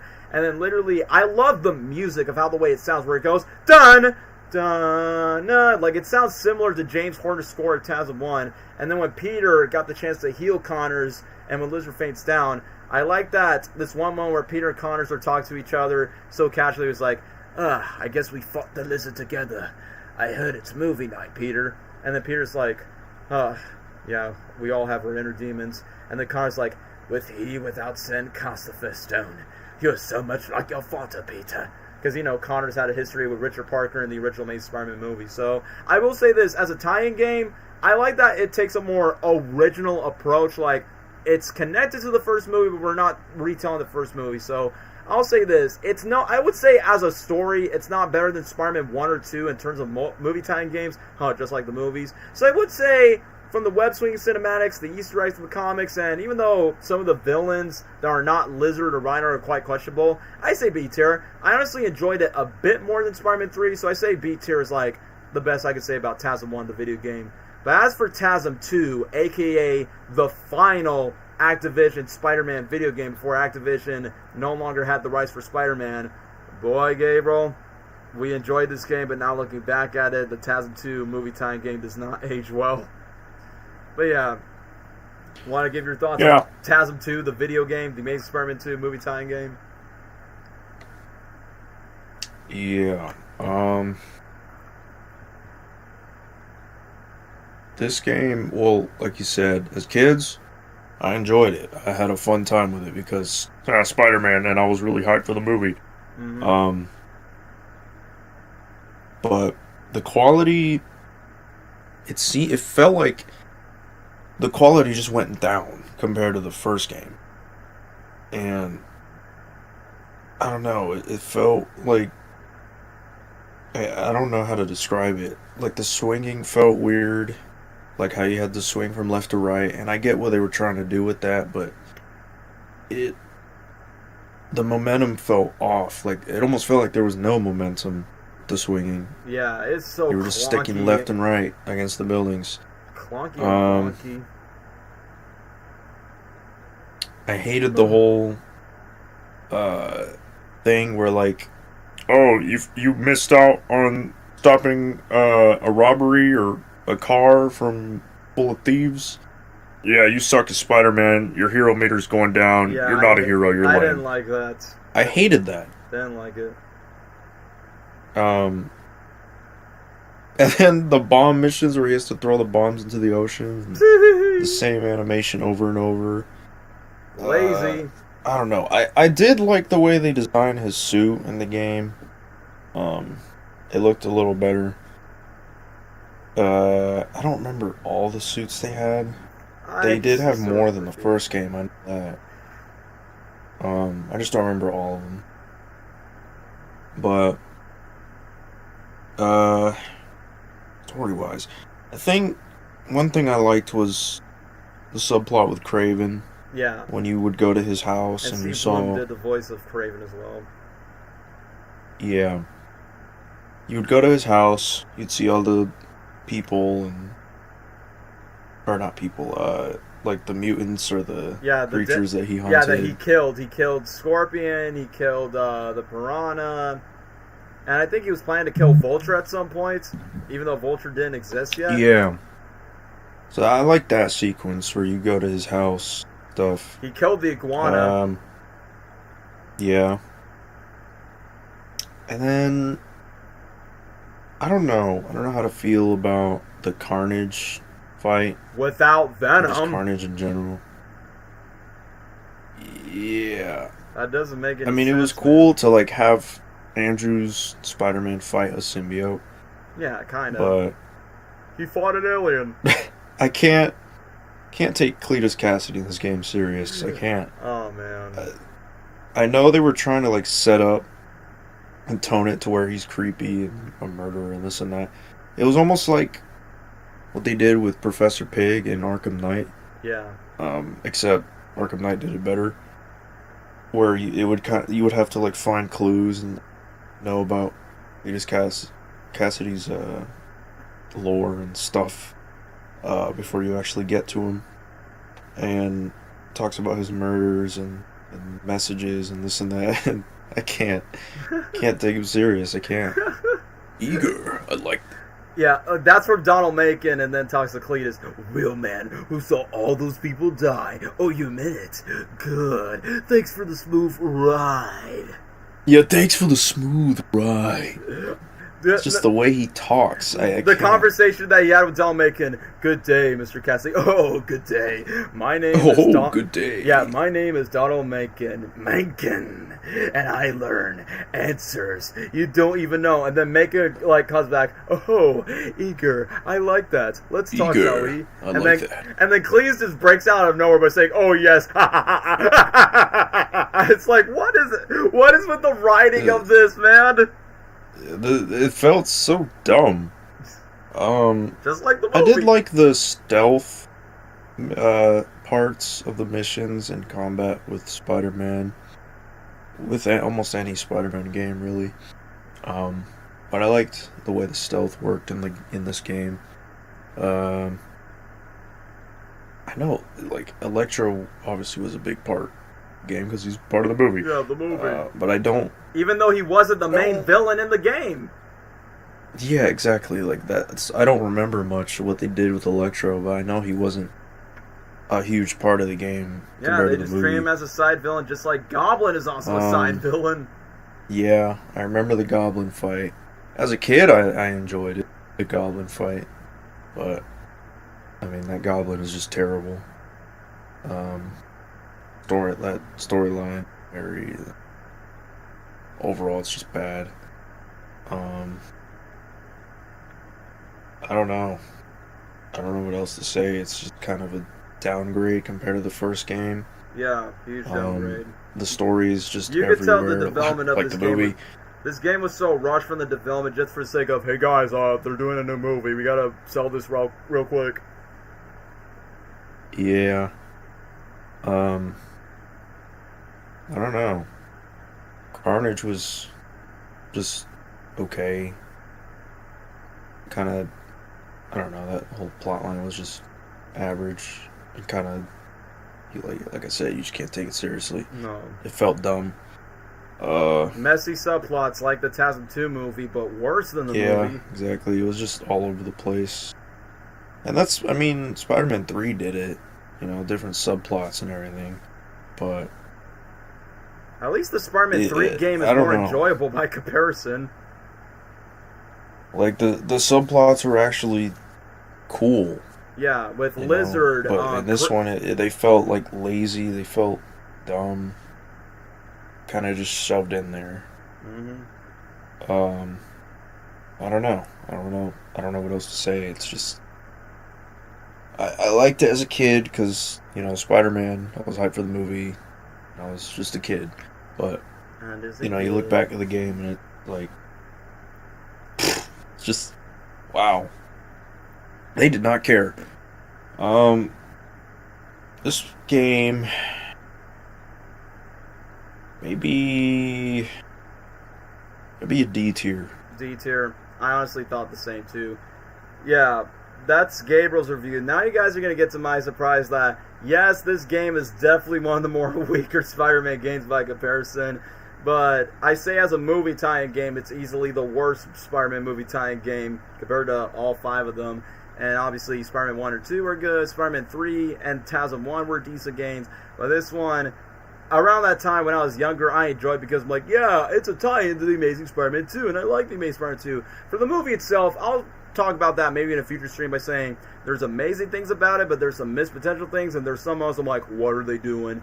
But that's how I feel like with the game. But I feel like the game is much worse than the movie, where literally You could tell that the development of the game is rushed, even though they got the same voice actor, Sam Riegel, to voice Spidey. And this time, we get to see Peter Parker's face, and bro does not look like Andrew Garfield at all. That's not the voice, that's not the sound. I get that it's based on his movies, and I get you can't afford the real Andrew Garfield, or at least a voice actor that would sound like Andrew, but no, like, I'm sorry, it's like, literally, it's like that Godfather meme. Look how they massacred my boy. It's like, bro, like, why? And then secondly, I get that they had to rehash the Uncle Ben death scene, which, funny enough, Gabriel, let's not forget, that. Remember that cutscene in TASM 2 where, in that video game, Andrew Peters on Uncle Ben's tummy, like, bro, that cutscene was actually a clip in Across the Spider-Verse. I'm like, really? From that video game? Oh, yeah, I forgot about that. Let's not forget about that.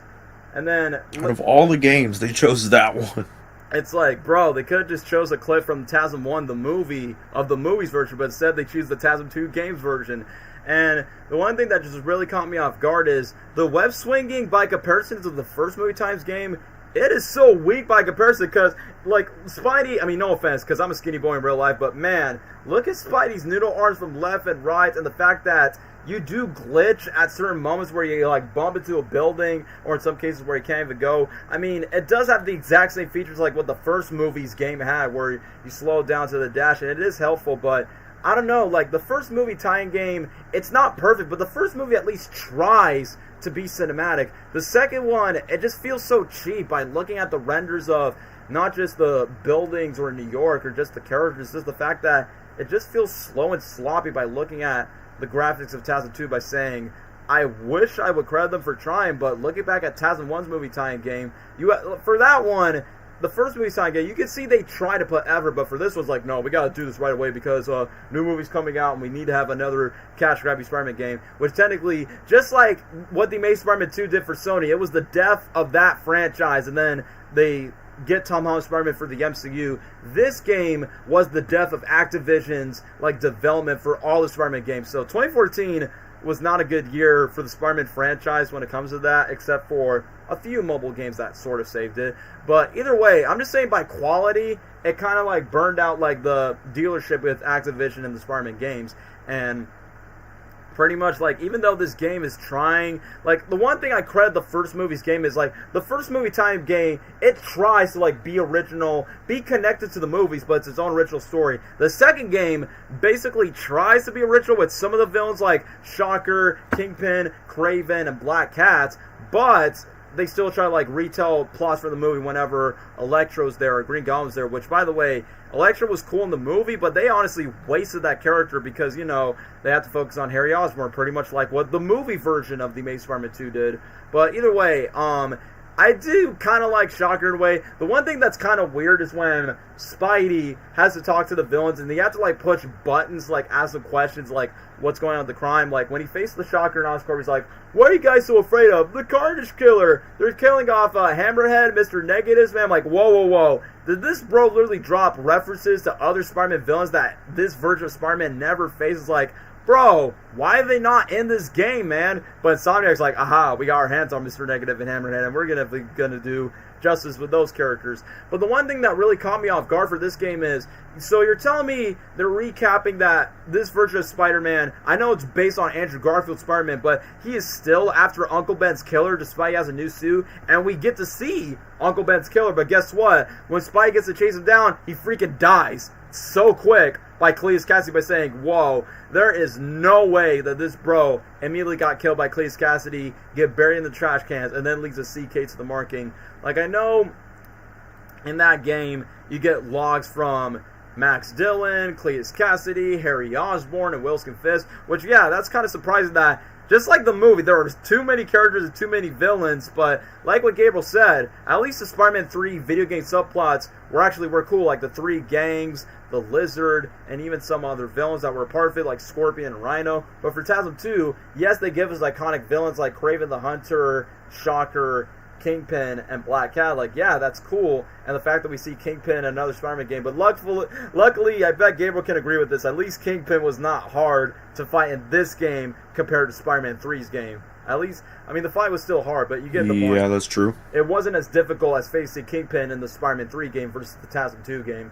But either way, so they made Kingpin the mayor. So it's kind of funny that this movie tie-in game did this before the MCU did themselves for Daredevil Born Again, unless if Vincent D'Onofrio's Kingpin will face Tom Holland's Spider-Man someday, if they can, Sony, Marvel, and Netflix can make a deal, whatever. But either way, I get the point why they want to put Kingpin in the plot, because, like, yeah, these vigilantes are taking over these costume freaks, and I'm teaming up with Oscorp with Harry Osborn. It's kind of funny that Kingpin has, like, this John Goodman trucker type of voice by saying, "You're going down, webhead." And either way, the one thing that Kingpin is basically like, I get it, he's a main crime boss that becomes the mayor just like how he is in the comics, but the fact that Kraven the Hunter, Cletus Cassidy, Green Goblin, and half of these villains are tied with the Kingpin, I see what they're trying to do just to be at least comic accurate of what Kingpin does to both Daredevil and Spider-Man, but since this is basically in a movie tie-in universe where you got these other villains and they never have their proper interactions. Like, I will say this, I honestly like Kraven as a character in this game. I think Steve Blum does a good job voicing the role. I like that Kraven was somewhat becoming a mentor to Spider-Man, but then when Spidey was taking out Cletus Cassidy, like, I feel like the Spidey and Kraven moments were my favorite. Those were like my favorite moments in this crappy Spider-Man game, is between Spider-Man and Kraven than the other characters. And literally, when Cletus Cassidy, which once again, both Cletus Cassidy in this game and Woody Harrelson's version and Venom Let There Be Carnage, I cannot take their versions of the characters so seriously. So yeah, back then hey, if Jim Carrey would have played Cletus Cassidy, would you have tolerated Daniel? Maybe. It depends how his character is written. But for Cletus in this game, where he's like, Whaleman, who saw all those people die. Oh, you admit it's good. The Spider, I'm a big fan. But your execution, boring. It's like, bro, why? I get that Cletus Cassidy is a skinny guy and he's like a psychopathic maniac. And he has like video monologues of his childhood. I have a poor childhood, boo-hoo. Life is meaningless. Death is the only thing that matters. Like, bro, why are you sounding like a 90s cartoon character, even though the 90s Carnage was a much more written character in the 90s animated series for Spider-Man? But like I said, his dialogue was so cheesy just the way I look back, where he's like, reveal your mask, Spider-Man, I want to see your eyes before you die. I'm like, bro, you stole that line from James Franco's Harry Osborn in Spider-Man 2 when he said the exact same line. And then, literally when Spidey webbed up Cletus and the Kraven was disappointed, like I said, this was like one of the rare golden nuggets of this trashy Spider-Man game, where Spidey in character was like, you're supposed to be killing your prey. That's not who I am, and that's not who I want to be ever. Then there's always going to be a greater predator than you. I guess we'll find out, Kraven. And then I like the most where there's some missions where you can change his Peter, even though I cannot take his face seriously because he looks nothing like Andrew Garfield. But the fact that Peter's in Kingpin's house, I'm like, how could Peter get in if he's not rich like Harry? And it's funny that Harry in this game, why does he have like a Donald Trump looking way where he's like, yeah, I'm busy to be taking out his corp, and then Peter, I want you to give me the Spider-Man blood because my father passed away in the Goblin Serum. Like, bro, it's like the hair was like so not accurate of how Harry looked like in the movie as well. But speaking of Black Cat, the one thing that these Spider-Man video games never fails on, except for the 2000 game, they never fail of making Black Cat looking sexy in the games. Like the fact that Peter meets up with Felicia at the bar and then she vanishes, and I forgot, Peter did, like, Spider-Man faced Black Cat in the TASM 1 video game because she was robbing a bank and keep them in hostage, and then TASM 2 she embraces the Black Cat persona, and then she works for Kingpin and talks about cross species. The one thing that caught me off guard for TASM 2 the video game is Gwen is not in the game, and I'm like, alright, I see what the developers are doing. They don't want Gwen in the story by saying, oh yeah, because in the movie, Gwen Stacy dies in the clock tower. Like, in the game, they reference Gwen, like when Peter was having a talk with Aunt May, which, funny enough, we've never seen Aunt May in any of the Spider-Man movie tie-in games, so this is the first time in a Spidey movie tie-in game that Aunt May is a character that you can actually talk to in TASM 2 when you go to Peter's house. And then literally he's like, oh, Gwen must be in the Oscorp tower, but the reason why they don't want to do it because, oh, spoilers, Gwen dies in the movie. Even though, blame Sony for spoiling, like, oh yeah, Gwen's in the clock tower, Spider-Man saves him, and Green Goblin's around. Like, yeah, Sony, as much as I was hyped for the TASM 2 movie, and the fact that that movie made me a fan of loving Spider-Man again, and shout out to 7 Webheads, the fact that they're like, oh yeah, let's just spoil everything, that Gwen is on her, she falls, it's like, yeah, she's gonna die. But then the game's like, oh, just don't put her in the game at all, or else that'll spoil the movie. It's like, bro, that's like a big mistake they could have done. Even if it was spoiled, I think that would have been nice to like at least decently adapt that. Like, for instance, like, the fact that they save Max, and I like the fact when Peter saves Max from these Russian guys from Kraven's gang. I like that Max is like, all right, Max, you're my eyes and ears. I want you to be my partner. And then Max is like, partner. And then after that, Max is gone. And then after when Spider-Man faced Kingpin, as a matter of fact, I do like the jokes, like the fat jokes where Spidey tells Kingpin by saying, hey Kingpin, when people pass you by in a yellow raincoat, people yell, taxi. Your mom is so fat, like you are so fat that your high school picture was taken from a helicopter. And I'm like, was that a reference to the Ultimate Comics where Peter literally said that line? You are so fat that your high school photo was taking a picture from a helicopter. Like, so much your mama fat jokes to Kingpin, which I thought that was funny, where Spider-Man was like, it smells like sweaty fat guys and burritos in here. No offense to burritos. I'm like, alright.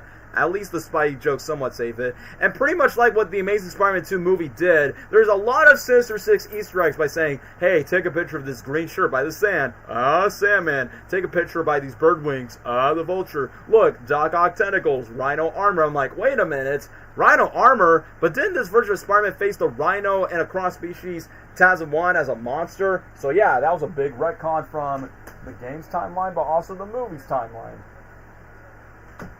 Sorry, I had to put my dog away. But yeah, the one thing is, as cool as it was to face Jamie Foxx's Electro, his voice was so different. He was like, no, you left me in the dark. You left me in the place all alone in the dark. It's like, bro, I thought it's going to sound like, Jamie Foxx's voice, like, a bit more intimidating. I will be like a god to them. But I will admit, as cool as the fight was, I just hate that they wasted Electro, because I'm like, bro, he's technically or supposedly the main villain of TASM 2, the movie. Even No Way Home specified by saying, yeah, Electro's the main villain in The Amazing Spider-Man 2, not Green Goblin. But then, speaking of Green Goblin, man, I feel like the voice for Green Goblin, like Harry when he becomes a Goblin, is a bit better. Where he's like, oh, it's left is the Goblin. But I will admit, when Spider-Man is facing Harry Osborn's Goblin, the gameplay was so glitchy where he like smashed from the building one to the side and he's trying to like humanize Harry while he's punching him and he's like, nobody give a damn about me, why should I give a damn about them? And then the weirdest thing is that they made this huge retcon where Harry, they recreate this. You remember in Spider-Man 1 where Norman Osborn gets stabbed by his own glider where he goes, oh, they did that with this version of Harry Osborn in the Amazing Spider-Man 2 video game. And then for some reason, when Peter's trying to like make an inspiring speech about like, saying like, yeah, you gotta do everything what you can, it's like, bro, can't you just understand that your best friend is sort of dead in a way? Where he's like, Peter, it's like, bro, like they just did Harry Osborn and Max Dillon so dirty in this game, despite they were like the main movie days. I feel like they would have wanted to do more with this game, but they couldn't. They were forced to do so as they did. Because this game was rushed and developed by saying, well, it's based on the movie. And then, when we get to the final battle, I almost forgot to mention where Spider-Man steals Shocker's, like, powers and make, like, this cosmic blast to, like, scare away the symbiotes. Like, the one thing that's so weird is when Spider-Man saves Donald Macon, who's supposedly meant to be the Chameleon, which I will say, at least this movie tie-in gave did something better than what the movie did, where Donald Macon was wasted in the movie, but in the game, he was like, oh yeah, he's the Chameleon the entire time. But then when Peter's trying to get to Cletus Cassidy as Carnage, it's like, bro, why would they rush to the... Like, I feel like it's... The way that they rush Cletus Cassidy to become Carnage at the last minute, it feels like Spider-Man 3 level of, let's just rush Eddie Brock becoming Venom, and then he dies at the end. Like, literally, Cletus was all symbiote up, and then he's literally on the ground by saying, Spider-Man, you're happy about me, weren't you? How do you say them anything like you, Cletus? Like, you and I just want to take down these threats. Here's the difference between a Spider-Man. I'm at peace with who I am. I know what will death. And like what Gabriel said, even though this variant of Andrew Garfield's Spider-Man faces symbiote, but it's like, it's so weird. Like, Carnage looks good in the game, but bro, how did you get the symbiote? Like, your blood would, like, at least let there be carnage. Even though, yes, Woody Harrelson was goofy in the role, at least they sort of make a comment accurate where that Cletus bite Eddie Brock's finger and he gets the blood, because, yeah, that's how the Carnage symbiotes form. Like, it's the blood of Venom, the blood of Eddie Brock, and since there's no Eddie Brock in the TASM universe, sadly, it's like, bro, that makes no sense, man. And then I forgot to talk about the side missions where you have to throw a bomb and it's the same animation again and again, and then you hear J. Jonah Jameson into the audio log by saying, yeah, Jameson, we can't see his face because he does not look like J.K. Simmons. I don't know, because I understand that in the TASM version it's so hard to find a different actor to play J. Jonah Jameson, but the MCU's like, yo, we're bringing back J.K. Simmons because he's perfect for that role. But still, why would you skip Venom over Carnage. Like, at least I'll give Insomniac Spider-Man 2 credit. At least that game gave us the symbiote, gave us Venom, and teased Cletus Cassidy to become Carnage for maybe Insomniac Spider-Man 3. But this game's like, nope, he's Carnage right in the way. It's like, even though the fighting was a bit decent, but so weird that Carnage got like his own demonic offspring that comes out, and then literally when Spidey flames Carnage away, he's like, no, I don't want to be alone again, please let me die. So I'm like, wait, so is Cletus dead in a way? So I will say the only good things about this game is Stan Lee. I feel like Stan Lee, where he had his talk with Peter Parker, and I like the comic shop where you look at the Easter eggs, the figures of the main characters of the game, and then he's like, looks like you lost your last friend. Just do what you best for Uncle Ben and for me. Yeah, thank you very much, Stan. Enough said, enough said. I feel like that was another golden moment. Like, aside from Spider-Man and Kraven, I like Peter Parker and Stan Lee's moments in this crappy game.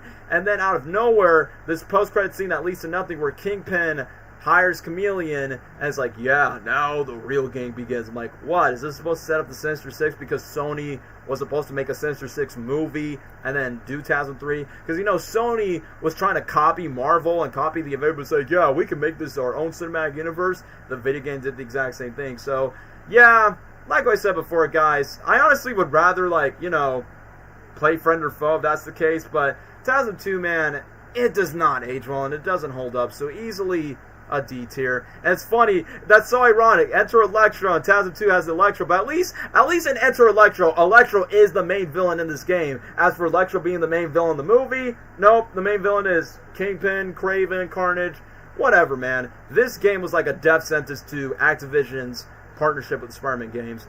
But anyway, I'm done ranting about the console game. What about the mobile game? The first time when Yuri Lowenthal voiced Spider-Man ever, like before Unlimited. You ever want to talk about the mobile game of TASM 2? Whoa!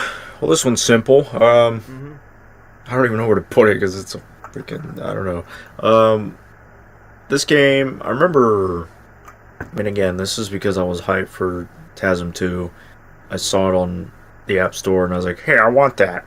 I saw the pictures where you could swing around the city, you could fight Venom and all this and that, and I think, I don't know, it was either that game or Ultimate Spider-Man, where I was first introduced to Miles because of them having the Miles Morales suit in this game, the mobile game. Yeah, it was this game.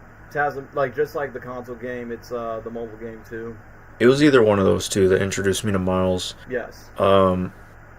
But I thought it looked cool. I was like, hey, I don't know who Miles is, but that's a cool suit, and I would use it.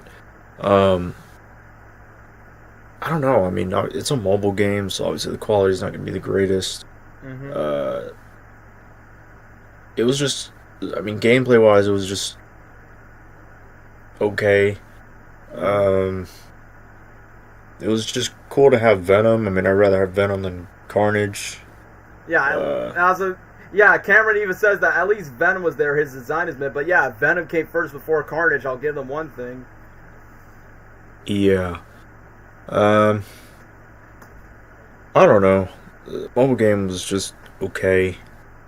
Not much to say about it. Just a Spider-Man mobile game where you swing around, you go to different spots, you can have different skins, fight villains, or thugs, or whoever.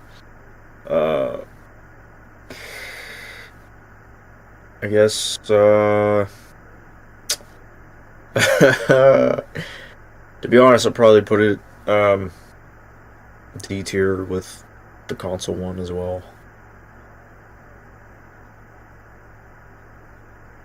Because I don't know, it's a mobile game.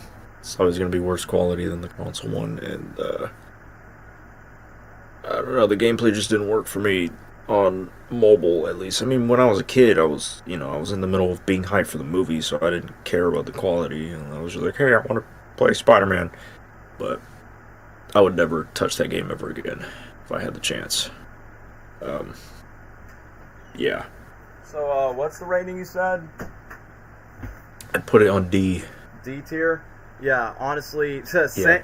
saying goes when it comes to like the game console. So obviously it's a mobile game. I don't need to say much like the game console where I went on rant. At least it was me and Gabriel's introduction to Yuri Lowenthal voicing Spider-Man. He does a good job. Other familiar voice actors like Tara Strong voicing Black Cat, Nolan North voicing Kraven the Hunter, I think. At least the mobile game does more justice to the movie villains. Like, at least Electro, Green Goblin, and the Rhino, like villains from the movie, actually had screen time and roles. I'm not saying it's perfect, but at least this mobile game did more justice to the movie villains than what the main console game did. Like, obviously, you got Electro, Green Goblin, Rhino from the movie, and then for other villains, you got Kraven the Hunter, you got Hammerhead, and you got Venom, which they actually had a version of Eddie Brock that doesn't meet Peter Parker yet. But yeah, the one thing that Karen just pointed out by saying his design is, it's alright. I mean, I will admit, at least that Venom is like, well, it's the closest thing we'll ever get to see an Andrew Garfield Spider-Man archetype to face Venom. The mechanics, I will say the mechanics of the swiping, what's so difficult where I get to fight Hammerhead and Kraven the Hunter is like, you gotta be so quick, it's so fast, it's like, man, I can't even go fast just to like hit it. And the boss battles were like really hard to fight. But easily the first half was like pretty good to fight. But the only thing that I just didn't like about this game is like whenever you like, maybe it's just your gigabytes or your Wi-Fi because it's a mobile game. The fact that it goes really slow and the fact that you have to restart the app and then you just gotta get back to it. And I think the interaction with Electro was pretty fine, but you know, it's just like, you know, not a good game, but it's not like super terrible. But it's like, I would say it's like a slight, maybe a better version than the console game and like story-wise of how it's trying to adapt the movie. But, you know, at least it has, like, you know, Yuri Lowenthal is a much more fitting Spider-Man voice than Sam Riegel. I mean, don't get me wrong, Sam Riegel did the best what he could, but that's like early Peter B. Parker voice, where I basically sound a lot more like this. But then Yuri's like, yeah, I definitely sound a lot more young and youthful. But either way, TASM 2 is, like, on the same... I would say TASM 2 is, like, in the same bar with Enter Electro. Like, better than the console version, but on par with Enter Electro when it comes to the game. And this time, at least, Electro's the main villain, so... yeah, that's all I can really say about TASM 2. And you're probably wondering, what about TASM 1, the movie time game? Me and Gabriel definitely not play that game, so we only just put TASM 2. But speaking of which, sadly, the only last final Spider-Man mobile game, if we're not counting the crossover games like Future Fight, Avengers Academy, this was like one of the biggest Spider-Man mobile games. And yes, Yuri Lowenthal did the voice for Peter Parker in this game. It's none other than Spider-Man Unlimited, the mobile game, not the TV show. Gabriel, want to take away your thoughts on the final Spider-Man mobile game? Oh, yeah, this game was really fun, man. I am sad that they got rid of it. It's, man, it was good. I don't know. It was like just as entertaining as Temple Run, you know? Like, said Spider-Man, and you can collect different variations of Spider-Man, and I love the art style and the way everything looked and was designed for the game. It was simple, it was fun. They even did events for, like, stuff coming out, like Infinity War and yeah. I feel like that was the last time. The last time was during the Infinity War hype. Yeah, where you could fight Thanos. And I love the different villains you could fight. The voice acting as well, you know. Yuri was on there. The two mobile games, the TASM 2 game, and then the exact same year back in 2014.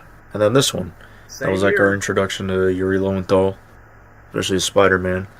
Yeah, Gabriel. And he does a great job still to this day. I was going to say, Gabriel, I guess starting from the mobile games, we've entered the Yuri Lowenthal era of Spider-Man as of right now. Pretty much. That game was just really fun. I mean, I don't know if I'd play it now because it's like I said, it's like that. I know they have like a Minions version of that style of game, like a runner or like Temple Run. Like I'd probably play it just for nostalgia, but I would then probably not keep playing it because then I'd get bored. Because it's just a really old style of gameplay that was popular back in the 2010s, when we were kids. Why do you think people use it for brain rot reels? You know, exactly. Freaking Subway Surfers, because it was just dumb entertainment to like keep your kid quiet or something. I don't know. It was that kind of game, but it was just cool because of how many different Spider-Man there were. The voice acting was great. I love the different stages there are, and I love that you can just like keep going and break your high score and stuff with how far you can keep running. Mm-hmm. And I also love where you swing through like the hoops or whatever. Yeah, those rings where you got to level up. The swinging in that game was cool, yeah. even if it was brief. The best was swinging running up the building and just the settings, like where you would run and stuff. It was really cool. It was really great and fun for a mobile game and for Spider-Man fans. Because purely for mobile game standards, I mean, it doesn't have to be the greatest game of all time and anything. As long as it's fun and entertaining, you know, I think you're doing a good job for a mobile game and good quality, of course. I think I'd put it, maybe A tier. Yeah, I would say I would put it on A tier if that was me, because personally, I say, even though as much as I did enjoy Ultimate Spider-Man Total Mayhem, I think this is the best mobile Spider-Man game, and sadly it was the last one before that discontinued after the Infinity War hype in 2018, because I remember the last time you could actually fight Thanos in the MCU Iron Spider suit, which I did remember that, but yeah, like what Gabriel said, this was, like, this game and the TASM 2, like I said, we've entered the Yuri Lowenthal era where he is now the main voice of Peter Parker in all of the Marvel video games, from Rivals to Midnight Suns, you get the point. And yeah, me and Gabriel met him in person, so yeah, it was destiny. Huh, if this be my destiny. But yeah, back to the point of... Back to Spider-Man Unlimited, the mobile game, not the cartoon back in the 90s. Does not be confused. So, yeah, the voice acting's great. Yuri was good as Peter Parker. Tara Strong voiced Mary Jane and Black Cat. Nolan North does a good job voicing Green... Nolan North was the voice of all the Goblins. Christopher Daniel Barnes voiced Electro and Vulture. Travis Willingham, yeah, Lego Superman. Knuckles was the voice of Sandman, Jack-O-Lantern, and Morlun. And yeah, I forgot, Morlun, who's the vampire hunters, that's like the main villains from the Spider-Verse comic books. And yeah, the one thing I like about this game, it embraces all of the Spidey variants from the Peter Parkers, the Miles Moraleses, the Gwen Stacy's, the Mary Janes. Yeah, you can play as Mary Jane in the game. And Black Cat is also a playable character, Carly Cooper. And yeah, you can face all these Spider-Man villains, whether it's Mysterio, Doc Ock, or even the Vampire Hunters, Green Goblin, Electro, Sandman, Hydro Man. Like, there's so much variety that you can do with the boss fights. Missed opportunity to have the Unlimited suit. Yeah, I get it, because it would have been Spider-Man Unlimited with the Unlimited skin. Because I know the only movie tie-in games they got was Homecoming, where they actually modified Vulture to look like Michael Keaton's Vulture from the Homecoming era.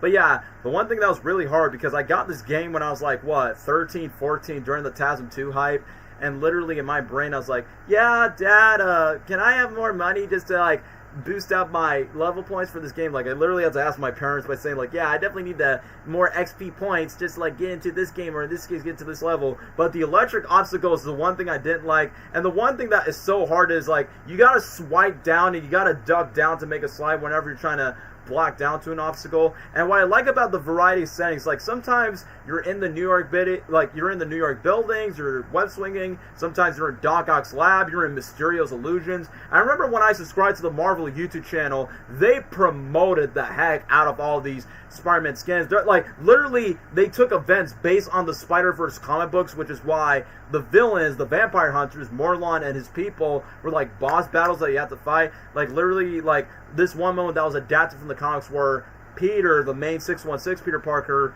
has a banter with the Superior Spider-Man, aka Otto Octavius, inside of Peter Parker's body, which obviously I'm not the biggest fan of that storyline in the comics, but it's cool that they adapted that from the Spider-Verse comic, where you get to main Peter versus Otto Peter from the Superior Spider-Man suit, and they have, like, their banters back and forth. And I like that the promos hearted so well. Even when they put Gwen and Mary Jane, they actually played the "You gotta face the tiger," which is like Gwen and the Mary Jane's band, which is a reference to Spider-Gwen's universe. But then it's really cool that it changes from different set pieces. And yeah, pretty much this game is like Temple Run, but with Spider-Man. And It's so sad that this game just continued, because if it would have continued post-Infinity War, they would have, like, make an MCU version of Mysterio. They put the Far From Home skins, the No Way Home skins. Heck, we would have got, like, movie skins of Green Goblin, Doc Ock, Electro, Sandman. And I know Lizard's not in the game, but still, that would have been nice to have, like, movie variant iterations of those skins. And who knows, maybe we could have got skins with Tobey Maguire and Andrew Garfield and Tom Holland.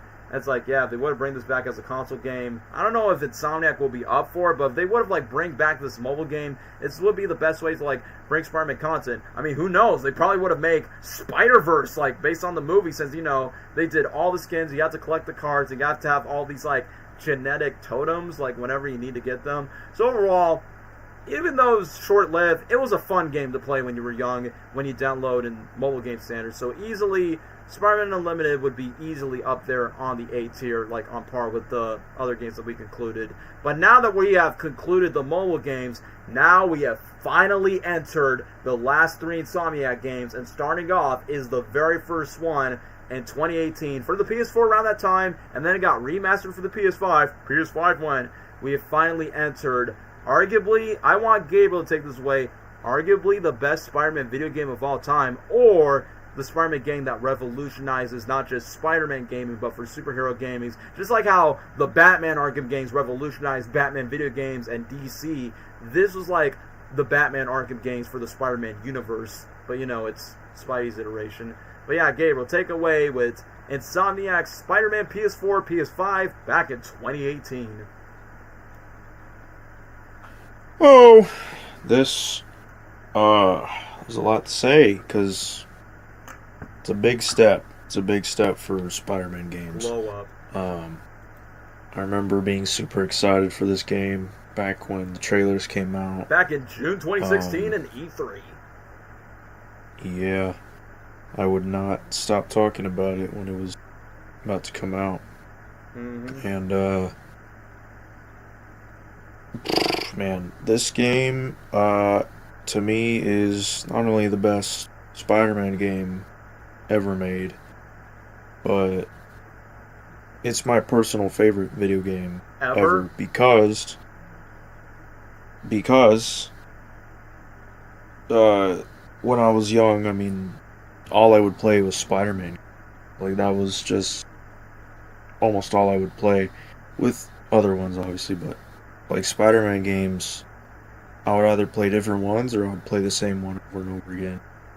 Spider-Man games were just my favorite as a kid, and for them to make a new modern Spider-Man game that felt so real, much better quality and everything, it was super exciting, and just everything they put into it, put a lot of heart.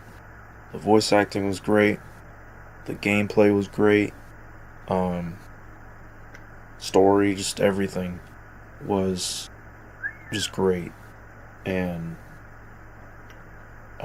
it's one of the best Spider-Man stories out there. Yeah, it's not perfect. There's flaws, there's things that I don't enjoy about the game, but every game has a flaw here and there. But it's still a beautiful game. Revolutionary. Spider-Man is my favorite fictional character of all time. This is the game, like the first game ever that has made me cry because of the ending. Yeah, with Ant-Man. And no other video game has made me feel so connected to the story as much as this game.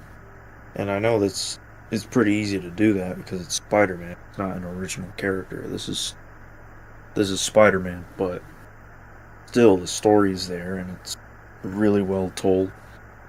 The gameplay's fun. You really feel like Spider-Man. The quality of like the different suits you can get, the different abilities you can do, how realistic the city looks, and how like the free roam where you can go. Miles and MJ were probably, they weren't the worst. Like in terms of gameplay, they were the worst part of the game. Yeah, like the weakest aspects on playing the game. Not in terms of the story. They were fine in the story, but gameplay-wise, they were the worst part of the story. I mean, the game. Yeah, the gameplay. Yeah. Yeah, I mean, like I said, just there's a lot to go over with the game. I don't want to talk too much, but just the emotional aspects, the relationship with Peter and Doc Ock, and his relationship with Aunt May, and he still holds that with great power comes great responsibility, and it shows. It doesn't just tell, but it shows through his actions. And they introduced, a unique villain to a Spider-Man story, Mr. Negative, and did it really well. Yeah, a great adaptation of Mr. Negative. Yeah. And brought that character more to the spotlight now because of that game. I love that you get to interact with different villains, whether it be smaller villain, bigger villain. Throughout the story, they're still building up to bigger villains, but in the first game, I like that there's smaller villains. Shocker. That fight was still pretty fun.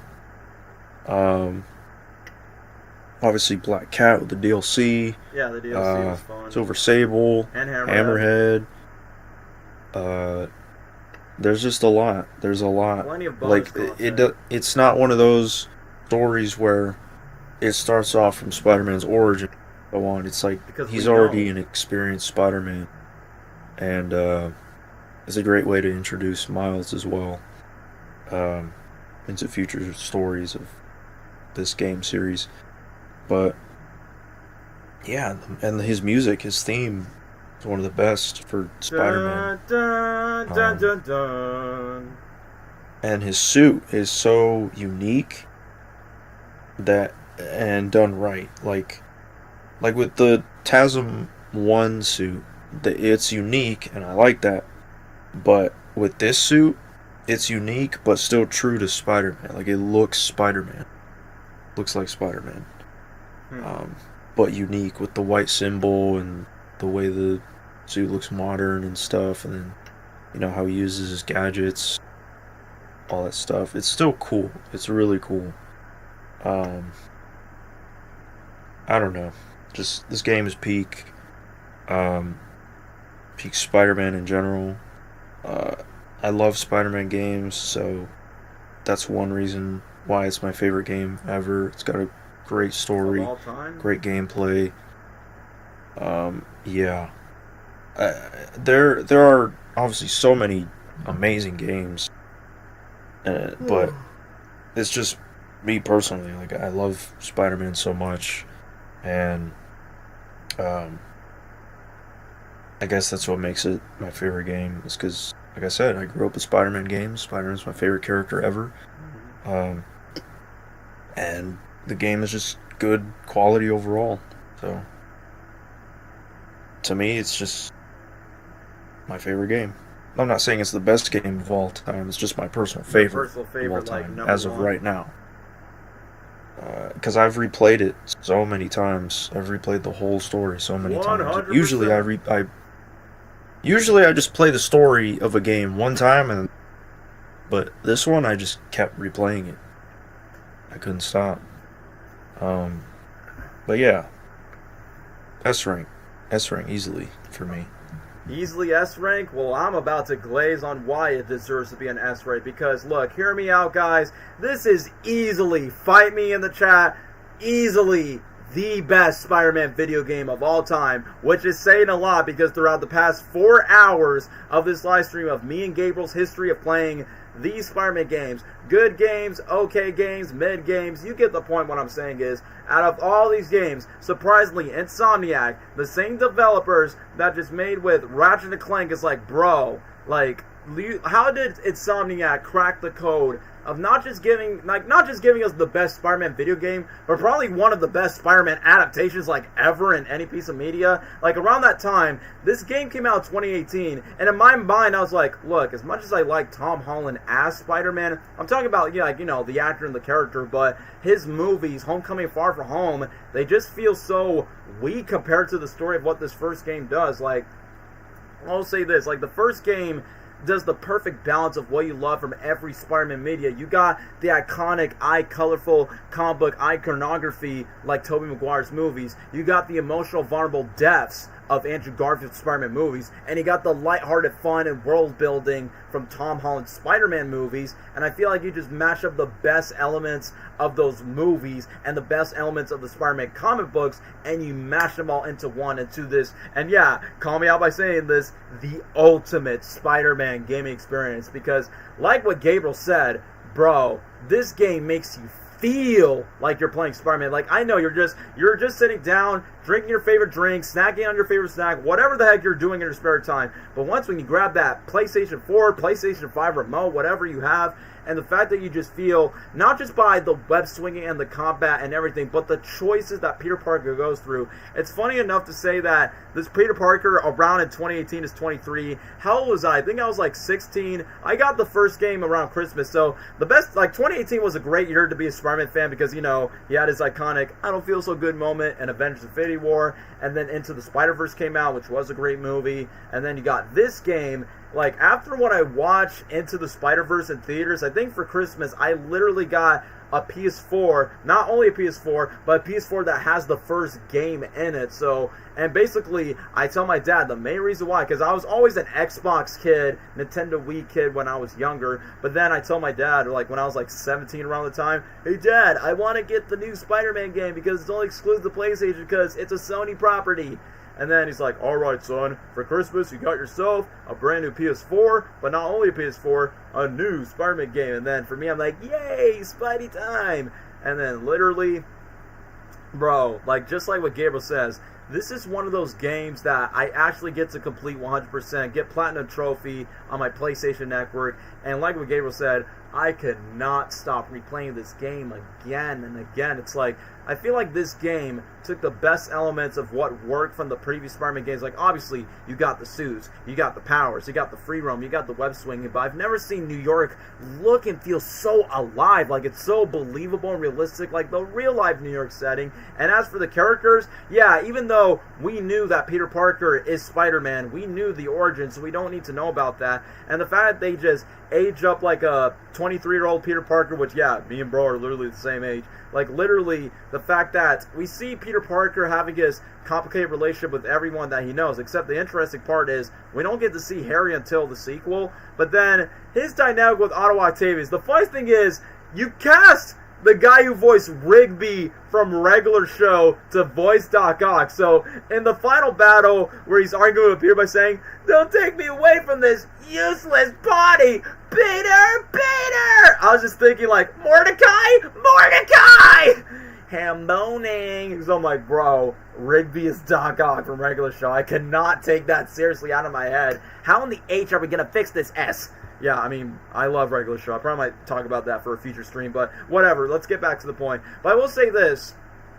Tobey Maguire's, they took some element of what worked with Tobey Maguire's Peter Parker and Alfred Molina's Otto Octavius, but surprisingly, the game actually expanded this. Well, for Spider-Man 2, the movie, I love that movie, but you can tell the mentor-mentee ship between Otto and Peter in that movie is like, it's good, but it's so short. But in the game version, they expand like how much Otto Octavius basically like this mentor-teacher demanding up to Peter by saying, yeah, and not Tony Stark, where Otto Octavius basically was thrown under the bus after Norman Osborn, which, yes, it's comic accurate that Norman and Otto, they work with each other, but obviously they have their own personal conflicts and differences that they basically have personal beef with each other, which I honestly like that.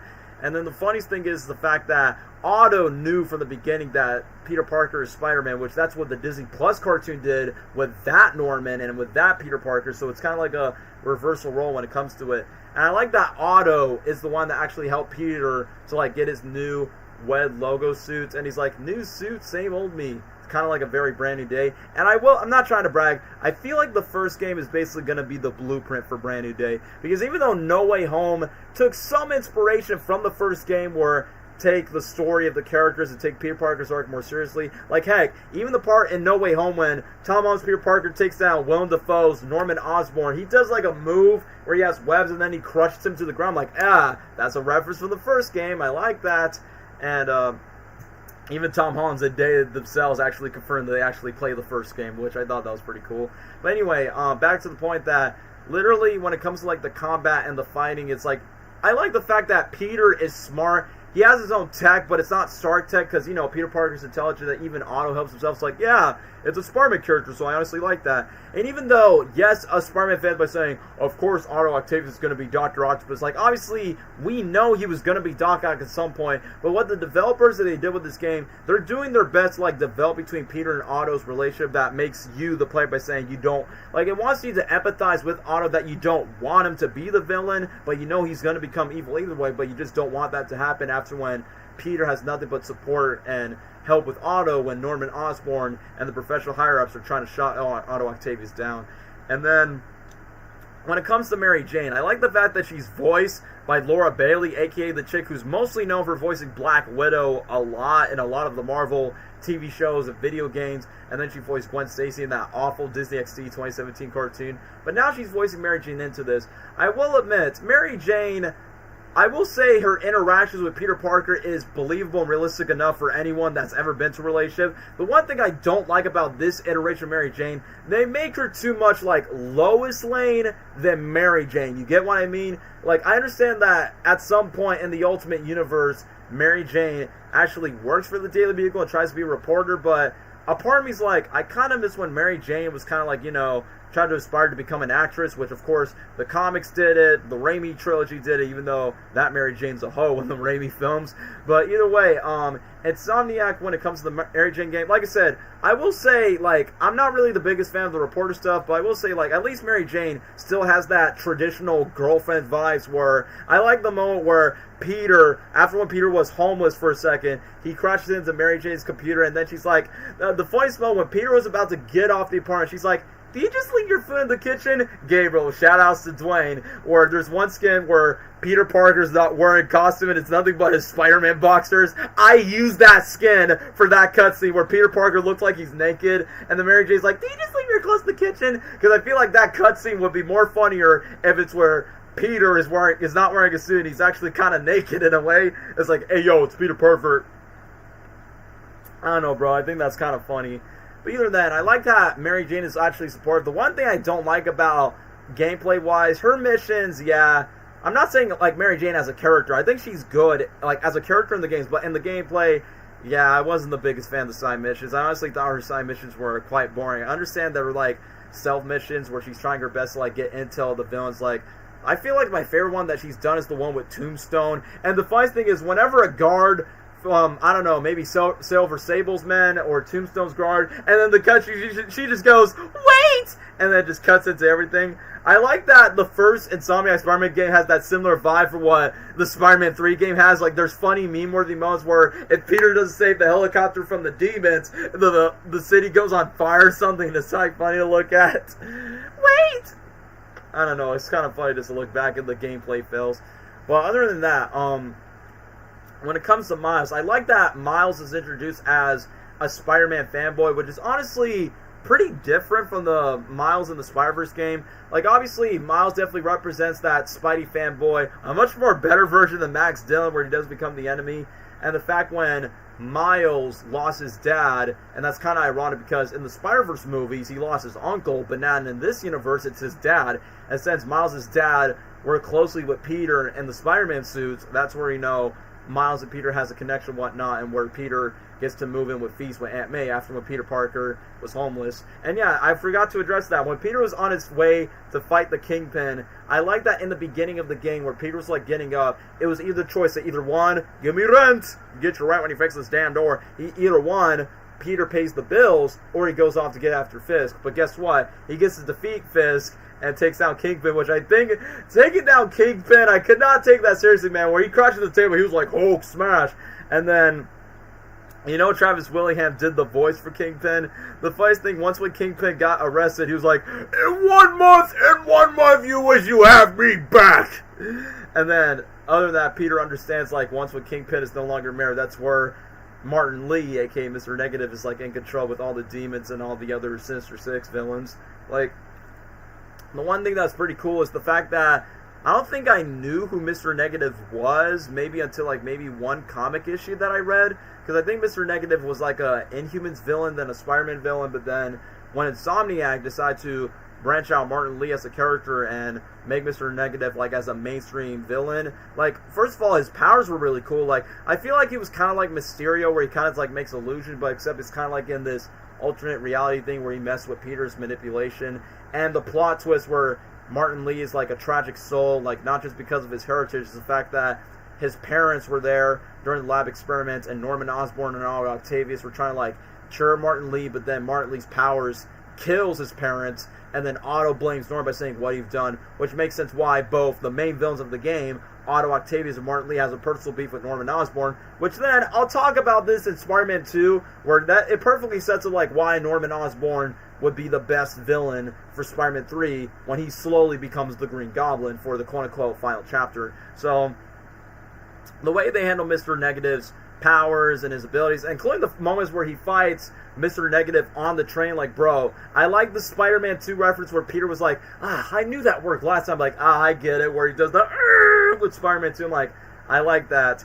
And then, during the moment where Peter and Yuri, which is funny because Yuri Lowenthal is Peter Parker's voice actor's name, but his wife, I forgot what was his wife's name, but his wife voiced the character Yuri, which is the police detective that teams up with Spider-Man. I do like the Spider Cop, like, running gag. Like, I think Yuri Lowenthal nails every, like, similar like Josh Keane in a way, he nails every emotion, line delivery, action, like, he's not phoning it in, like, for some certain Spider-Man voice actors, like Sam Riegel for the TASM games. Like, you can tell, like, aside from Josh Keane, Yuri Lowenthal is Spider-Man / Peter Parker, man. Like, from the range of emotions, the comedy, everything, he was just great in both the voiceover and the mocap. So, when it gets to, like, all the battles that he has to face, like, for instance, it was really cool when Spider-Man went to the raft and you get all of his iconic villains, like, you got Electro, which, like, Josh Keaton actually played Electro by saying, Josh, I know you have a habit for being a part of the Spider-Man franchise, whether you're Peter Parker, Harry Osborn, Norman Osborn, and now you're Electro in the same universe. It's like, bro, it's funny that I'm seeing one Spider-Man taking down another one, but he's Electro in this game. And believe it or not, guys, when I look at Electro in the Insomniac game, I'm like, is this where No Way Home took inspiration for Jamie Foxx's Electro work, where it's classic but modern enough? Like, I feel like No Way Home took notes from this game, which, by the way, that's a compliment where they're taking the best from this game, because I mentioned that the first Sonic Spider-Man game is definitely better than most of Tom Holland's Spider-Man movies by comparison, because at least they take the character, the world building, and the writing and the relations more seriously than the Home trilogy for what they've done, until No Way Home decided to fix the criticisms I got for Homecoming Far From Home. But either way,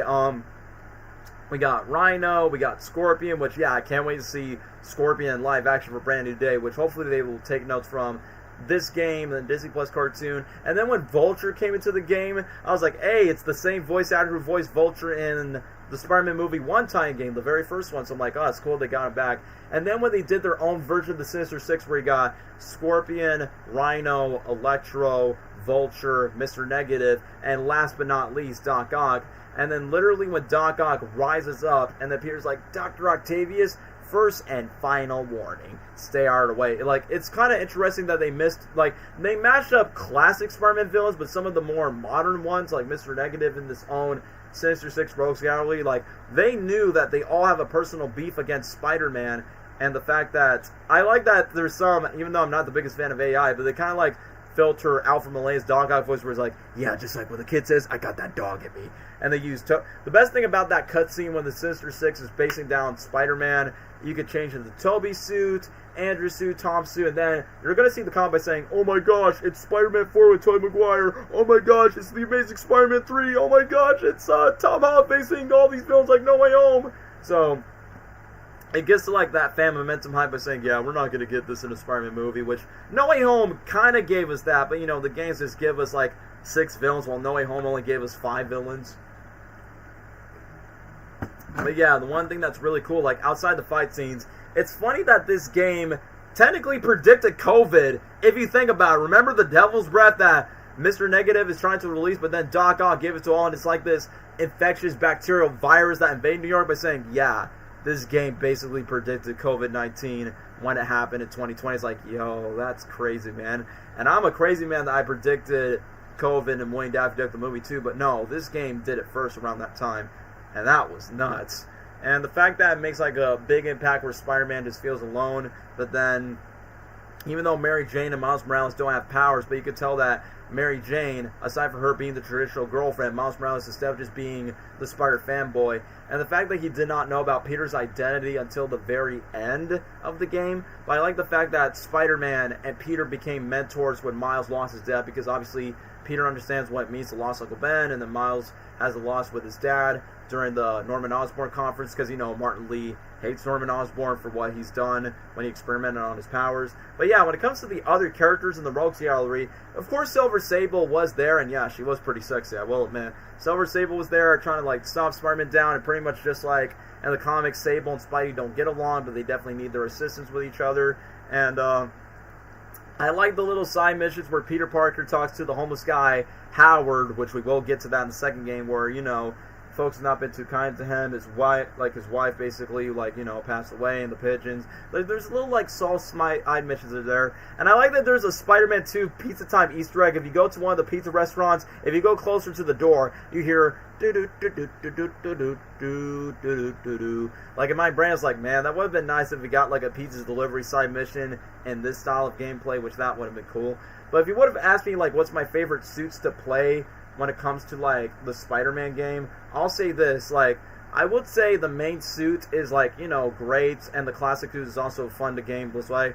But firstly, for me, whenever I think of, like, the Spider-Man gameplay, I always use the movie skins, and the skins I mostly use for Tom Holland is the red and blue Homecoming suit, because in my opinion, that was, like, back then, that was my favorite Tom Holland suit until the recent Brand New Day suit is now my current favorite one. And I remember back then, Spidey fans demanded the Tobey Maguire suit so badly that they lectured Insomniac to put the Tobey suit in, and then we finally got Tobey's suit. And then I think 1 year later, we got Andrew's first TASM 1 suit, but not his second suit.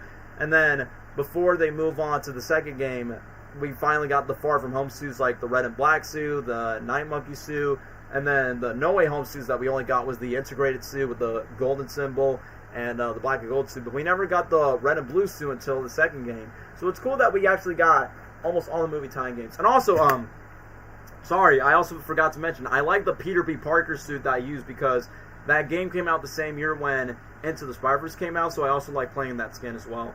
But either way, it was so cool that we get to find, like, other smaller villains. Like, when he faced down Shocker, and the game was like, "Hi, Herman." Seriously? That kind of gives me vibes of Tobey Maguire's Spider-Man when he faced the Shocker in the first movie tie-in game, when he faced him in the bank. I'm like, wow, this game did more justice to Shocker than what Homecoming did. And then, other side villains, like, they did Tombstone. Okay, the one character I did not like in this game at all is freaking Screwball, man. I hated the Screwball side missions. Screwball was so annoying. I found a bomb! Don't miss it! Got you on social media! Sorry! Woo! It's like, man, sorry, man, but whenever I get these games, I put in the Iron Man Iron Spider suit, try and nuke my place. Like, bro, wait, you actually take the MCU Iron Spider suit over the comic one? Nuh-uh. In these games, the classic comic book suit is, like, you know, the one that's more, not because it's comic accurate, I just think it looks better in the game than what the MCU Iron Spider suit looks like. Not saying the Iron Spider suit is bad. I mean, it was cool in the Infinity War and Endgame era, but after Endgame, I was like, come on, y'all are just milking the suit too much. It's not that great, and it's still Stark Tech. I mean, in Infinity War and Endgame, it makes sense because he needs space, he needs to breathe, but, you know. Anyway, back to the point. I did not like Screwball at all. I think she was super annoying, and I'm so glad that the second game decided to include her at all, because one, did not like her side missions, two, didn't like her character, thirdly, Marvel, Sony, do not adapt that character into live action. Hey, Sadie Six plays Screwball. I'm out. Let's not make that happen again. But yeah, when it comes to the other characters, I like that in some of the Miles Morales side missions, which I forgot to bring this up. You know the moment where Martin Lee blows up the Norman Osborn conference and then Peter's on the ground? I like the selfies that you can take that. I took a funny picture where Miles basically took a picture where Peter Parker's on the ground next to Mary Jane. And even when I was playing the Mary Jane side missions in Grand Central Station, I took the selfie photo where she's about to get shot, one of the demon hunters from Martin Lee's gang, and I thought that was funny. And then there's some funny moments where I did some funny photo snapshots for Spider-Man. Honestly, I like the photo ops where you get to switch to other Spider-Man skins whenever you pause and freeze a frame, because I'm like, bro, you can have this on your wallpaper, on your wall, or your cell phone, and everything else. I think the pictures were like a nice touch, because, you know, Peter Parker, he's a photographer when he needs one. But then, when it comes to the final act, so it was cool that I let Spider-Man face two multiple villains. Like, I remember once, I let Spider-Man face Electro and Vulture. Sometimes I switch to the Andrew Garfield suit because, hey, Electro from the Amazing Universe. Or sometimes I switch to the Homecoming suit because, hey, Vulture, just a reference Spider-Man Homecoming. And I always play music from the Spider-Man movies to like coincide with the scene. And then when he faced Rhino and Scorpion, I was just thinking Andrew Garfield because even though it's a Scorpion, but it kind of reminds me of the Lizard. And I like the fact that Electro and Vulture are like high flying the sky while Rhino and Scorpion are like grounded animal-centric villains. And then when it leads up to the fight between Mr. Negative, you get to the emotional complexity side. And yeah, I almost forgot, when Mary Jane was sneaking into Norman Osborn's building, and then when Silver Sable's henchmen were there, and then when MJ jumped out, and then when Peter saves her, where she's like, you're amazing, and then she emphasized what's going on with Peter when Aunt May was dying, and the fact that Miles is trying his best to like help out with Peter and Mary Jane. So I like the little trio that Peter, Mary Jane, and Miles helping each other. And I'm like, look, no disrespect to Tom Holland's Peter Parker, Zendaya's MJ, and Jacob Batalon's Ned Leeds. I feel like that chemistry of Peter, Mary Jane, and Miles in the Insomniac games have way more chemistry than what the MCU home trilogy does. I'm talking about like as a trio dynamic. Peter, Mary Jane, and Miles. Like I like that dynamic a bit more than Peter, MJ, and Ned in the home trilogy, in my personal opinion. So it's just because they make their characters fleshed out in their own individual ways without Spider-Man, and they actually work together as a team, even when the city's like on the collapse. And yeah, well, the one thing that was really nice, like literally in the final act where he gets to sneak in, and once when he's about to fight Mr. Negative, and then once when Doc Ock took Spider-Man down, I will admit I did use the MCU Spider-Man Iron Spider suit, and even the Tobey suit by saying, yeah, referencing No Way Home and Spider-Man 2 where Doc Ock faced both Spider-Man. And then literally when Otto kidnaps Norm, where he's like, ready for your final act? And then literally just smack away Marley's like, useless. And then during the moment where Spider-Man was all bruised up, when Sable picked up Spider-Man, that's where you know she has empathy towards her. But when Mary Jane approached Spider-Man, I'm like, wait, does Silver Sable have a crush on Spidey? Is that what's going on that she doesn't want to admit? Like one of those stereotypical badass women that's so pushy on the main male hero, but she's like, yeah, I don't like you. But in a reason, I kind of respect the guy. I kind of like him in a way. And then once when Mary Jane helps Spider-Man up, and then he knows that the doctor tells him that Aunt May's not going to live. But then Peter understands like all of his fault for like not catching up. And then at the same time, we got Miles Morales' origin story where he got bit by a radioactive spider that snuck into Mary Jane. The one thing that caught me off guard is the fact that the spider from one of the Oscorp labs crawls into Mary Jane, but yet it doesn't bite MJ by saying, no, this woman's not capable. Let me just bite another person that's capable of being Spider-Man. Then boom, that spider that got out of Mary Jane, someone bite Miles Morales. So I guess that's like, you know, a small way to like how to make Miles like get his own spider powers and be his own Spider-Man, and you know, make it refreshing where it's not a multiverse story. But then when Peter decided to create his anti-Doc Ock suit, I won't say it's not my favorite suit, but for what it was for the final fight, it was really cool how it was at night. So then he saves Norman Osborn, and then during the moment where he's fighting Doc Ock, I will be honest with you, I couldn't take the voice acting so seriously from William Slater. I think Yuri Lowenthal did a good job, but Rigby as Doc Ock, such a disappointment, Parker. You knew? I told you, but you wouldn't listen. You knew? And then the way how Otto emotes, I will let you win.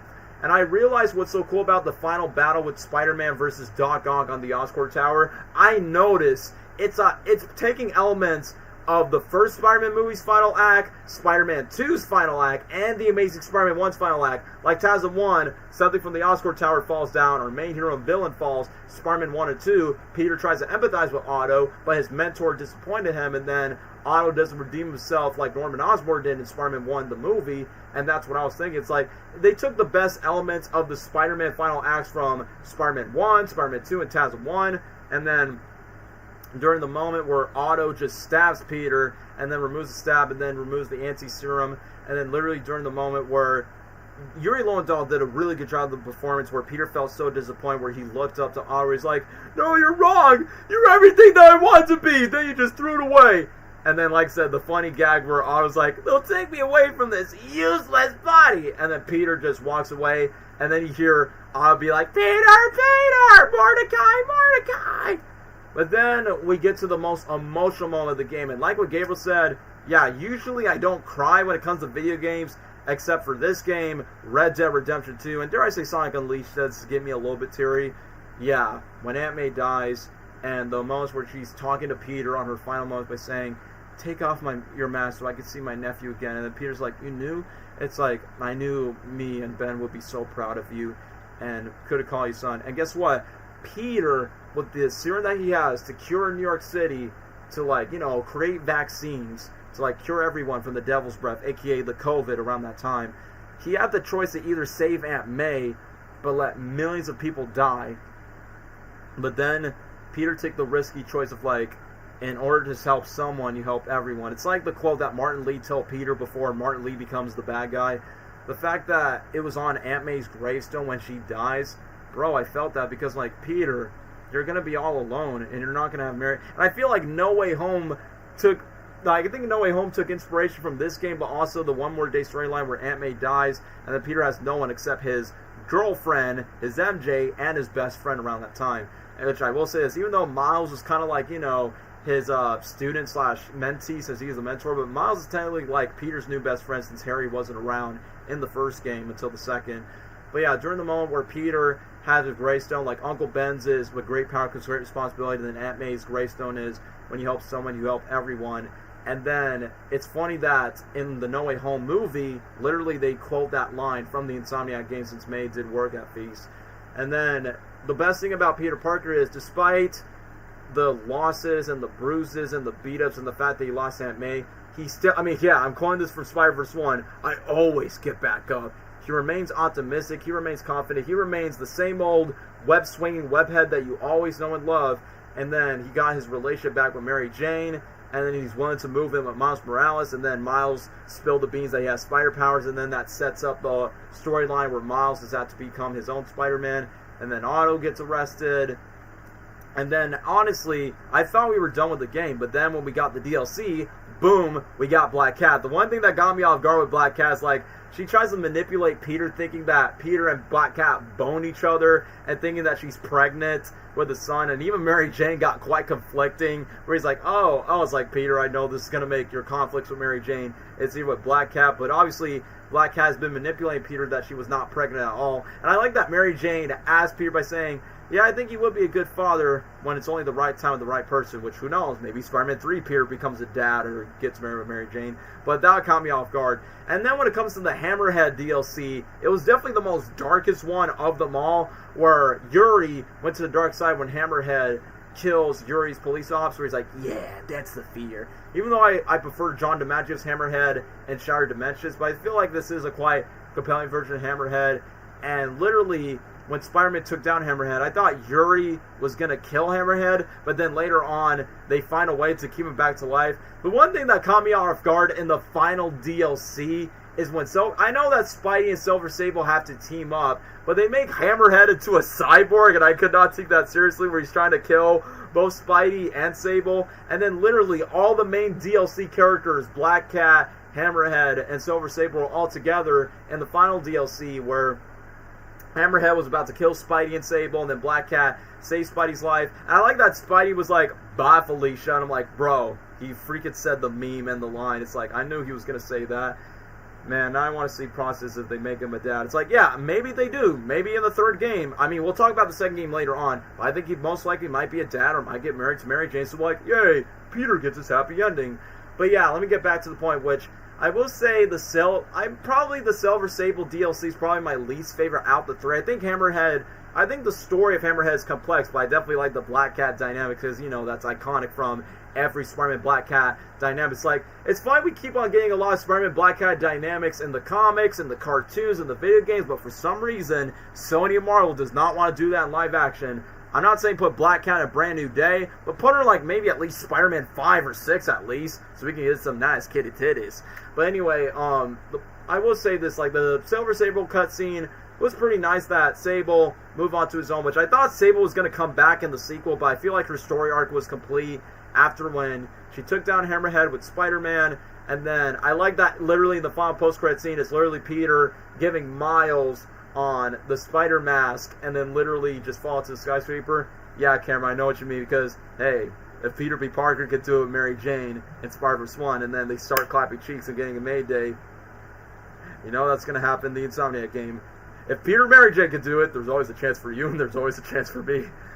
But yeah, I can go on and on about the first game, but let's just say this. It is easily the best Spider-Man video game of all time. We'll talk about Miles, and we'll talk about the sequel, but the first Spider-Man game is easily the best Spider-Man game of all time, and it is 100% an S tier, not only as a Spider-Man video game, but just, you know, for what it was. It's just like the best Spider-Man media that we have for a very long time.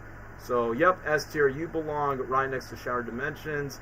And let me fix this tier list a bit. There we go. I know we got more stuff to say. I know it's over 5 hours, but come on, guys. We got 2 more Insomniac games to talk about, since we probably might not get the third game till, like, what, 2028 for the 10-year anniversary of the first game, and we're supposed to game that Wolverine game. But for now, we're done with the first game. Let's talk about the quote-unquote spin-off DLC in 2020, the Miles Morales spin-off game. Which one, this game came out when the PS5 debuted, aka November 12th, 2020. I know it was COVID, but hey, this game came out when I was 19 years old. Okay, just FYI to y'all, I'm crazy. Hey, bro. Hey, I'm like, hey, we're straight dudes, so we're crazy when it comes to, like, because, you know, Peter Parker, he may be broke, but come on, Peter has, like, the best baddies in the Marvel Universe. I don't care what anyone says. I mean, sure, Batman, Superman has their baddies, but I'm like, not compared to Spidey's baddies. But yeah, let me talk about Miles Morales. Before I get to Gabriel's thoughts, yeah, this game came out when I literally turned 19 years old on November 12, 2020. He's like, yeah, I remember I got this game on my birthday, but I didn't get the PS5. I got the PS4 version of Miles Morales. But anyway, just to rest my voice, Gabriel, talk about your thoughts on the spin-off of Miles Morales. The video game, of course. Oh, Miles Morales. This game is definitely a lot shorter than the first Spider-Man game and even the second one, Insomniac. And I mean, I think it's a solid story. I mean, I think the only disappointing part is like the villain.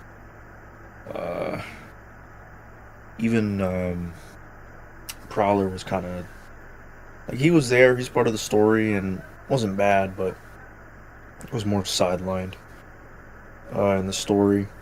I do like the suits for Miles in this game.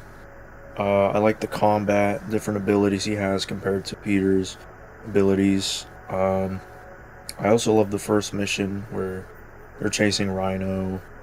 And I love that, like, I just like how different Miles is compared to Peter and how inexperienced he is, and you could see by the way he swings and fights and acts throughout the story. And it's really cool. You really feel like the character. Just like the first game, the city feels nice. It's cool that it's in a Christmas winter setting with snow all around.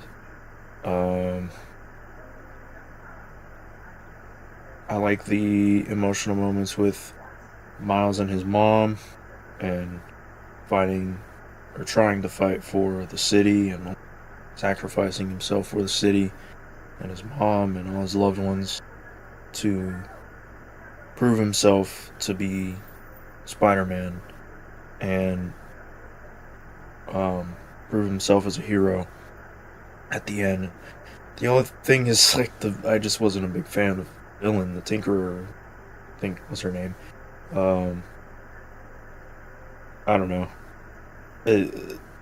She was kind of boring, but I understand what they were trying to do and the connection they were building between each other, Miles and we remember her name. Yeah. I also like the little part where you're in that one flashback scene as Miles, and then you see Peter and Otto. Otto. Yeah, and Otto. That was cool. That was a nice touch. Yeah, I don't know. It's a solid game. I don't think it's bad. Yeah, it's not as great as first game, but it's good. I'd still say it's worth playing, especially if you're a fan of Miles. on his Spider-Man. Yeah, if you play the first game or at least watch it. It's a good story. It's simple. It's short. Mm-hmm. For like 4 hours to complete. The only thing I don't like was the villain. Thought she was boring, but other than that, good story. And still a good game. I would put it at A. A tier? Alright, that's definitely a fair rating. Yeah. I would say so too. So, my thoughts on the Miles Morales spin-off game, which I will be honest with you, I will say it's the weakest. I guess we could call it a trilogy, even though we haven't got a third game yet. Probably not in the next 3 years, I bet.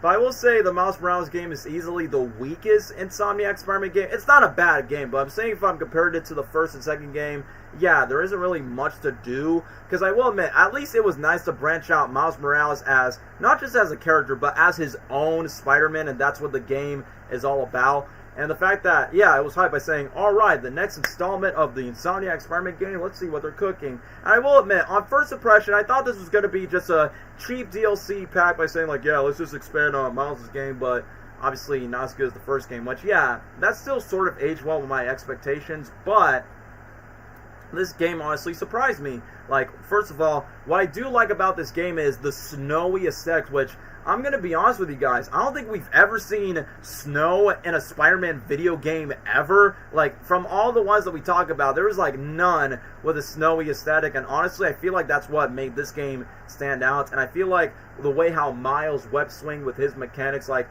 where it's very stylized, like, you could tell it was kind of Spider-Verse influence in a way, because, you know, the first movie was a hit around that time, and it changed the Spider-Man franchise forever around that time as well.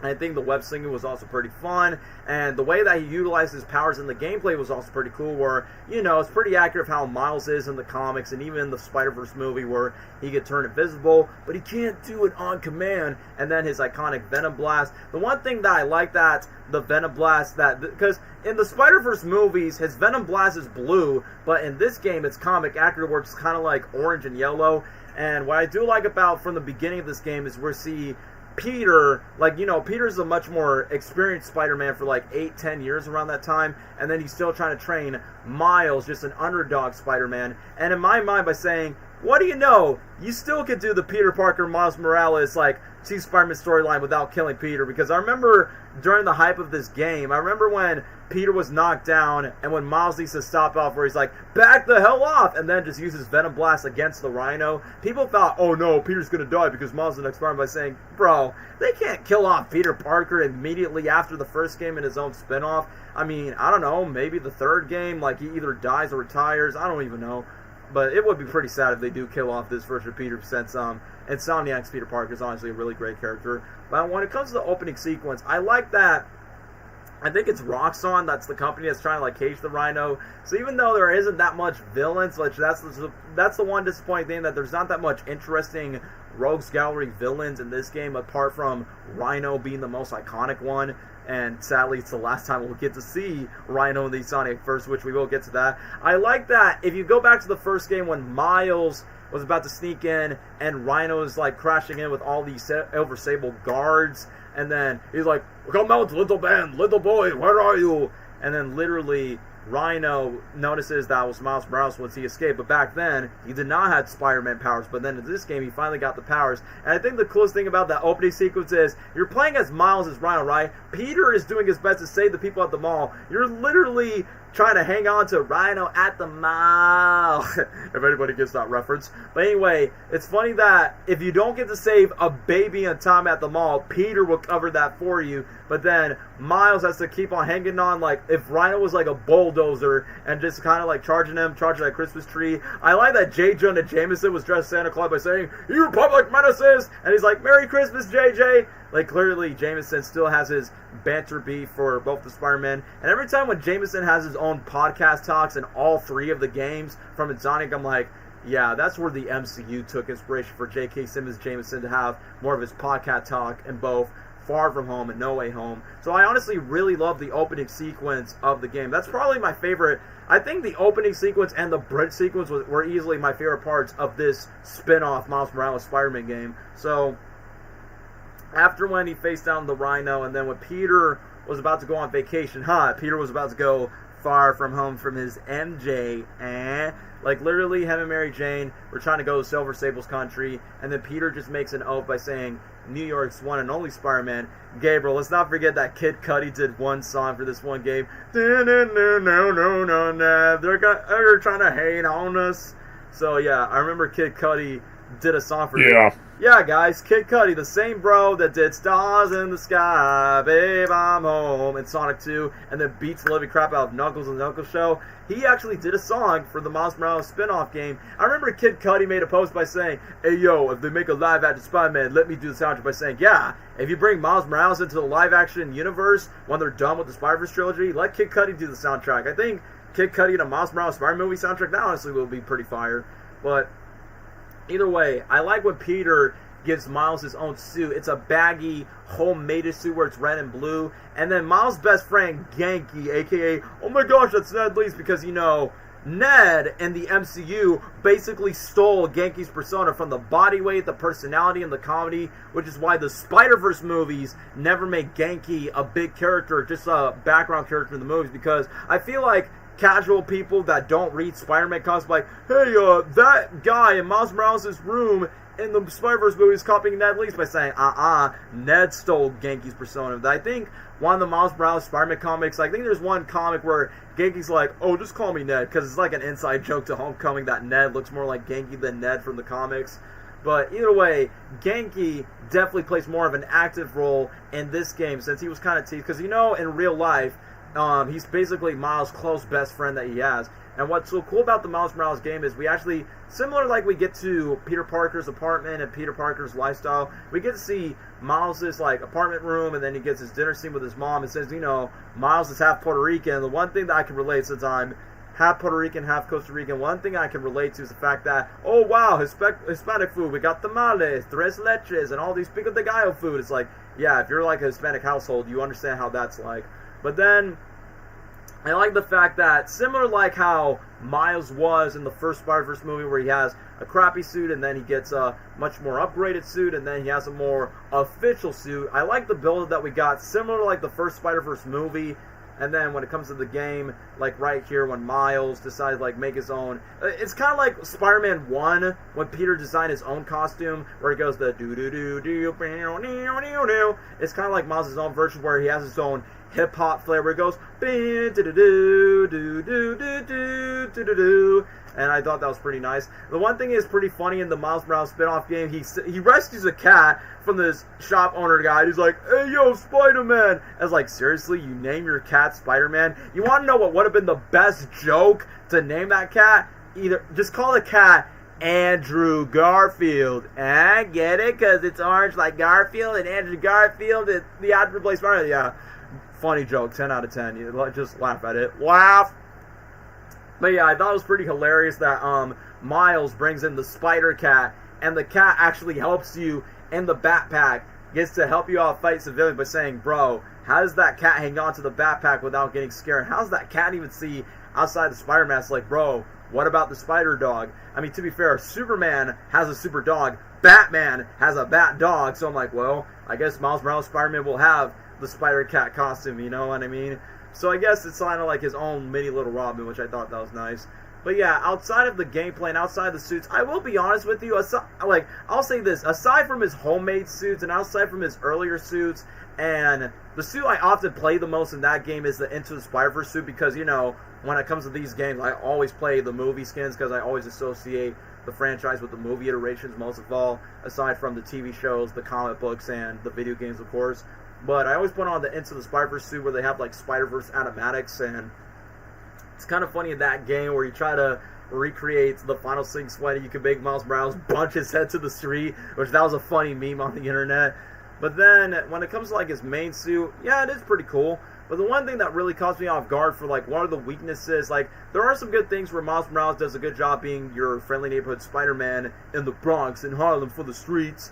The one thing that really caught me off guard is like what Gabriel says. So I understand, like, I feel like outside of the Rhino, the villains, yeah, I understand what they were trying to do with the Simon guy, the white rich folk named Simon, who's in charge of Roxxon, and then Miles' like childhood friend, I think her name is Finn, which is basically a gender-bent version of the Tinkerer, who's mostly known as Phineas Mason, but, you know, they just switched the gender of the character. So, I think the villains, aside from Rhino, were probably, like, the weakest part of this game. Like, they're not that interesting, not that complex. I mean, we do get the Prowler in this game, which, yeah, I mean, just like Spider-Verse, like, at least you get the fight where, you know, he gets to fight Uncle Aaron since he is an enemy, and then later on he actually becomes a good guy later on. Like, I thought he was going to contain, like, his villain rogue. I mean, Prowler was fine, but he definitely was not as cool. Like, the Spider-Verse Prowler is the coolest version we'll ever get of the Prowler in any Spider-Man adaptation. So, I say he's fine in this game, but not as cool as the Spider-Verse version. You get what I mean? You get what I mean? So, I feel like the CEO of Roxxon's like your stereotypical, don't worry, we'll make your future better, but you, Spider-Man, are taking over our traps, and we're going to make our Rhino and our Spider-Man villains become much more dangerous, a lot more tech. But then when it comes to Phineas Mason as the Tinkerer, it's the typical, yeah, society did bad to me. Those rich scumbags did something what I'd done for the technology, and then I just lost someone close, and I'm going to kill that rich billionaire. It's that stereotypical, yeah, society did me dirty, revenge for what the Tinkerer does. And I know it hurts Miles, which, of course, like, no, but we were childhood friends, and we could have been a couple together. But the one thing is, I'm glad that what Insomniac did is, like, at least they showed the reveal in the middle act, because it would have been so cliche if they would have revealed her identity in the final act where she has that conflict with Miles. The one thing I just couldn't stand from that chick was like, oh, why are you being so clingy? And then after that, it's like, bro, because literally you're being the villain of the main story, and that's why your old friend is like chasing you down.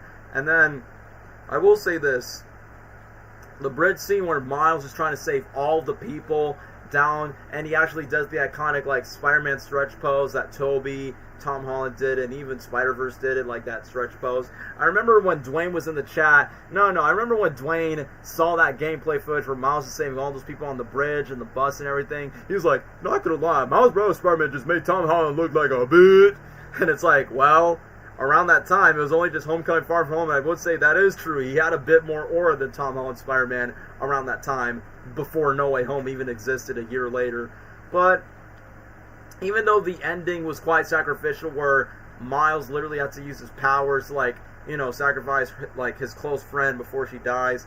And then it was kind of expected that his mom was going to know that he was Spider-Man by saying, come on, if you're going to explain to your Puerto Rican mother that happens to be a politician for some reason, and be like, oh yeah, Mom, I have to tell you that I'm Spider-Man. At least that version of Miles gets to tell his mom that he's Spider-Man, while the Spider-Verse Miles like, yeah, you're stuck in a different universe, bro, until you get to tell your real mother in Beyond the Spider-Verse. But either way, the fact that I like the moment where he was fighting the Tinker and he's like, why do you keep doing this? And then he has the usual line that you expect from every Spider-Man by saying, because I am Spider-Man. And then during when the explosion was happening, when Miles was like beaten down and tried to use every last of his powers just to blast the big explosion, it's kind of like a metaphor by saying, no matter if you try to get down, and like I said, it's the Spider-Man motto of, no matter how much times you get hit down and get beaten down, you always get back up and keep moving forward. And you know the motto, the slogan for the first game is be greater, and then this version of the game is be greater, be yourself. It's like that message from Spider-Verse 1, don't do it like me, do it like you, what makes Miles stand out as his own Spider-Man. So that's why around that time, I feel like Spider-Verse 1 did a good job making Miles like stand out as his own Spider-Man, be like, oh yeah, he's just basically a black Peter Parker, but in reality he is not that much like Peter outside of losing a loved one and being socially awkward. But other than that, it's like, yeah, Miles is his own person, Peter's his own person, they got their own Spider-Man identities. And during the moment where he has his final swing, and then you got the small people defending him by saying like, oh yeah, that's Harlem Spider-Man. And I like the ending where Peter congratulates Miles of what he's done from his own journey. He pays tribute to Finn on top of the church tower that he based like an artifact. And I will admit, say all you want about Jaden Smith, and it's funny that Jaden Smith made 2 songs for Miles Morales. One was Spider-Verse 1 of yeah, yeah, yeah, yeah, we on the way up. And then for this game is the end credits of what does the song go? I'm ready, I'm ready, I'm ready, I'm ready. I can't stop me now. I mean, obviously it's Miles, so of course, you know, bro listens to hip-hop, so it's kind of nice in a way. Even though this kind of feels like a 4-hour extended DLC, and even though it is, like I said, the weakest Insomniac Spider-Man game out of the 3, but for what it was trying to tell, and even though the villains were not that cool, aside from Rhino himself, Yeah, I say as a standalone story for Miles Morales and for him becoming Spider-Man, it's pretty good. Good gameplay, like the story aesthetics, and yeah, gotta say, it's pretty good. Good team. So, I would say, just like Gabriel, I would put it on A tier. I don't love it more The Web of Shadows. That would be so out of character for me. So, yeah, I would say A tier. But now, we're in the 5-hour mark, and we're finally going to talk about the final Spider-Man console release game, since, you know, there's no Spider-Man game at the moment until, I don't know, maybe Spider-Man 3. And I remember, before I let Gabriel speak about Spider-Man 2, Insomniac Spider-Man 2 to be exact, I remember we were originally going to get this Spider-Man GTA game. Like, if you guys knew the leaks, that we were going to get like a multiplayer open world Spider-Man game where you could play as Peter, Miles, Gwen, Miguel, other Spider-Man variants, and you can actually co-op with your friends and play Spider-Man villains. I feel like as a concept, it would be so cool and fun to play in that world with friends and like playing that Spider-Man suit. But you know, story-wise, continuity-wise, it will not make sense in the continuity of the stories of what these games are trying to say. So that canceled Spider-Verse multiplayer game, it would have been cool, but it probably would not hold up in terms of like the story of what Spider-Man 2 is trying to set up. So without further ado, Gabriel, since this is the last Spider-Man game of the tier list stream, take it away with your review on Insomniac's Spider-Man 2. Alright. Well, this is the last one anyway, but after this, after I rank it, I gotta go have dinner and make a phone call, but no problem. You take for now, we're talking about Spider-Man 2, the previous, most recent Spider-Man game. This game, I don't hate it. I don't dislike the game. I do like it for most reasons. You know, gameplay feels probably the best, even better than the first game. The quality obviously has improved, because why would it not? It came out recently. The symbiote gameplay,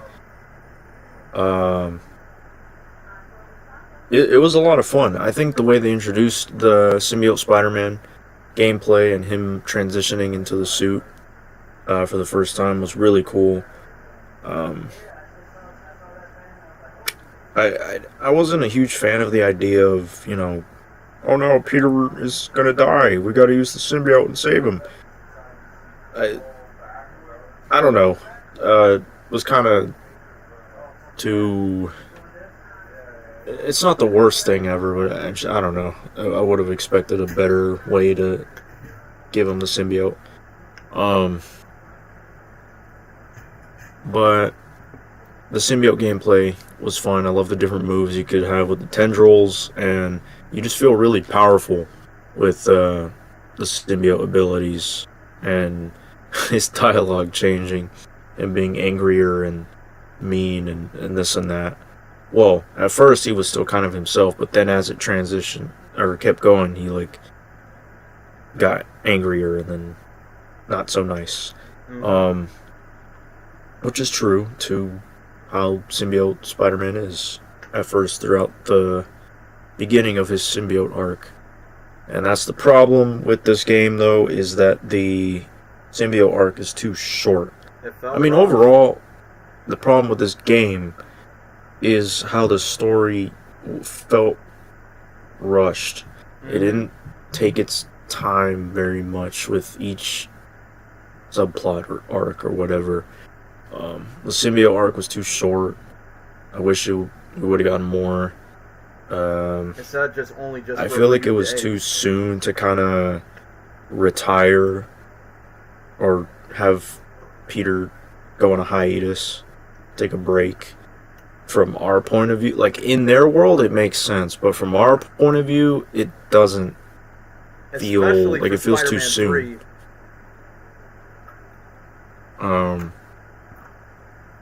And I'm not saying it's bad that he's taking a break and this and that, and it's good, you know, he's been Spider-Man for years, he's gone through a lot, he deserves a break, but I feel like, I mean, I guess we'll have to see in the third game or whatever they make next in order for it to make sense, but just to me, it feels too soon for that to happen, but I don't know. Also, I'm disappointed with this selection of suits they added into the game. They added a lot of suits that like are stupid, to be honest. Like some of them are based off celebrities and all that. And I'm like, what? So you're gonna put these suits over like some of the most popular comic book suits? Oh, but they're in the first game. Well, what if I want to play them again in the second game with better gameplay and better quality, where we can actually use our spider wings or the spider gliders, whatever you call them, web wings, with all those other suits. But instead we get a freaking suit based off of, who was it? I think it was a soccer player, some Brazilian dude. Yeah, I forgot what's his name. And some other people. I forgot. I mean, I know they did one where it was for charity, I think.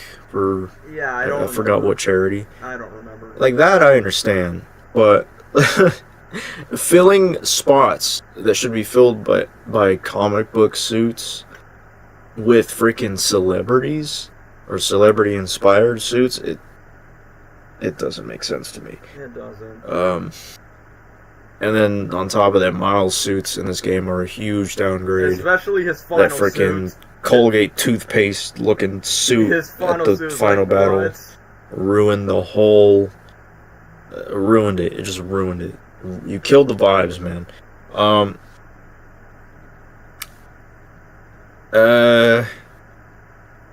The way they did Scream with MJ, I guess I don't hate it. I know what they were trying to do. It makes sense that MJ and Spidey have had a rough patch in their relationship because, I mean, she's dating a superhero. He can't be there all the time, and he tries his best, but he struggles because he's a superhero. And she just has those doubts of their relationship and has those insecurities. And I mean, they both did, but mostly MJ. So it was it was what I did like about the symbiote stuff is that they used it in a way to show off their insecurities, like Peter's insecurities about being the best hero he can, and MJ being enough, I guess, like, you know, strong in her own way and not useless. So I did like that, and Scream, I liked her design, and I like Smash. I like that little battle. I mean, it's not my favorite iteration of Scream, obviously, but I think the way they handled it was fine. And I like that moment where after they fight and they make up and make out. Sorry. Yeah, and literally make out. But it was alright. It was a nice moment. Miles, I liked him. I still liked him in the game, as a character. I like that you get to switch between playing as him and Peter, and then having Miles help you out sometimes in crimes or stuff like that. I also really like Miles' abilities in the game. I think they're a lot better and cooler than the ones in his game. It's interesting they made his lightning like blue instead of yellow. I wish they kept it yellow, but I'm fine with the blue. I like his new suit, or not the one before the final battle, obviously, the main suit. I also like Peter's new suit much better than in the first game, because in the first game, the color of that suit, it looked more like red-orange instead of red, but this new suit felt like it looks more red, it looks more vibrant, and the colors stand out better compared to the first game. Venom, I'm not a fan of Venom being, or Harry being Venom. I'm a fan of that. I know that's taking inspiration from Ultimate Spider-Man, but the Disney cartoon. I'm not a fan of it. I'm just not. I like that. I mean, I think Harry was in character. I mean, he was sick, using drugs, pretty accurate, to his character. I think they did Harry well, and I like that they showed the backstory of him and Peter's relationship, friendship. Even through that stupid little mission where they were in sneaking in their high school. Oh yeah. Stuff like that. I like the little moments like that, and I know they were trying to build up to the final battle, but I just don't like the. I don't like the idea of Harry being Venom. I mean, we have an Eddie Brock in the universe. Yeah, so that's like a big missed opportunity. See why they wouldn't use Eddie. Yeah, but I like Venom's design. He is a little too big compared to Spider-Man, but I still like his design. He looks cool. I loved playing as Venom in the game. That was a lot of fun. Just like Ultimate Spider-Man. That whole sequence was like one of the best moments in the game, honestly. Just playing as Venom and him crashing through everybody and going to the city. That was cool. The fight with Kraven and Venom. I don't know. I'm mixed. I think it was kind of cool, or the idea was cool. Him biting his head off was he's like insane. I know they were trying to be edgy and like, oh, yeah, I'm shocked. They killed him. We could be more edgier than Tom Hardy's Venom movies, where we actually show blood. Yeah. But the fact that Venom isn't even weak to fire is weird, because symbiotes are weak to fire. Yeah, that's literally one of his weaknesses compared to sound. Fire is his weakness, bro. So I don't know. I don't know how to feel about that Kraven and Venom fight. I guess it was... I don't know. It was okay. Like, the idea was cool, and fighting Kraven as Venom was cool, but... Speaking of Kraven, what do you think of how I don't know. I guess it could have been done better. I was going to say about... But it was alright. I was going to say about Kraven, what do you think of him as a character in the game? Kraven, I liked him, but I don't like... I mean, yeah, they did this in a little bit in TASM 2 video game, where he kills a lot of the villains or mutants and stuff. But in this, I mean, he kills a bunch of... Pretty much all of the Sinister Six. Half of the Sinister Six, except for Doc Ock and Mr. Negative. Off screen, well, besides Scorpion. Yeah, Scorpion. Like, as if, like, nothing. So, I don't know how to feel about that. I wish we at least got to see it, or I wish it happened throughout the game, rather than just, oh yeah, he killed them off. Or killed them off, by the way. Like, I'd rather they showed it to us in time, rather than just... Oh, hey, he did that. You know why he did that? Because he's Kraven, and he's one of the main villains, and we gotta make him scary. So, I'm not a huge fan of that, of how they just killed off the Sinister Six like that. He was a jumping bit from too OP. Them being a main part of the first game to now they're dead. What? Over one guy? Okay. Like Scorpion, Rhino, maybe I could understand that. But... everyone? Even Electro and... Not literally everyone, what but... the Shocker has to do with Kraven? He's not even based on an yeah, animal. like, that doesn't make sense to me. That doesn't. But other than that, I think his design was cool. The voice actor did a good job as well. He was pretty cool. I don't know. I wouldn't say he's my favorite Kraven, but he was good. He was pretty good. The final battle, I liked Venom with his wings, because that isn't a very popular design or feature that they add to Venom usually in media. Because of no. So I like that they did that. That was really cool and different. But what bugs me is that Miles suit. It's disgusting. And the anti-Venom suit for Spider-Man, or Peter. I get it. I get why they did it.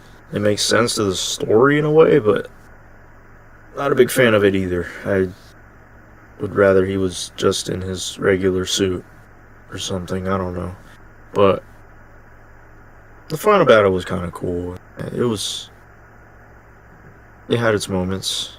The MJ parts, just like First game, not fun. Not fun. They need to stop doing that. And I think the side missions in this game are a downgrade compared to the first game.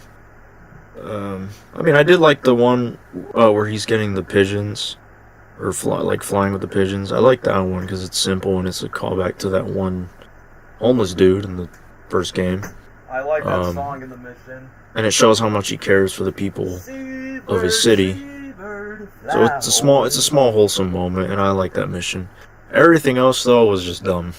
I don't know. Have you ever been in love? Side missions. Have you ever been in love, Spider-Man? Ever been in love, Spider-Man? Yeah, I Can't have. take that serious. Peter suits I like mostly because of the movie suits. Like I love the TASM 2 suit. I love the Tobey Maguire suit because they updated it. The black suited Tobey suit. And No Way. Yeah, the symbiote. No Way Home's suit. Red and blue suit, which that's my current suit right now. Yep. I do love Peter's suits. And for Miles, I also like the Across the Spider-Verse and some of the other Spider-Verse suits. Mm-hmm. I like those. It's so weird they gave him the Black Panther. Other than that, for some reason. Oh yeah. Other than that, the suit selections are pretty disappointing. There are a few really good ones, but I wish they chose better ones. Like the first game. Mm-hmm. And yeah, I mean, I don't know. Overall, the game is good. I have my complaints, but the game is still good. I love the gameplay. The symbiote suits look good, and the combat is good. The city, like how it expanded, and you can explore more, and you can use your web wings. You can actually traversal with his swinging. It's a lot better. I also really like the first mission where they fight Sandman. Yeah. I don't like Sandman or Flint Marco's design, but he literally said, "I don't care," like in No Way Home. I don't care. Yeah, but I did like that first battle with Sandman. It was a lot of fun, and the song that they played when they were swinging. Oh yeah. Yeah. Mm-hmm. It's still a good game. I think. I mean, I'd rather play it than Miles. Yeah, I liked it more. Just because I mean, it has both of them. The gameplay's better, and you literally have symbiote Spider-Man. Why would you not want to play that? Yeah, there's a lot to do in that game. So, I do prefer it over Miles, but obviously the first game is 10 times better. The superior Spider-Man game. Mostly in terms of story, it's 10 times better. This game, story-wise, felt very rushed. Wish there was more to the story. Wish they took a little bit more time with the symbiote arc. Oh, the lizard fight also was a lot of fun. I love that mission. To mention that. I love Lizard's design. And the fact that you get to fight him in the symbiote as well is really cool. And Peter just saying, your family doesn't love you, or something like that. Like, he was just a menace in the symbiote. But yeah. This one's kind of tough to rank, because I like it more than Miles, but it's not as good as the first game.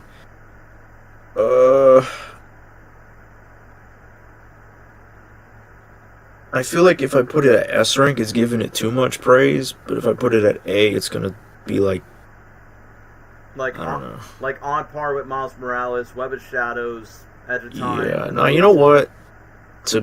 Like gameplay wise, it is the best Spider-Man game in terms of gameplay and mechanics. Agreed. But because of story and the suits and the side missions and all that, kind of a little bit disappointing. I'll keep it at A.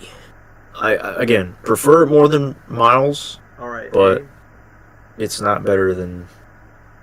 Well, Yeah, tricky for you, eh? Because Web of Shadows is up on it. It's on S rank, right? At least Web of Shadows took his time for the symbiote storyline. See, this is hard because it's a game, so we gotta base it off gameplay as well. Like it's as a game, it's better than Web of Shadows. Or really any of the Spider-Man games. But story-wise, I want to put it at like A, probably. So basically, So I don't know. You can decide where to put it. I'm just gonna say A, like in between S and A, like A plus or something. I don't okay, know. I would say like possibly more than Web of Shadows when it comes to like on par with it, but not S tier like the original game, Shattered Dimensions, and Ultimate Spider-Man. Yeah. So I guess we could say I don't know. I don't hate the game, but could have been better. So I guess we could say the majority of Spider-Man games, surprisingly no C tier list Spider-Man games or F tier. But I guess for right now, most Spider-Man games are usually fall into the A tier category for most of our opinion. Yeah. Like as Well, that's all for me. I'm gonna head out. It was good to be here. Great to be here, Freddy. Good to be here in the stream. Talk about Spider-Man and Spider-Man games. I love Spider-Man games. Grew up with them heavy as a kid, and the first Insomniac Spider-Man game is so far my favorite game ever. Yeah, because I love Spider-Man. I grew up with Spider-Man games. Great story. First game to make me cry. It's just peak. It was good to come back to talk about these Spider-Man games. Yeah. On Spider-Man month, Peter Parker's birthday, you get the point. It's just a great time to be a Spider-Man fan, so that's why I made the stream in the first place.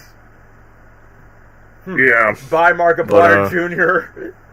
Oh, thanks. See you, chat. I love you all. See you, chump. See you, chump. Yeah, best way to end it off. Yeah. I was going to say something and I forgot. Oh, on that note, goodbye, guys. Bye, guys. Ah! Alright, that's it for Gable. Now it's up to me to end the stream. So for those who are still sticking around, can I please give you at least maybe 10, 15, 20? I don't know how long I'm going to ramble for my opinion. So Gabriel pretty much wrap up his screen time. Now let me give you 10, 15, 20 minutes of your time of my review on the final Spider-Man video game. And then I'm getting allergies, so that's why I kind of step out of my chair because I'm sneezing because cold air and the dust particles, and I've been here for like 5.5 hours. But yeah, I'm doing this for y'all because 1, 9K subscribers, 2, brand new day, thirdly, it's just the best time to be a Spider-Man fan right now at the moment. So yeah, let me just get straight to Insomniac Spider-Man 2. So like what Gabriel said when he was around here in the call, personally as of right now, it's definitely better, like personally for me, better than the Miles Morales game. But I will say, at least Web of Shadows takes its time on the symbiote storyline, which I think the symbiote combat, in my personal opinion, I think it's the best combat, utilize the symbiote's powers like ever in any Spider-Man game. But I feel like when it comes to the screen time when Peter has the symbiote, I feel like Web of Shadows, Spider-Man 3, and dare I say even Shattered Dimensions. I mean, I know that's a multiversal game. They took the time for like Peter's time to being consumed with the symbiote. Well, for this one, I think in this game, it's only been like a couple of days, but like I think it would have been nice if it was like maybe a couple of weeks or maybe a month, and then they just go straight to that. I mean, personally, I still say this is still a really good game, but when it comes to like the story, it does fall into that Spider-Man 3, Amazing Spider-Man 2. Like, some of the subplots of Spider-Man 3 and TASM 2 are pretty much uncanny to this game. Just think about it. You have Sandman, you have Venom, and just like the Spider-Man 3 game, you have a giant lizard, and you got Kraven the Hunter that wants to take down the lizard by saying, bro, this is just basically Spider-Man 3, the video game, but except, better graphics, and you got 2 Spider-Man in it. And, of course, this version of Peter Parker is more of a bully than what Bully Maguire is. And now you got Bully Lowenthal.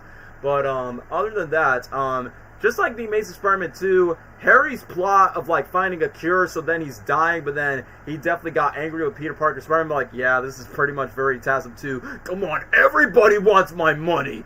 I can't give you my blood. You're a fraud, Spider-Man. Ugh! And then obviously Harry gets pissed at that. So I will say this, a similar trope and a little bit of that pressure of Spider-Man 3 and TASM 2 vibes. Like, those movies has their good moments, but they have the similar flaws of too many subplots and too much things going on. Like, for instance, I think all these stories are cool and intriguing.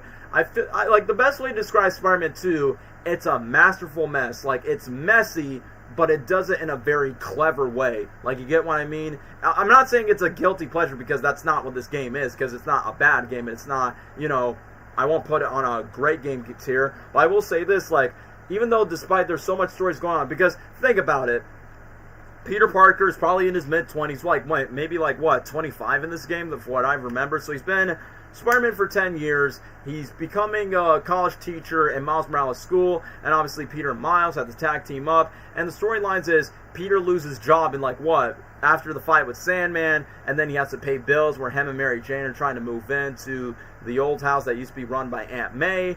And after the bills, he basically reunites with his old best friend that is slowly dying, and then basically try to make a health foundation to pay respects to Harry's mother, Peter's Aunt May. And then there's another subplot where not only Harry comes into play, then you got Miles' story where he's trying his best to get into college, be with his one and only best friend, have his new girlfriend, which is like the deaf chick in the, I think her name is Haley in the spin-off Miles Morales game, which basically was, you know, Miles' new girlfriend, where Miles, Genki, and even Miles' mom, Rio, has to like communicate with her with sign languages, which I thought that was pretty cool. But then Miles has also the pressure where, you know, he needs some time to be with Peter, where, you know, Peter's kind of like his mentor, but also like his best friend as a superhero. And then the other subplots that Miles has to go to, whether it's college things, taking down Mysterio, and then obviously the conflict with Harry. But then when you get to the other subplots where Harry's dying and basically just needs a cure, but then the symbiote comes into play. And the weirdest thing is, they give all the Venom aspects, like they make Harry Agent Venom. It's like, you know, that's Flash Thompson that becomes Venom, because, you know, Harry Osborn never takes the symbiote in the comics, because obviously he takes his father's footsteps of becoming the Goblin. That's comic accurate, because the only people that we knew that dons the symbiote, aside from Peter, it's Eddie Brock, Flash Thompson, and Matt Gargan. Yes, Scorpion did become the symbiote at some point, and I did saw Michael Mando, who plays Scorpion live action, is most likely teasing that, so fingers crossed that happens in live action. But either way, yeah, the only other media where Harry becomes Venom was the Disney XD Ultimate Spider-Man cartoon, because, you know, unfortunately in that cartoon, Eddie Brock does not exist, even though in the Insomniac games, Eddie Brock does exist as an Easter egg in the first game, but it's kind of weird that they kind of wasted Eddie Brock in that game, and he never becomes Venom. And then when he gets to Kraven the Hunter, I think, but like design-wise, proportion-wise, Kraven is menacing, dangerous, a badass, and the voice actor does a really great job voicing Kraven. But I feel like my biggest problem with Kraven, like, I know Kraven is dying, which I think it's been hinted that he took chemotherapy just for his diagnosis of his health issues. But the one thing that really caught me off guard is, you got Kraven the Hunter. Fun fact, Hulk was Venom in a Marvel anime. Yeah, I do recall that in one of the medias that I remembered. But anyway, back to Kraven the Hunter. So, like what Gabriel said, I think he is a well-written Kraven, but I wouldn't say he's my favorite iteration. I think he's better than Aaron Taylor Johnson's in that crappy Kraven movie, like way better. But I think the problem with this Kraven is the fact that I can obviously tell he wants his last hunt, and the main reason why they made Peter get the black suit by saying, alright guys, I see what you're doing. You're adapting one of the most darkest storylines in Spider-Man history, and it's none other than Kraven's last hunt, but except Kraven doesn't become suicidal and shoot himself after, like, you know, his last hunt, like, you know, eventually happens. But it's so weird that you bring Kraven into, like, one of the main villains in the second game that brings in Martin Lee, the Lizard, and Harry Osborn as Venom, and then with Peter and Miles Morales. But yet, they made Kraven so OP that he killed the majority of the Sinister Six members, except for Doc Ock and Mr. Negative. And even though we saw one on-screen moment where he kills Scorpion, grabs his tail, and Styles like, bro, I mean, I get that Matt Garg is trying his best to escape, but bro did not deserve that. I mean, if it was Scorpion Rhino, I understand, because, you know, they're villains based on animals, and Kraven is a hunter, so of course he would kill creatures that are based on animals. So, if you're telling me that Kraven killed Rhino in the Insomniac universe, so that's why Rhino played a major part in the Miles Morales video game, and then boom, next day, Kraven just slices his head off. It's like, bro, why? And then next thing with Electro, and Sean was saying, Kraven, how could you kill Electro? That man is literally made out of electricity bolts. He can literally zap your giant Russian thighs, your Russian biceps, and but somebody find a way to kill Electro? And why kill Shocker? He's not based on an animal. What did he do? Because I remember in Kraven's radar, he was hunting down, obviously, both of the Spider-Man, both Peter and Miles, hunting down Black Cat, which Black Cat never had an interaction with Kraven the Hunter at all. Or one moment where Kraven is trying to hunt down other heroes and other characters, but, you know, unfortunately, that did not age well. They each had to hunt down Tombstone from the first Spider-Man game, since he was a good guy, in the second game where he's like a mechanic at the Coney Island Carnival. Come on, Kraven. Just opening the door for Roxy, since she's kind of scared. But yeah, back to the point, which I understand Kraven's motives of, like, having his last hunt, and I honestly wish that, even though he almost killed Peter when Harry got upset and then the symbiote lashes on to Peter Parker. The one thing that I just don't understand is like, so you're telling me that Kraven is like so astonished at facing Spider-Man, but we never get to really fight Kraven until like the very final act, where when the symbiote was like all in control of Peter Parker, and then Kraven's like, yes, kill me, release your anger, Spider. And literally, that's when Miles Morales comes in, which, the one thing that was expected is, I knew that Miles was going to fight Peter Parker, because, you know, that's part of the game, and that's pretty expected that he had to face another Spider-Man. But the fact that Kraven was thinking his last final hunt could be Spider-Man with the symbiote power, and of course, embracing Kraven's last hunt into the video game. And then when Kraven had his quote-unquote last hunt, when Harry officially becomes Venom and Kraven was quote-unquote dying, it just keeps me off guard out of nowhere, where Kraven was like, thank you, and then Venom literally just bite the dude's head off, and it's like, bro, I understand that's a reference to like what Venom does in the comics and referencing Tom Hardy's Venom, where he bites people's head off, but except it's more bloody and more lethal than Tom Hardy's movies.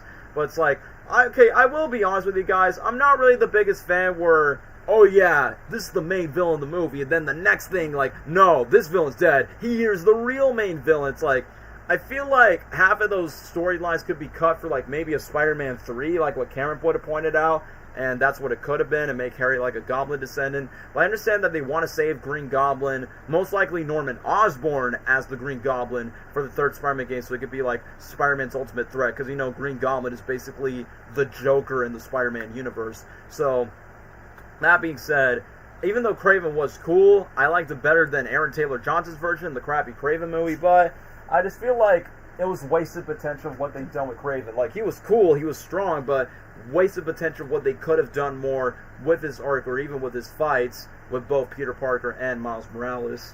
But with the other characters, when it comes to Harry Osborn, so even though it was pretty obvious that he wasn't involved in the first game, except for a couple of voice logs for Peter to do some Oscorp stuff, but then I could definitely sense the empathy that Peter and Harry were like childhood friends, including that, you know, that flashback where Peter and Harry, which it was kind of nice that you get to play as young 15-year-old Peter Parker, and around that time, I like that young Peter is like a hybrid of Tobey Maguire's glasses look with Spider-Man, where he has the glasses, but he has Tom Holland's face. So I feel like young Peter in the game is like a mix between Tobey and Tom, and I feel like that's like the best aspect of it.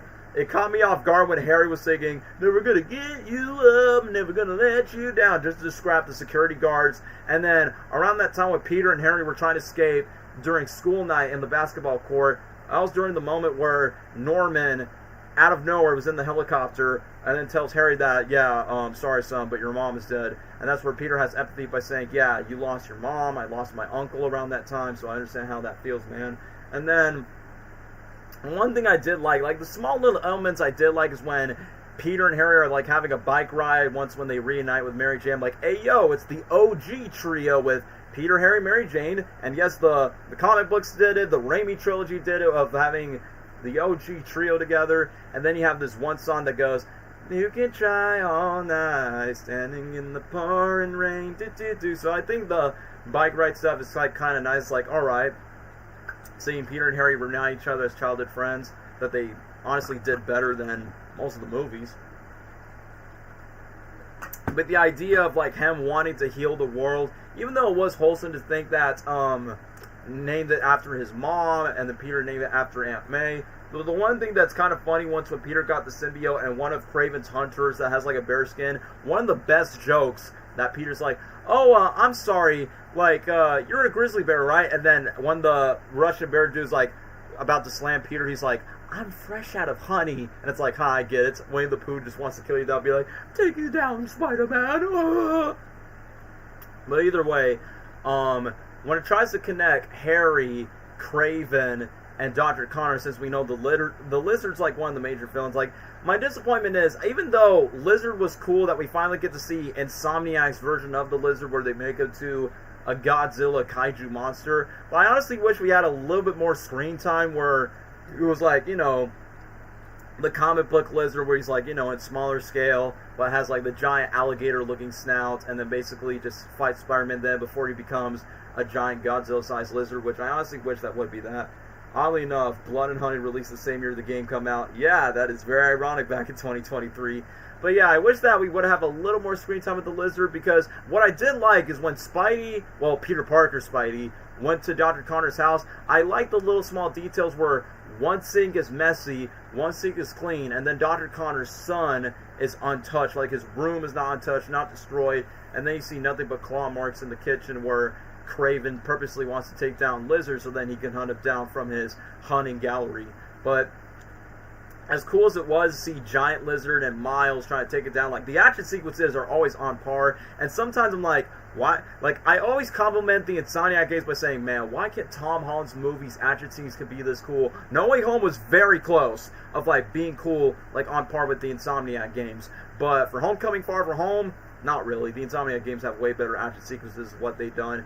But the one thing that honestly kind of bothers me, like, I understand that there's 2 Spider-Man in New York, which I'm perfectly fine with that, but it's weird that when Peter and Miles are, like, when there's, like, random New York civilians saying, hey, yo, Spider-Man, like, you know, it's Peter, it's Miles, but then it's weird that Peter and Miles like, Spider-Man, Spider-Man. It's like, bro, like, couldn't they take notes from No Way Home where Toby and Andrew and Miles were like, Peter 1, Peter 2, Peter 3. I'm like, they should have took notes by saying, Spider-Man number 1, Spider-Man 2, Spider-Boy, Spider-Kid, like, something like that. Like, I feel like Peter and Miles should have give each other, like, nicknames so then you're not being confused. Like, they're both Spider-Man, of course, but I think it would be nice to, like, make things less confusing for, like, the casual New Yorkers by saying, like, wait, which Spider-Man? The red and blue Spider-Man? Wait, black Spider-Man? Wait, but wait, this Spider-Man's black. And, that would make things so confusing. They would have clarified that a bit more. And like what Gabriel mentioned, I like the Sandman mission because, one, it definitely gives me throwbacks of Spider-Man 3 where Peter and Miles are trying to, like, take down Sandman. I like that he literally says a line that says, I don't care. I'm like, hey, No Way Home reference. But then, like Spider-Man 3, Sandman keeps mentioning about his daughter a lot, but it's not Penny, it's some girl named Kima, because I think they made Sandman Hispanic in this version, which that's totally fine by me. But literally when you're playing as Peter and Miles and you go to, like, all the sand crystals and take down all the sand things, I always use Tobey Maguire's Spider-Man because I'm like, come on, if you think of Sandman, you think of Spider-Man 3 whenever you think of Sandman. And then every time I complete all the sand crystal missions and then go inside of Sandman, then you get to, like, the sand simulation where you go to either Tobey's suit or Tom Holland's integrated suit, because Tobey and Tom has their history of meeting with Sandman. But during the moment where the sand statue was built and then it was knocked on the door for Flint Marco's daughter around that time, like, alright, so that's kind of like a small wholesome moment, kind of like what Spider-Man 3 was trying to do, but except his daughter's not terminally ill, which that's a good thing. But then when it comes to Miles Morales for his stories, I'm like, even though it's interesting to know, like, it's sort of a sequel to, you know, connected with his best friend Genki and then his deaf girlfriend, which the one thing that's interesting, there's a side mission where you actually get to play as her. And what's interesting is obviously we're not deaf, but it's kind of interesting to be like, well, if you were a deaf person, what will it be like? You can't hear anything. You can only emote with cell phone emojis and only just translate through hands. So I'm like, all right, pretty interesting of what is it like of being a deaf person. But when it comes to Miles and his mom, the one thing that's kind of interesting where Uncle Aaron, who obviously was the Prowler in the last game, the Miles Morales spin-off game, even though, yeah, they purposely make Uncle Aaron a good guy, but I just feel like in the spin-off Miles Morales game, I feel like his screen time as the Prowler was so short and slow, that's like, man, we could have a little bit more time where him as the villain is Prowler, and then obviously in the second game, Uncle Aaron's trying to redeem Miles, and since, you know, Miles' dad is dead in real life, and you know, Miles' dad and his uncle are brothers in the comics and the games in Spider-Verse. You get the idea. But basically, every time where Miles is trying to do all the Prowler missions and trying to, like, every time he talks to his uncle on the phone by saying, like, yeah, this is what you and your dad used to do, like, back then when, before he was a cop and before I decided to do thugs. This is things that we used back in the day. And then Uncle Aaron agrees with Rio, a.k.a. Miles' mom, that he can move to a different apartment just to keep the family ties together by saying, like, yeah, my brother definitely had respect for you, and even though I was married to your brother when he was alive, but we're definitely going to keep him around. So it was a nice small redeeming moment for Uncle Aaron, but like I said, I just feel like his Prowler arc felt rushed from the last game to this, where he's now a good guy. And yeah, even though the Miles side missions are not that great, if I'm being honest, because, you know, it's just typical friendly neighborhood Spider-Man stuff by saying, hey, help me for my homecoming proposal. Hey, Spider-Man, help us take pictures and all that. Or him helping his mom try to reopen, like, a museum or something. And obviously, as much as I would say Miles is a cool character, but I was more invested into Peter's story, trying to connect with Harry Osborn. And I forgot to talk about Mary Jane. First of all, I think her hair is way better than the first game because at least it's more long hair. I like the fact that she's wearing a yellow shirt but saying, yeah, like the 90s cartoon, because Mary Jane has a habit for, like, associating with the color yellow. But I like that in the Coney Island Carnival segment, which is one of my favorite segments in the story, where you got the OG trio, Peter, Harry, and Mary Jane, and then you got Miles and Genki meeting up with each other saying, oh, I like this. You got the old Spider-Man gang, and then you got the new Spider-Man gang for the new generation. So Miles and Genki had their own thing. They had Mysterio, which I will admit, even though it was cool to do the Mysterio missions, I am disappointed that Mysterio is more of a Miles Morales villain in the game rather than Peter Parker, because, you know, if you know in every Spider-Man lore, Mysterio is more of Peter's villain than Miles' villain, but I understand they probably want to change things around by saying, yeah, let's make Mysterio the villain for Miles, not Peter. So I'm like, man, missed opportunity. I would have liked to see Peter facing Mysterio than not only just Miles, but you know what? It is what it is. But let me continue on. I like the Coney Island moments where Peter's getting happy about the new job with Harry and then being open with his relationship with Mary Jane. Even though, like I said, I'm not the biggest fan of the whole Lois Lane aspect for Mary Jane, of her being a reporter for the Daily Bugle, but it's kind of funny that she quit her job and the Jamies are like, what's on?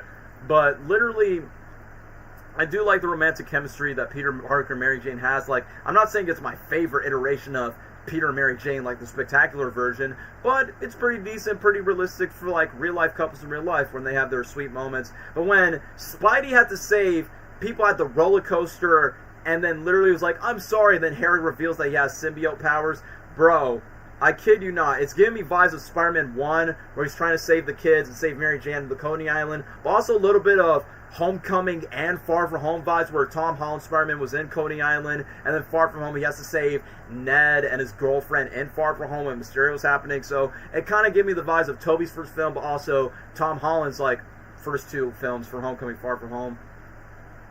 I say you put this game on a low S by saying, like, yeah, like this game, it definitely have its like high lows, like when it comes to like rushing the development of Kraven or Venom. I will say, like, I feel like most of the moments with Peter and Miles, I find that more invested when it comes to the story, and some of the villains do redeem themselves by their tombstone. And yeah, can we talk about the side missions real quick? My favorite side mission is easily the Howard mission. It's soft, it's simple, where, hey, remember the homeless guy from the first game? Literally, where Peter and Miles, like, it doesn't matter, like, usually I go with Peter because, you know, Peter knows who Howard is, where Howard's like, you know, ready to pass away and have his moment to shine, and then the seagulls and all the birds decide to like fly with them, and then it gets to this iconic song from the 70s where it goes, like a lonely seabird, keep me away from you, and then Peter's using his web wings, and he's gliding all the way to Queens, and then you hear the song, seabird, seabird, fly home. Like, not gonna lie, after the game, I couldn't stop playing that song all day long,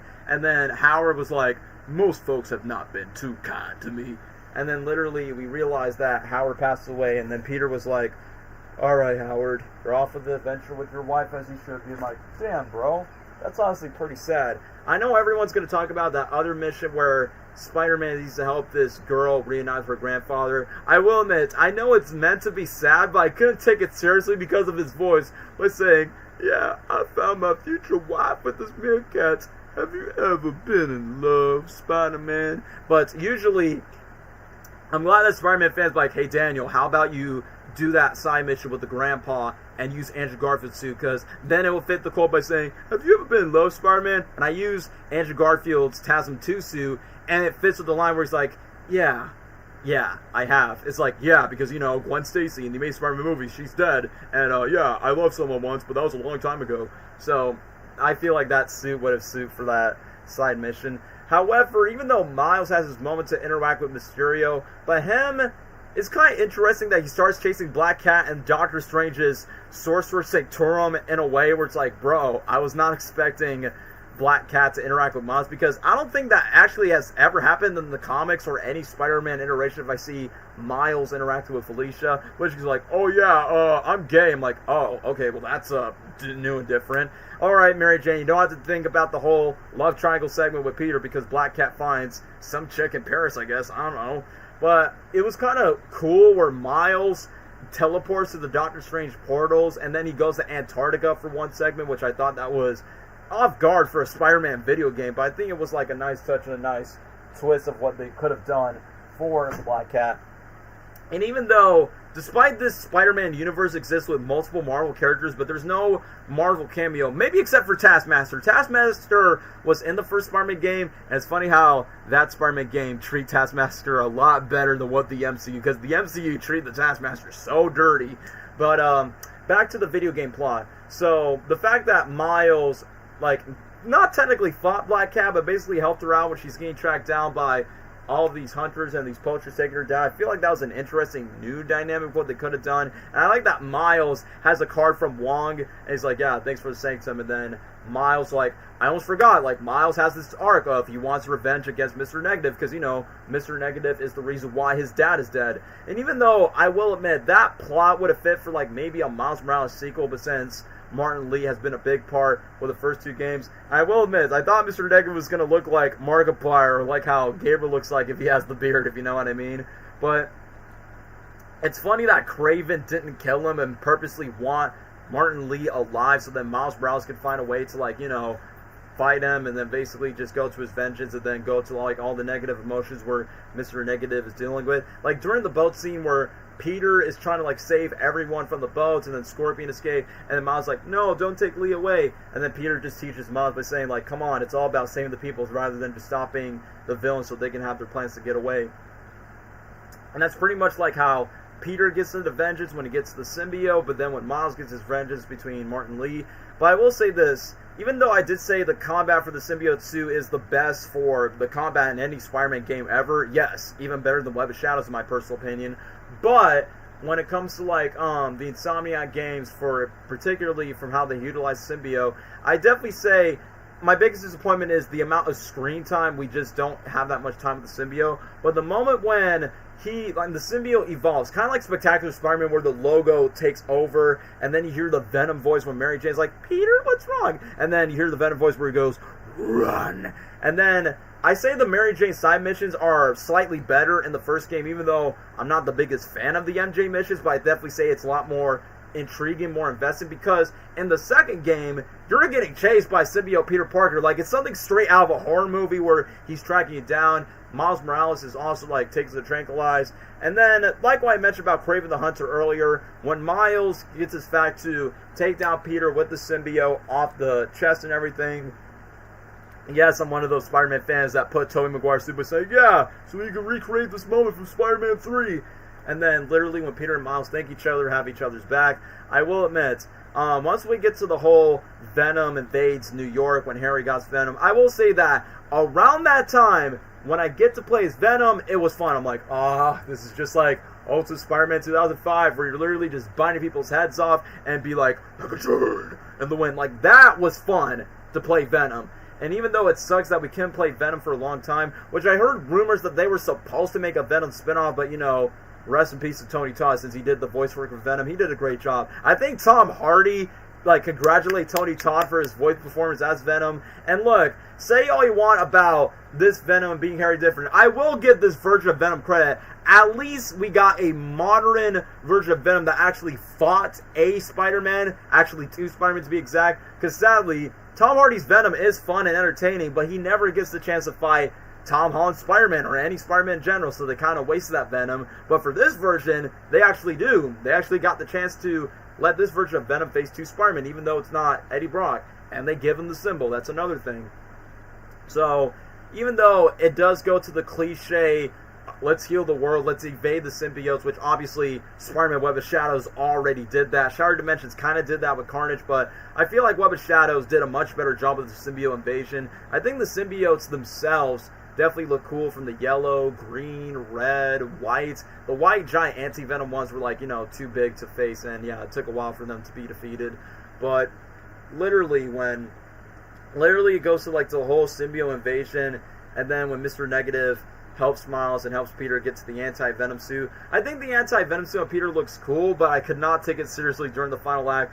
And bro, the Miles Morales suit, even the voice actor must have been saying, look, I was not in charge of this, I was only just development. Yeah, easily the worst Adidas Parafe Miles suit. Blame Sony. I bet the MCU was willing to let Venom appear, but Sony doesn't care for the fans. Yeah, give the rights back to Disney/Marvel, Sony. But yeah, they just wasted the opportunity that we could have got a modern, like, even though, yes, Spider-Man 3 was technically the only live-action Spider-Man Venom, and yes, that Venom's origins comic accurate, but let's be honest, that Venom sucked in Spider-Man 3, and they kind of wasted that Venom. So Sony wasted Venom twice in live action, so it's like, come on. Like, I don't know if it's going to be Matt Gargan Scorpion against the symbiote, even though it's not Eddie Brock to face Tom Holland Spider-Man. I don't know. Brand New Day, Spider-Man 5, whatever. You got to utilize the Venom symbiote right. But I want Tom Holland's Peter Parker to get the symbiote when he gets Secret Wars. But anyway, I'm going off topic about the movies. Let's talk about the games. So, I cannot take Miles' suit so seriously where it looks like an Adidas voice. Like, literally, when I replayed the game again by saying, I'm not doing the anti-Venom suit, I'm definitely going to put, I don't know, Across Spider-Verse suit. For Peter, I'm going to use the Brand New Day suit. Yeah, I'm going to call it the Brand New Day suit since that's like the main suit that he's going to be wearing, the red and blue. So it could be like, you know, if this was Tom Holland's Spider-Man movie, I would just make this as a canon in a way. But then, I forgot to mention when Venom turns Mary Jane into Scream. I'm like, well, I guess that's like one smart way to make Scream into the games, even though Mary Jane's never become Scream in a way, but then she's a redhead. The one thing that's kind of funny is, once when Mary Jane's Scream variant literally yanks Peter off the house, and then literally he crashes to the bus, and then there's one where his back just hit to a brick wall where he goes, ow, my back, and I'm like, bro, if he didn't have superpowers, his back wouldn't have been broken, and he wouldn't have like enough money to pay $10,000 for a back surgery, so that would have been like, you know, even more painful if he did not have any spider powers. But I will admit, during the conflict where Scream inside the Mary Jane symbiote, it's funny that almost every Spider-Man character, like almost the main characters except for Kraven, the Lizard, and Miles, they never got the symbiote. But Peter, Mary Jane, and Harry Osborn all got the symbiotes because, you know, it's a very symbiote-invested story. But literally during the moments when Scream is trying to manipulate Peter and, you know, trying to get Mary Jane's negative thought by saying, you don't care about me, and basically you can't even keep a job or pay the bill, and basically you push me away. I will admit, when Peter was kind of like, you know, defending himself, but also defending Mary Jane by saying, yeah, sorry Mary Jane, I took you for granted, I should have cared about you more. The house, our job, our future together, like your dreams are just as important as mine. It's like, bro, I get that it's just a video game, I know it's a fictional world, but man, whenever Peter and Mary Jane has their comment by saying, bro, this is too realistic in real life, when you have like, if you're in a relationship, you get to conversations and conflicts like this by saying, yeah, Pete, we know how that feels. But then literally when Peter and Mary Jane helped to get the Scream symbiote off, and then she quit Jameson's job, and then literally when Peter and Mary Jane had that smooch and make out, I was just thinking, oh, this is kind of reminds me of the Tobey movies in a way, so that's why I decided to play in the Tobey suit. But then, when we get to the final battle, I will be honest, I think the final battle is much more cooler than the first game, and yeah, this is just a big hot take.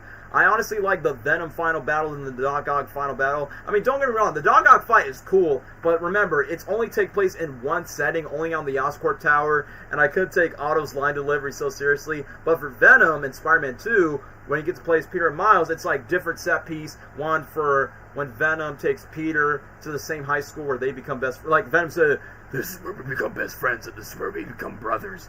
And then I like the moment where Venom basically makes Spider-Man gets consumed by the symbiotes, and then Peter latches on. That's like very movie quality when the cinematics go in. And then I like when, even though they pay homage to like classic Venom, Tom Hardy's Venom, and the fact that he grows like Null wings, because, you know, the meteorite's like, you know, based on Null stuff, and it's kind of funny that you can use Null lore without using the character lore, because Venom 3 wasted Null, but this game kind of like did a little bit more justice to like a wink to Null, but you don't have to make Null part of the story. But either way, so the one thing that's kind of cool that you kind of give them wings at the end, because they, you know, it's kind of funny, like when I play Sonic X Shadow Generations, I was like, hey yo, Shadow the Hedgehog. I know Sonic fans were like, oh no, it's Doom Wings. Like, nah, bro got the Venom wings, that's what he got.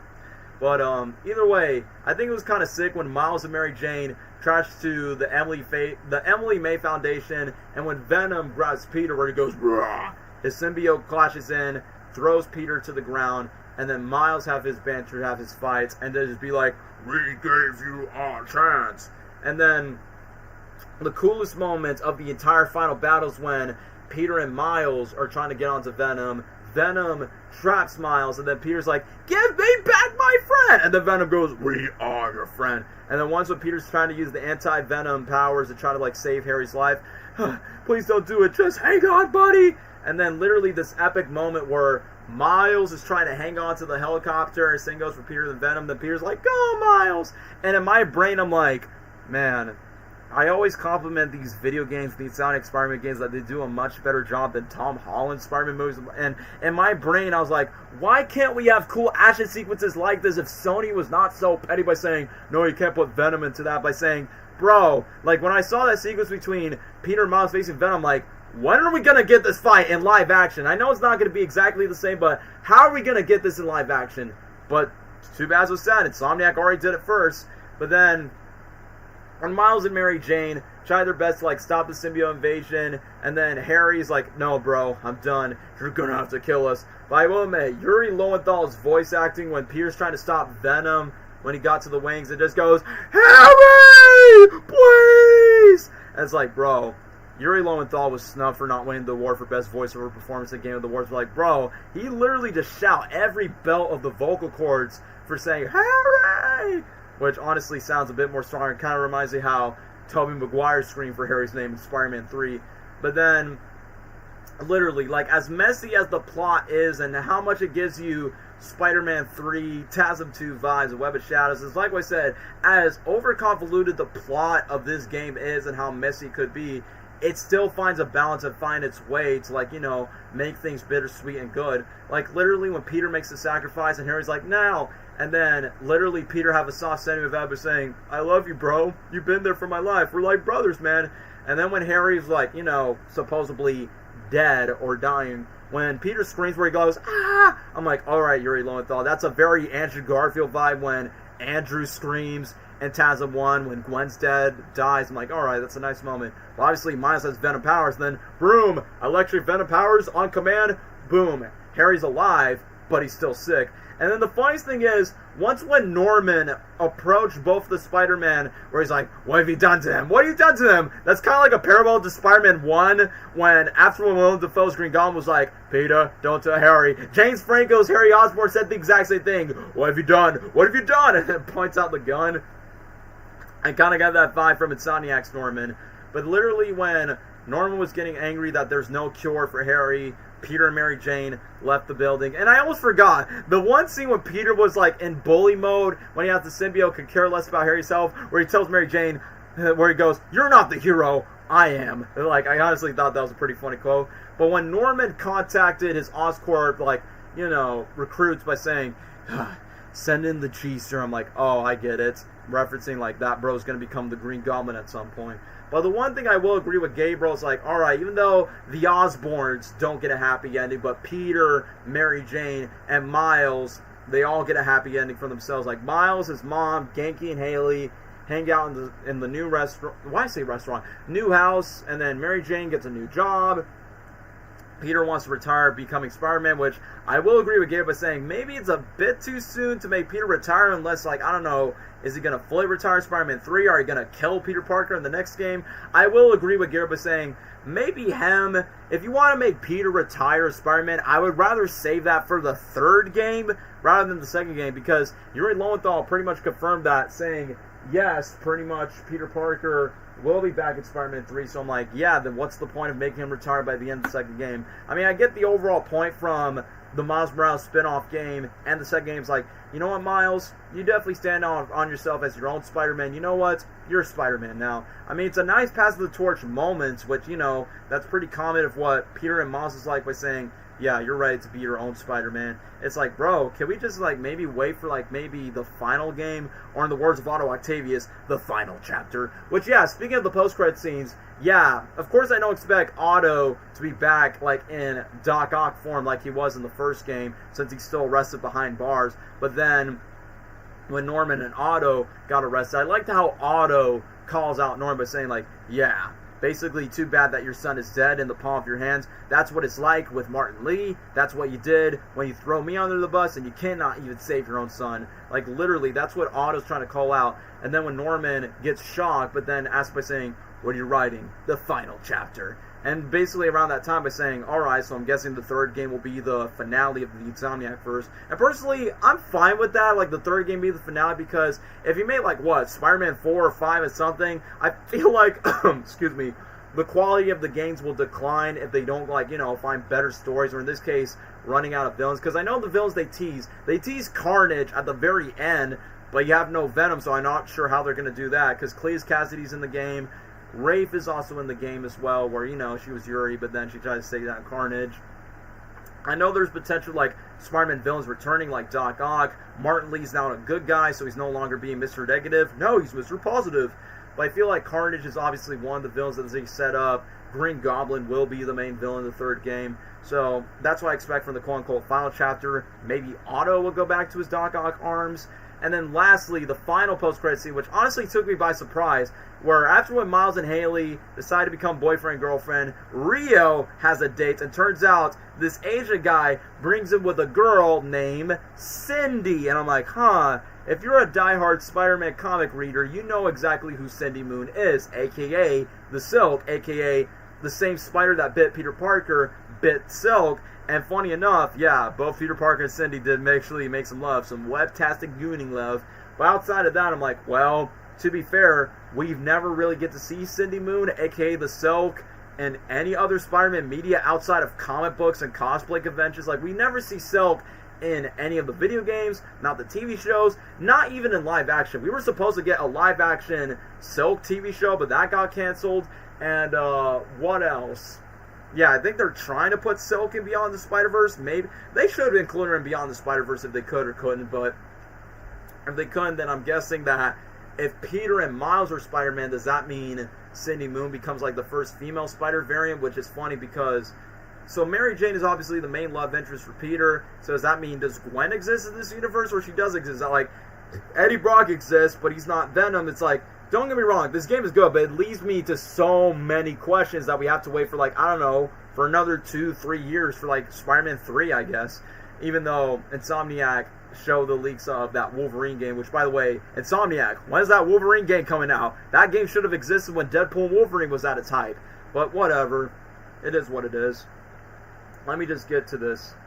I don't think they're going to do Superior Spider-Man because, much like No Symbiote, the first, why would Superior Sue be in the game? What if Sid was bitten by the same spider that bit Miles? I mean, to be fair, Miles killed the spider in the first game, so I'm not sure if that's going to work, or unless if the same spider from Peter Parker's timeline was still alive, because Miles already killed the spider that was from Mary Jane's jacket in the first game. So, I don't know. They got to find something clever way to, like, how would Cindy get her own spider powers? And I'm pretty sure, oh yeah, the first female spider variant to play that's not Mary Jane Watson. So I'm pretty sure Cindy Moon will be a major character in the third game. And then if Peter gets out of retirement, then you could play as Peter, Miles, and Cindy. Surprisingly, no Gwen, but Peter, Miles, and Cindy will be like the main heroes for the third game whenever that comes out. So it's been 6 hours. I never expect this stream to go so long, but you know what? I already have this history of, like, making my stream so long, and I definitely have to rest my voice when it comes to the case.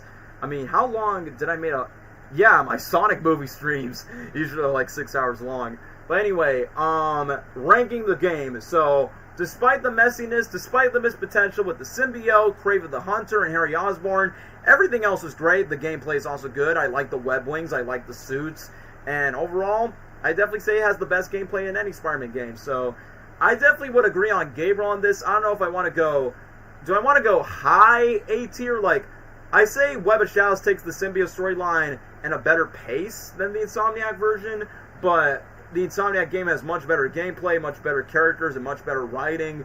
And, you know, the Insomniac games were like, you know, the last great Spider-Man games that we got. I mean, like I said, I think Spider-Man 2, Insomniac's version, is better than Miles Morales, but definitely not better than the first game in my opinion. But it definitely has the best gameplay out of the three.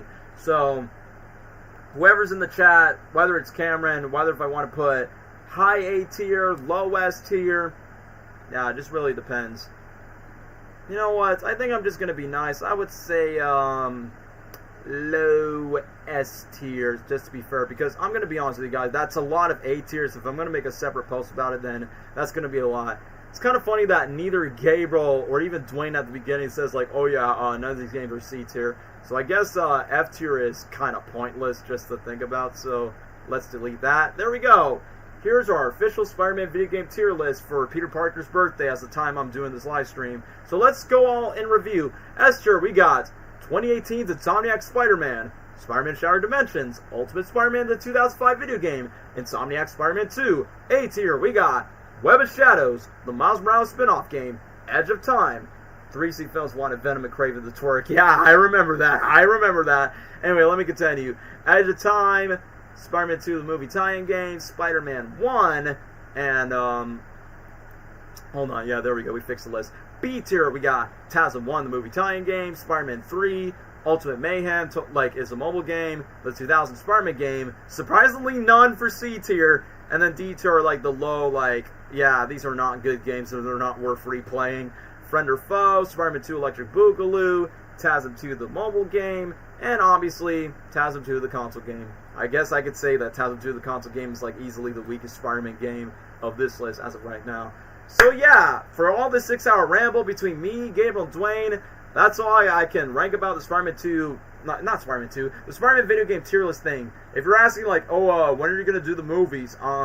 Maybe until Spider-Man Brand New Day comes out in theaters, but if you don't want to wait, maybe for Beyond the Spider-Verse, I don't know, just something to think about. Alright, so I'm rolling out, gotta go to school tomorrow night, man. Yeah, thank you, Cameron, good luck on your trip in high school, and just, my words of advice, stay young, bro. Live the best life of being young, because once when you grow up in your 20s like Peter Parker, life gets more rough, but in other days, like, stay in school, don't do drugs, and, you know, just have a good time. That's all I gotta say. So yeah, let me wrap up the stream. I don't know when I'll do my next stream, maybe late August or early September. I'll do the Sony picture stuff. I'll talk about the Spider-Verse movies, 1 and 2 for the Sony animated movies, but that'll be like late August. But you know, lately I've been lazy for Spider-Man content from Brand New Day, Spider-Man content. My Goat 7 Webheads is back in the video game tier list. So for those that care and stick along, thank you, Cameron, for watching the stream, and thank you everybody who stick around for the stream. And also, thank you for 9K subscribers. So stay tuned for more uploads. Probably might do my Rune Tour video sometime later this month. I don't know when. Depends on my schedule, but we'll see, guys. So just to quote this line and just get this end off, with great power comes great responsibility, courtesy of your friendly neighborhood, not just Spider-Man fanboy, but courtesy of your friendly neighborhood, the pop culture dude. See ya, chumps. Take care now. Bye-bye then. Shazam!